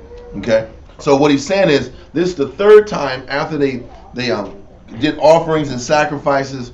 Should we go back and fight them again the third time? And then Moses says, yes, this time I'm going to deliver these Benjamites into your hand. Read on. Verse 29. Verse 29 all the way to like the end of it, which is 21 and 25. Read on. And Israel set liers in wait round about Gibeah. Mm-hmm. And the children of Israel went up against the children of Benjamin on the third day, and put themselves in array against Gibeah as at other times. Hold on 1 second, bro. Alright, continue. Verse 31. And the children of Benjamin went out against the people. So what they're saying is, Israel went out to fight Benjamin like they fought in the last 2 days. They stayed outside of the area of Gibeah. Benjamin ran out towards them to fight them. Read on.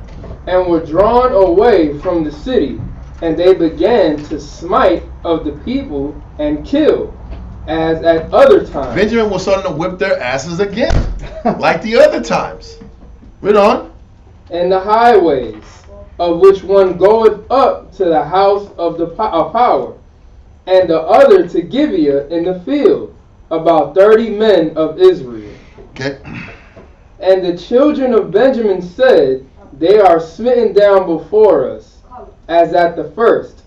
But the children of Israel said, Let us flee, and draw them from the city unto the highway. They used that old method that was used during the time of Joshua. When they would sit back here and they had the Israelites run away to draw the Benjamites out of their city. And another band of Israelites was going to go inside the city and take out the Benjamins from the backside. So they couldn't beat them with brute force. So they used tactics. Trickery. They had to use tactics. They had to use tactics. They couldn't. They were going to lose head up the whole time. They probably would have lost. Right. If they sat back and fought straight up. What's going to happen with those dudes, huh? I know. These guys were unstoppable, huh? Potent, strong, unbreakable. Unbreakable. You're wrong. They didn't fear death. Listen, you couldn't tell them it was stubborn. You couldn't talk no sense into them. It didn't matter, huh? He said they were stubborn. Hell yeah, they're stubborn. Read on. Verse 33. And all the men of Israel rose up out of their place, and put themselves in array at Baal Tamar. And the liers in wait of Israel came forth out of their places, even out of the meadows of Gibeah. So Israel was liars in wait, hiding until they all was chasing the Israelites away from their area, their city. Read on. And there came against Gibeah 10,000 chosen men out of all Israel. And the battle was sore, but they knew not that evil was near them. And the Most High smote Benjamin before Israel. And the children of Israel destroyed of the Benjamites that day 25,100 men. 25. Okay. Listen, 25. There was 26,000 men initially, and now they were knocked down to 25,100 men were taken out. That's a lot. Yeah, that's damn near everybody. Read on. All these drew the sword. So the children of Benjamin saw that they were smitten, for the men of Israel gave place to the Benjamites. All this over a couple guys that were out there in the street. Yeah, over pride. Yeah, exactly. And not saying if it was right, but Benjamin's pride got in their way out. Their temper and their pride got in the way. Read on. Because they trusted unto the liers in wait, which they had set beside Gibeah. Mm-hmm. And the liers in wait hasted and rushed upon Gibeah. And the liers in wait drew themselves along, and smote all the city with the edge of the sword. Mm-hmm. Now there was an appointed sign between the men of Israel and the liers in wait, that they should make a great flame with smoke rise up out of the city. So listen, the liers in wait said, listen, draw out Benjamin far out. We'll sit back here and flame up the city, and then you will see the flames. Now you start fighting Benjamin again. Fight the ones that was running and chasing you guys out. Read on. Verse 39. And when the men of Israel retired in the battle, Benjamin began to smite and kill of the men of Israel about 30 persons. But they said, Surely they are smitten down before us, as in the first battle. Mm-hmm. But when the flame began to arise up out of the city with a pillar of smoke, the Benjamites looked behind them, and behold, the flame of the city ascended up to heaven. It was a high flame. You knew your whole city was damn destroyed. Read on. Verse 41. And when the men of Israel turned again, the men of Benjamin were amazed. So they're like, okay, they were just baiting this out. Now they're ready to fight us. We're sitting back here concerned about what's going on with our home, our family, our children. Their mind's going crazy. They're realizing, oh man, my family's dead. My kids are gone. Now these guys are coming to fight at me now. It's over, man. Read on. For they saw that the evil was come upon them. Therefore they turned their backs before the men of Israel unto the way of the wilderness. But the battle overtook them, and them which came out of the cities they destroyed in the midst of them. Thus they enclosed the Benjamites round about, and chased them, and trod them down with ease over Gibeah toward the sun rising. And there fell of Benjamin 18,000 men. All these were men of valor. So 18,000 men outside the city, and it was 25,100 men inside the city. Read on. And they turned and fled toward the wilderness unto the rock of Ramon. And they gleaned of them in the highways 5,000 men, and pursued hard after them unto Gedam, and slew 2,000 men of them, so that all which fell that day of Benjamin were 25,000 men that drew the sword. All these were men of the Lord. So it wasn't the 40. When they said 25,000 earlier, that was the final total of them all. Okay. 25,000 died that day. Okay, read on. But 600 men turned and fled to the wilderness unto the rock Ramon, and abode in the rock Ramon 4 months. So there was just 600 men left. So that's a big change, bro. What you do with your brother? All you had to do was stand for what was right. All he had to do was stand up for what was right, and everything would have been fine. But they didn't want to listen. They wanted to sit back and have their pride get in the way. So let's keep going. Verse 48. And the men of Israel turned again upon the children of Benjamin, and smote them with the edge of the sword, as well the men of every city, as the beasts, and all that came to hand. Also they set on fire all the cities that they came to. So they burned up their cities, they wiped them out. Now, Nagaha, finish up 21. 21, sir. What? Judges chapter 21, verse 1. Now the men of Israel had sworn in Mizpah, saying, there shall not any of us give his daughter unto Benjamin to wife. That was Israel talking trash when the hostilities were high. Now they're saying, damn, there's only 600 Benjamites. And how they going to repopulate? Read on. That's cool. No, you never, that's just stupid. I thought you did earlier. That was my fault. That's my fault. Oh my goodness. The body's on fire.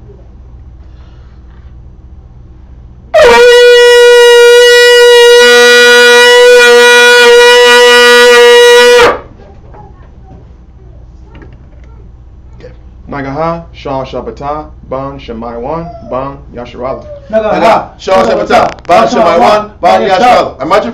Brought. Yahweh Hashem Yashabakatah. Yahweh Hashem Yahweh Shah Brakatham.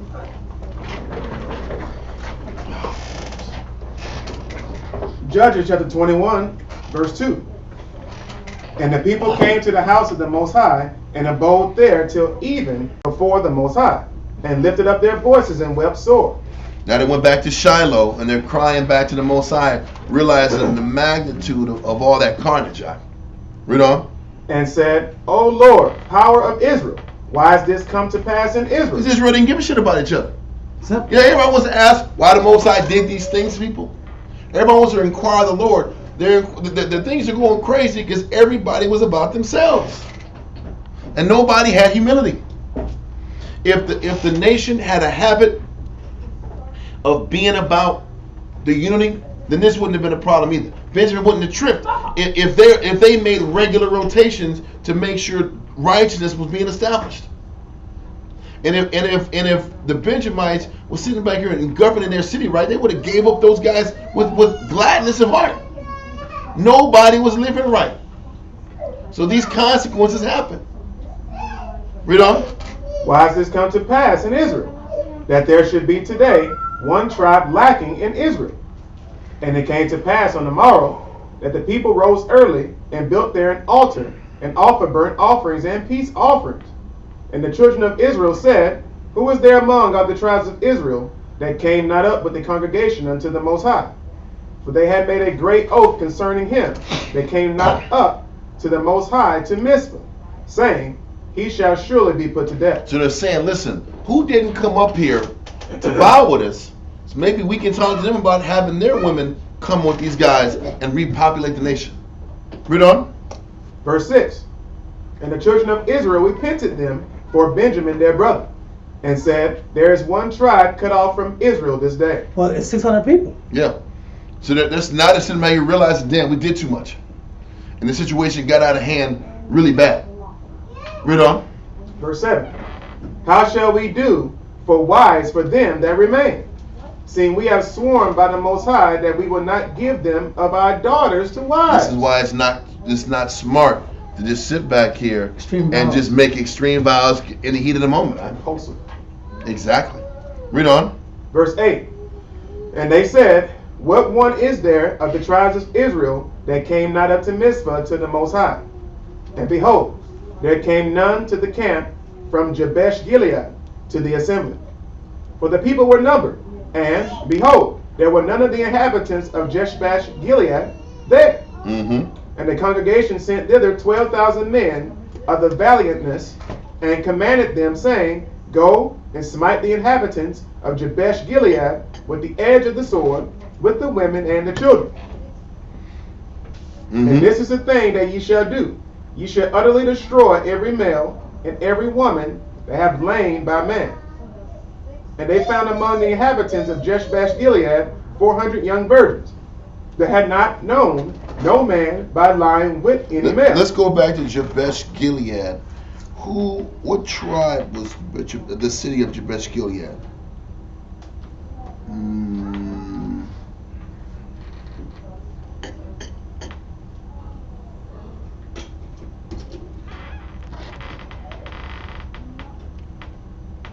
You know, it's probably Reuben, or Gad. You know, Jabesh Gilead is Gad.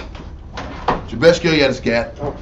Because, listen, Gad was doing the same shit to later on. The crazy thing, Jabesh Gilead is in Gad. Gad may be Manasseh. Let me see. Let me get another map. Because it's right across from Judah, bro. You know what? No, that's Manasseh. Jabesh Gilead is in Manasseh. That's high up there. Because that Jabbok River is where Gad is. Yeah, that's Manasseh. That's Manasseh. So, okay, they go back and they sat back here and they killed all the women that were married and the men. They killed them all because they didn't go to war and help. Okay? But there was was it 400 virgins? 400 virgins. Yep. 400 young virgins that had known no man by lying with any male. And they brought them up, and they brought unto the camp to Shiloh, which is in the land of Canaan. Okay, so that's what it was. Read on. Verse 13. And the whole congregation sent some to speak to the children of Benjamin that were in the rock of Ramah, and to call peaceably unto them. And Benjamin came again at that time, and they gave them wives, which they had saved alive of the women of Jabesh Gilead, and yet so they sufficed them not. Well, they said it wasn't enough because there was 200 men that didn't have a woman. Read on. And the people repented them for Benjamin, because that the Most High had made a breach in the tribes of Israel. Then the elders of the congregation said, how shall we do for wives for them that remain, seeing the women are destroyed out of Benjamin? This is crazy. Listen, this is what happens when you make chaotic decisions and there's pride and destruction everywhere. Because Benjamin took it too far. Benjamin took it too far. They both did. But Yeah. Benjamin took it too far. And then, of course, the extreme vows out. Extreme decisions. Everything went left out. Everything went left. That means Israel, that means Israel took out all of the women in Benjamin too.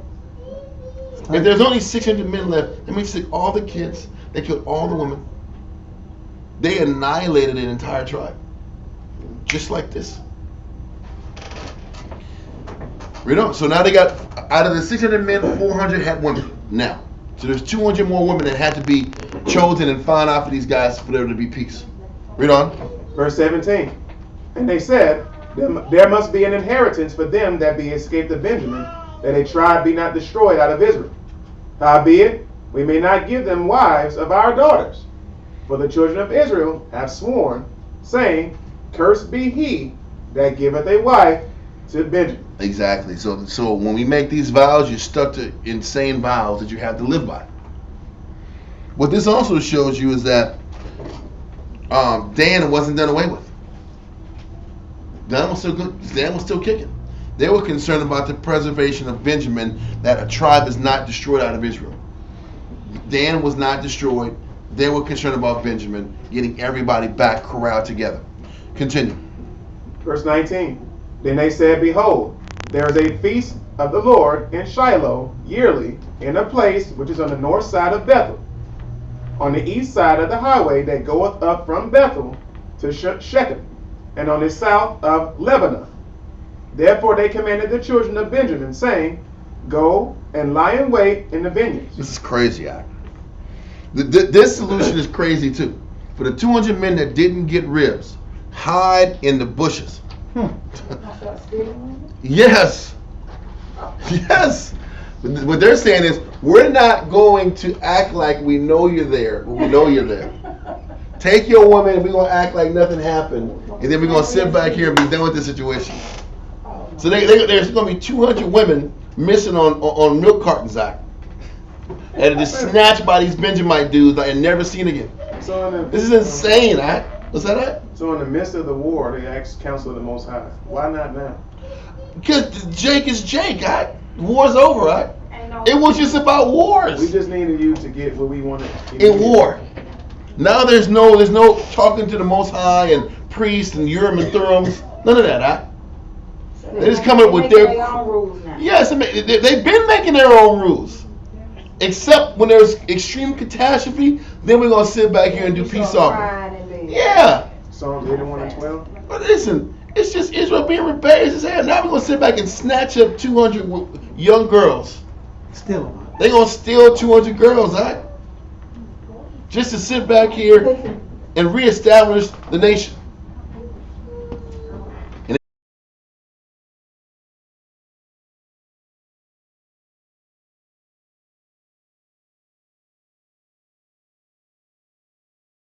This is bad times, huh? This is before. This is the beginning, right? What's happened? Hold on. Hold on a second. The crazy.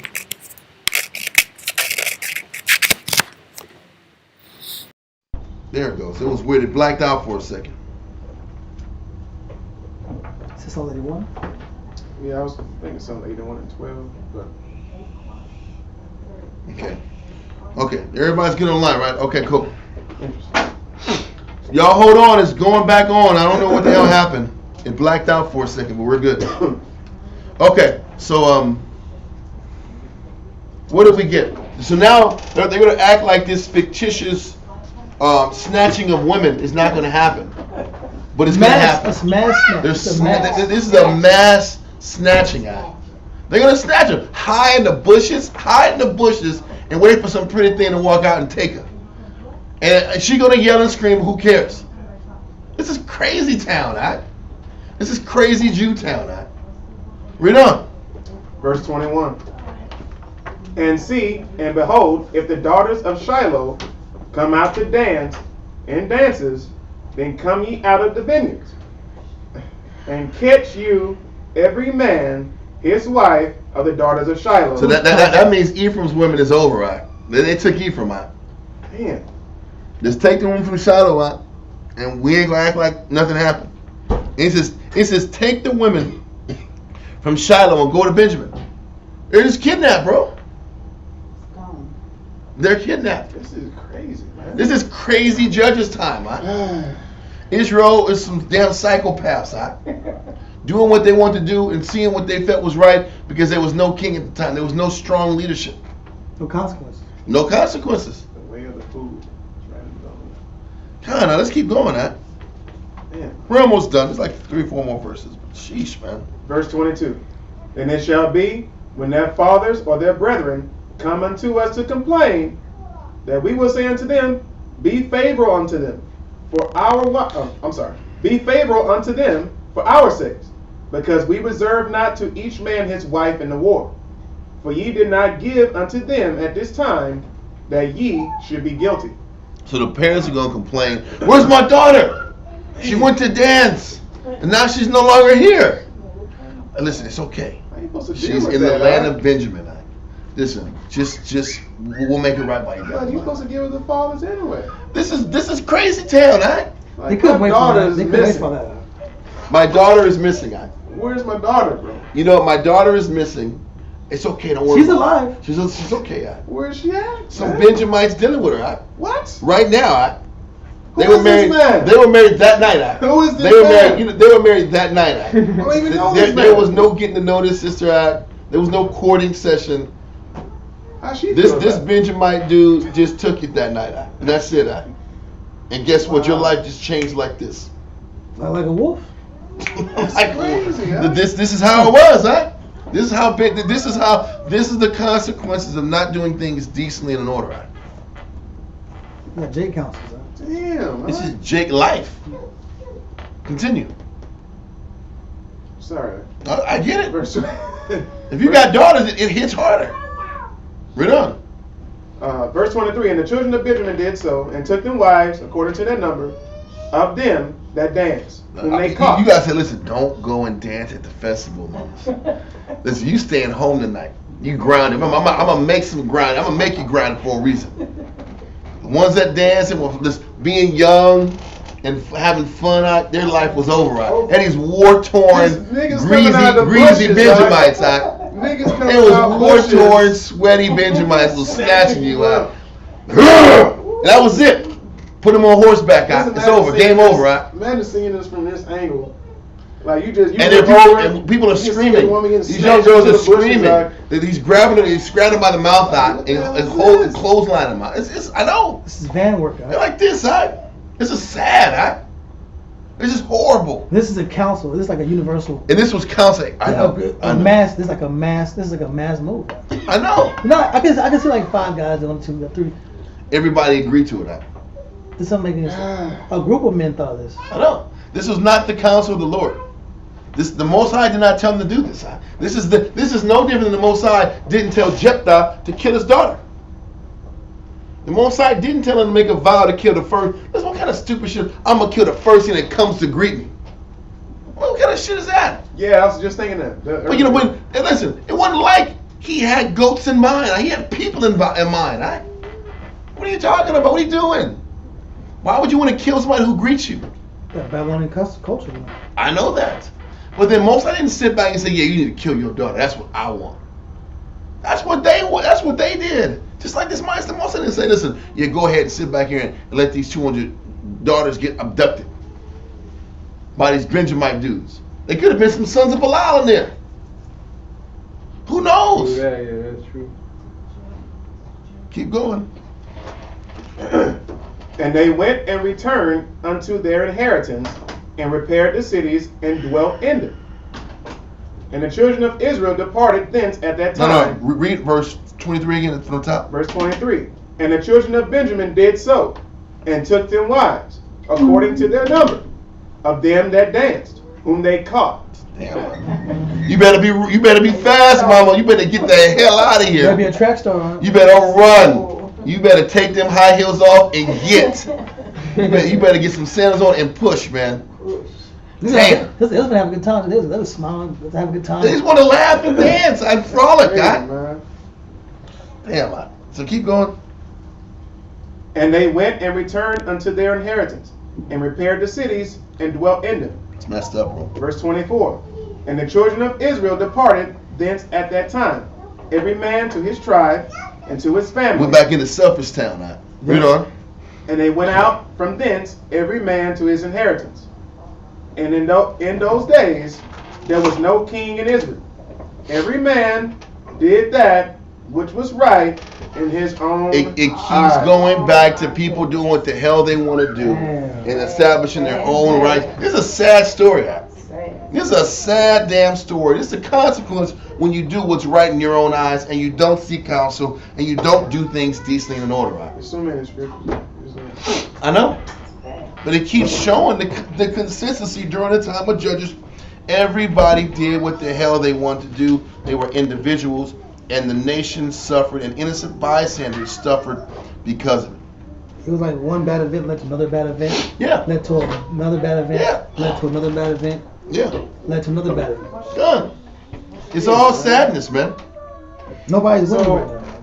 Yep, no, they're not. So we only get counsel from the Most High just to get what we want in that moment. Yeah, we're in trouble. And then, okay, thank you, Lord. Okay, now I'm gonna do what's right in my own eyes.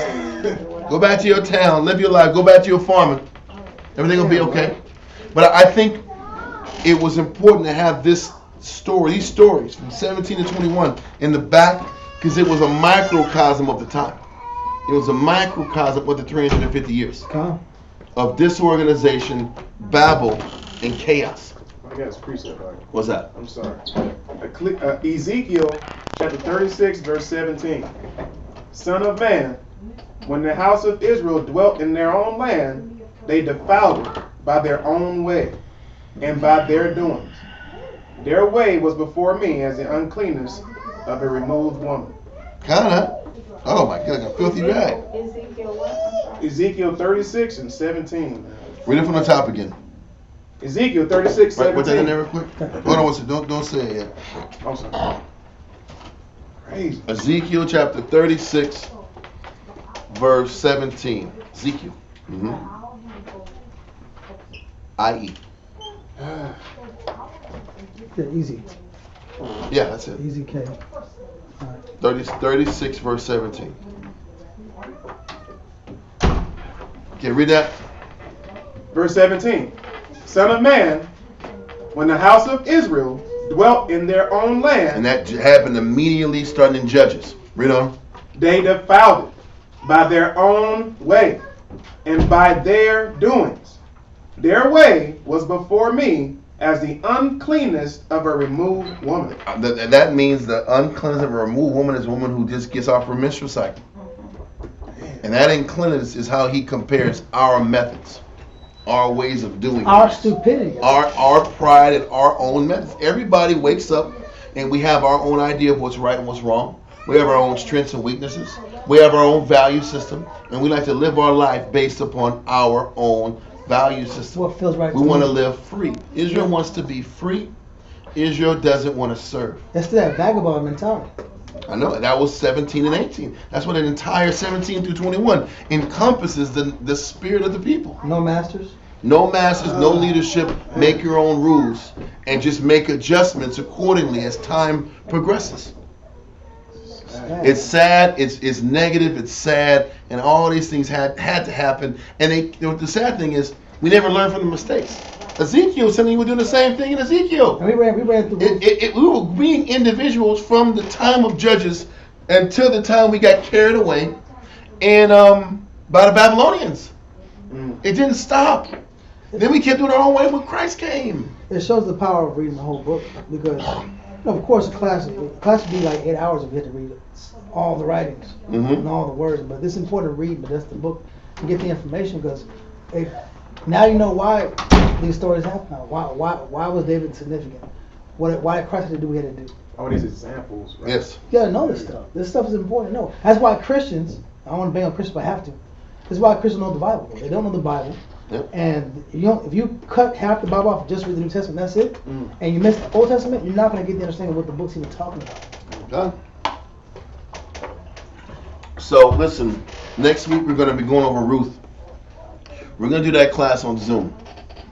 So make sure I'll shoot out the Zoom links to the brothers in San Antonio, and we're going to do Ruth next week, and then after that we'll go into Samuel. Okay, but we're gonna do it on a Zoom situation, huh? Because that's kind of a controversial topic, so we're not gonna sit back and throw that out there in respect to different approaches to explain the topic. But we will have Sabbath class tomorrow. I mean next Saturday, but it just won't be on YouTube. All right. But let's go ahead and get this. Let's get our prayers up real quick and finish out the Sabbath class today. Bad counsels. Those counsels got worse and worse. Crying inside. Hiding the bushes Combination of up. times, man. Hide, which is taking their life. That's a really bad counsel. How do you think the marriage is going to be at? How do you think marriage is going to be at? It's going to be horrible. No, I saw you. I know I snatched you. I should have did it, but I had It's a to. cycle, man. Yeah. It's just like, It's gonna be This is crazy. bad news across the board. Okay. Yahweh. In the name of Yahweh Shai. Please listen to us right now. Send Micah Allah and the righteous angels to watch over, bless, heal, protect, and make strong the people of Yahshua. Also send unto us much wisdom, much knowledge, much understanding, much patience, much faith, much brotherhood, and much love, spiritual power, and forgive all of our sins. Yahushua come quickly, for in thee is our hope, always and forever. Amen.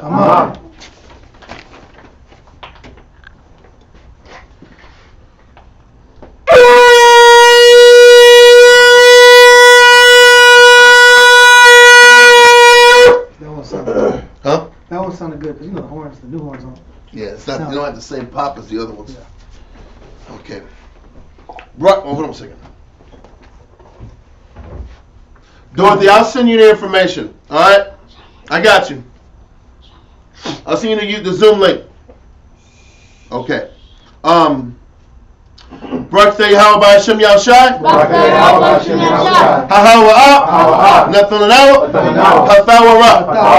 Blessed are you, Yahweh, in the name of Yahushai, that gives us the law.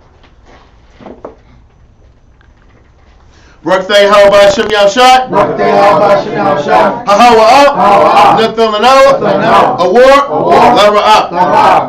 Bless you, Yahweh, in the name of Yahushai, that gives us the light to see. Number 3. Birthday, how about Hashem Yahushai?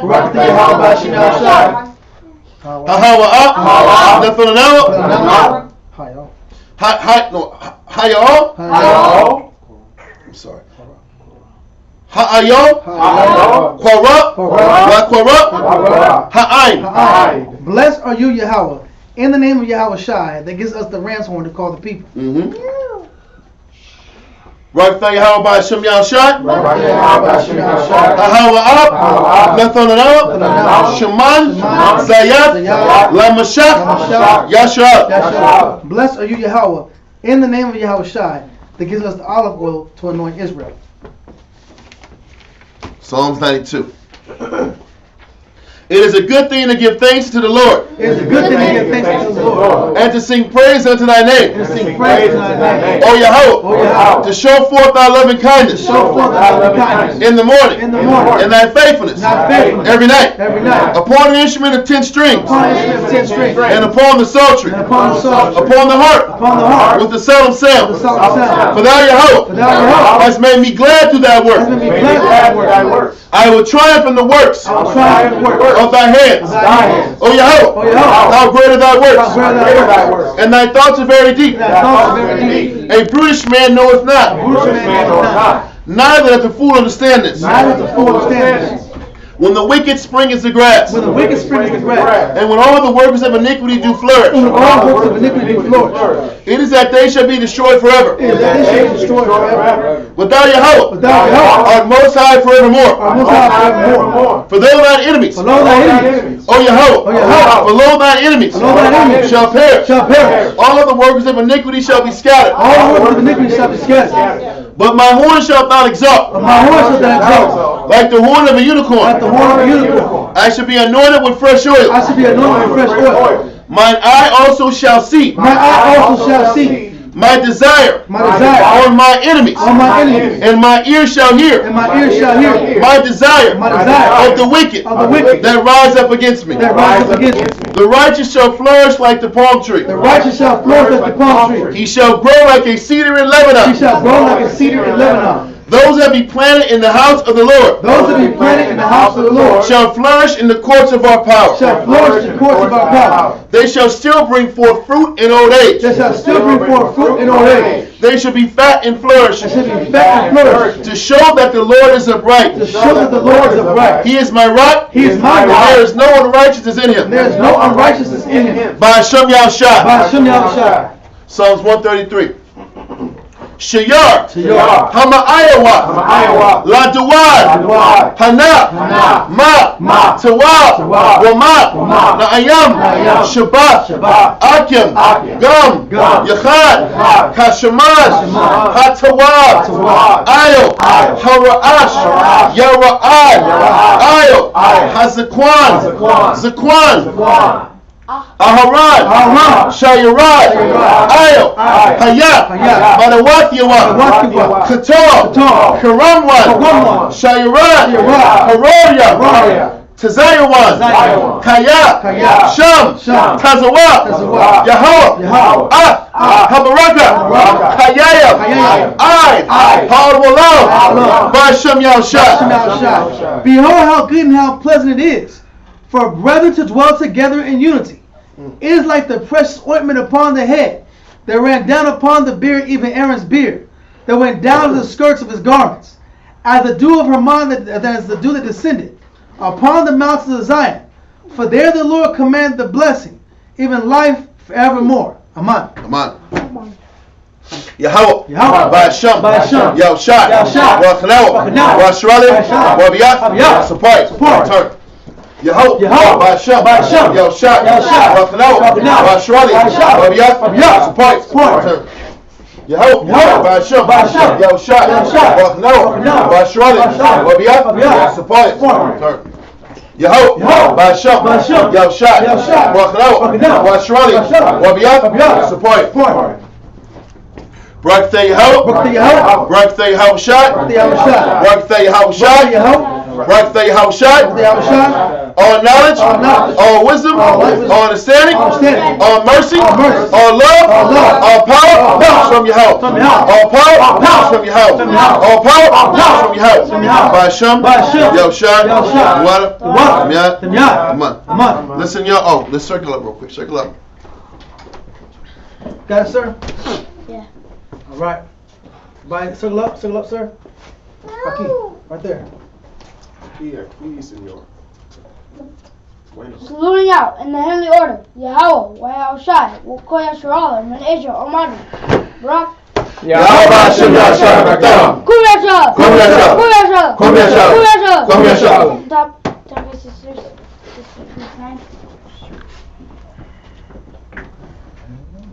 saluting out the daughters of Zion, Menasia, Omadu, Barak,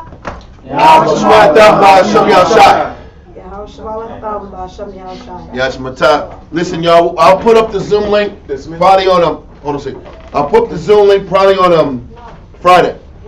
Dismissed. Fall out. Go out of y'all. Talk to y'all on Monday. Shalom.